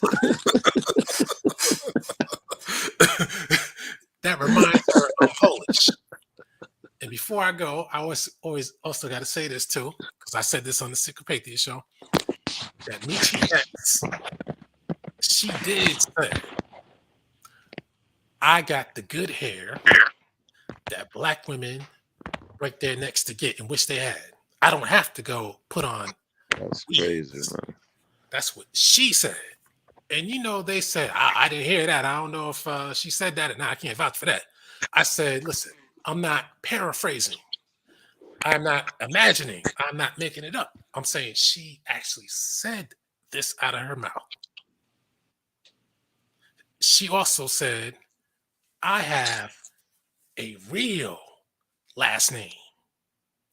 You black people have slave names. She said right out of her mouth. That's fucked up, boy. See, this is the white supremacy talking. Yeah, but that's what she come from. That's what she is. That's her culture. Yeah, because That's her culture. her She real got a name. Polish culture. Yep, her real name is But Polish. she done also can't. I wouldn't be surprised. I mean, shit. Like, I mean, damn. Like,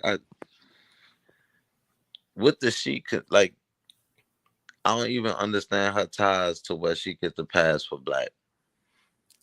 It's because of her fake hood persona. That's why she talks the way she talks. Loud, you niggas, y'all niggas got to do this and do that. Yeah, I'm tired of this. Fuck this shit, all that kind of shit. She does that. That's that over the top performance to convince us that she's black because if she spoke correct English and had better diction, which I'm sure she does because I heard her slip a few times, then you would say, oh yeah, she's white. That's why. Calling people niggas and shit. That's Yeah, supposed to be that hood they talk. love that. They love that. They gotta put the talk on. Tariq Nasheed do it the same way. Yep. Even though he's been calming down on that N word, but he still will use it because he's so used to it. And he always calls us. I told you in the last show, he keeps allowing the white people to speak. He's always like, where the white supremacists at? I want them on. Where the alt-right at? And he has these trainees come on, and he acts like he doesn't know that that's a trainee and says, oh, okay, thank you, dear. Yeah, ma'am. I'm like, man, this guy full of shit here, man. I mean, you could tell one is a tranny, but you can't tell these other ones is some goddamn trannies and shit. See, it's all a Damn. part of what he must do, not what he has to do or what he would like to do. This is what he must do. Entertain the trannies, kiss the ass of the small hats, and entertain white supremacists. Like, why would white people, most black people don't know who the fuck Tariq Nasheed is. Why would white people know who the fuck he is? Out of all people, how come they wouldn't be bugging Louis Farrakhan or somebody who's another coon agent too, by the way? But they would be bugging him instead of Tariq Nasheed. Yeah. But they seek out Tariq Nasheed. I can't even get a hold of him on the Twitter space yet. But they get. I mean, come on. And They got full access to him. Yeah, they and he make the up. man one talking about, kill the white man. And they make up the majority of his audience. And you notice when black people come on, as soon as they start talking, you can hear it in his voice. We got to land that plane, brother. And he cuts them off. And especially when they come on talking about Jews. That's when he makes sure they land the plane early. Him and that black authority. So I love it, the fact that more and more black people keep coming on talking about the small on their shows because they get so fucking paranoid. They're like, oh, I gotta cut them off right now before they started. Yeah, you could tell the ones because, like you said a minute ago, they don't want certain information to get out.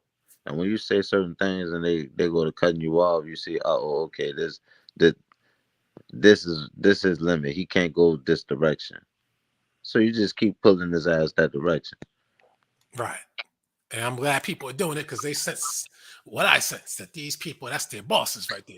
And they can't go against their bosses because you can't get on the air without a small hat. They got everything in control as far as spreading propaganda except for the US mail. But even if they push that, they can get the authorities to confiscate your mail before it reaches the destination, you know? if they really want to go that far. Uh, but that's what they do. Yeah, I wouldn't have anything against Michi if it weren't for the promotion of occultism, voodoo, this in the Bible, while supporting Tommy. Well, I got everything else against her. The Bible thing, that's just what these agents are doing because that's the small clue that you can figure out what they're all about. Promoting hatred of the Bible, hatred of Christian religion, and then to a lesser degree Islam. But all these people who hate religion, they're Freemasons, number one. Number two, note how they don't have a word to say about Judaism. That religion is a-okay. And then when you confront them on it, then they'll say something like, I'm going by the religions that most black people go to. Since most black people aren't Jews, I'm not talking about. I said, you know what? I'll give you that bullshit excuse. I'll let you ride with that one. But what about Islam? How come you ain't really pushing on Islam that hard either? Oh, because Nation of Islam Farrakhan, even though they're not Muslims, but you just can't do that because Tariq Nasheed admitted he's not a Muslim, but yet he supports Farrakhan because Farrakhan is a coon agent. But ain't Muslim an Asian religion? Well, depends on who you're talking to. Some people might say, well, Arabia is Africa, so that's a black man's religion. Right, But well, I'll tell you this, it ain't right now, though. It's not right now. She said, I don't support Tariq, but I can't say that I'm with the whole snatching trademarks thing. I did like that part about Michi X. I like the fact that she did that because that showed that he wasn't serious about what he was trying to do since she was able to get it, you know? And I will say this, Brandon, Pan-Africanism Strikes Back, while he's a coon agent as well, I did like the fact that he hunted down Tariq's latest claim of a property that was secured to show us that that shit ain't about to become no goddamn museum. Tariq committed fraud. And there ain't no doubt about it. He had the property lined up. He said, this is what I want the money for, this property. And he's not putting it where he said it was. So now so he you have, did a money grab. right. And Brandon pointed out that that place might be renting for $6,000 a month. Knowing Tariq Nasheed, he might pull some shit like that by renting that shit out.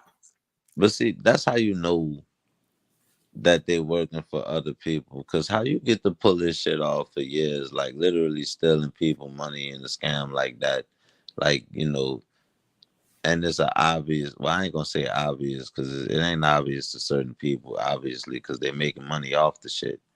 You know what I'm saying? But at the same time, like, goddamn. Yeah. Even, you know, even with the, well, I ain't gonna bring up the school shit, but yeah, that shit is ridiculous, man. That shit is ridiculous. Like a month, you could really just collect money for years telling a lie.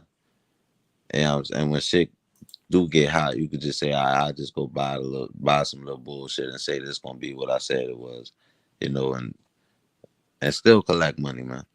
Oh, I wonder if that's EDEC because I think I heard somebody talking about that kind of stuff. Because in the small hats, that's why I always say small hat test, gay test.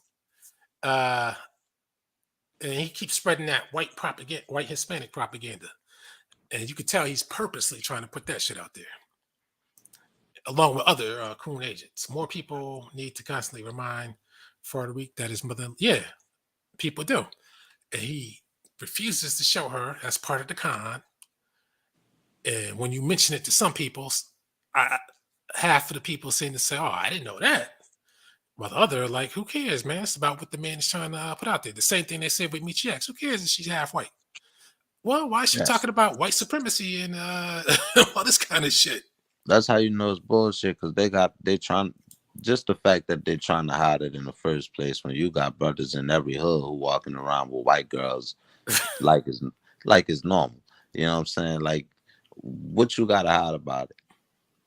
Yeah, Unless you trying to portray something that you're not. right. That's the only possible reason. Yeah, speaking of that, I keep seeing a lot of dark skinned black males with proud of their half white sons with the light brown hair, light brown curly hair, Oh shit. looking like Clay Thompson. They love them. I said, damn man. I mean, I don't know how we're gonna survive, man, if that's the future. But I seen maybe, somebody say the NBA turned into a bunch of light skinned brothers shooting threes. No offense, but I just thought it was funny as fuck. You know what yeah. I'm saying? But hey, it is, I hate when they call half whites light skin. I hate that shit. But people like me, if the way things keep going, man, I'm gonna be but dark. like I I'm gonna said, be you dark could tell skinned. the difference though. I'm gonna be dark skinned pretty soon. Things keep going where they go. Shit. You could tell the difference though. You could see the difference. You know what I'm saying? Depending on who it is. I get what you're saying about Tariq slacking, but I wasn't feeling that. Matter of fact, Tariq and Michi are two YouTubers I want to listen to talk. Want to like and listen to, but I can't. They're coon agents. That's why they keep them on and keep them monetized. But with that being said, I gotta go to the bathroom. It's what 12 o'clock. I think I got my point across that I think black people see black beauty and the perception of blackness as different things and not black, depending on where you're at, who it is, what country they're from, and what they're thinking at the time. And it's sad and it's a shame, but that's the way it is. And everybody's a hypocrite. That's why you got to have strong rules and you got to stick to the rules. So with that, I'd like to thank everybody for coming on. I really would have loved to hear from Lashid and the forecast to come on, but they said a lot in the chat, so that's cool. Truth Patrol, thank you. Everybody No for problem, joining man. us. And you coons like Michi X, Tariq Nasheed, I'm still on you. And I'm gonna come to Tariq's Twitter spaces.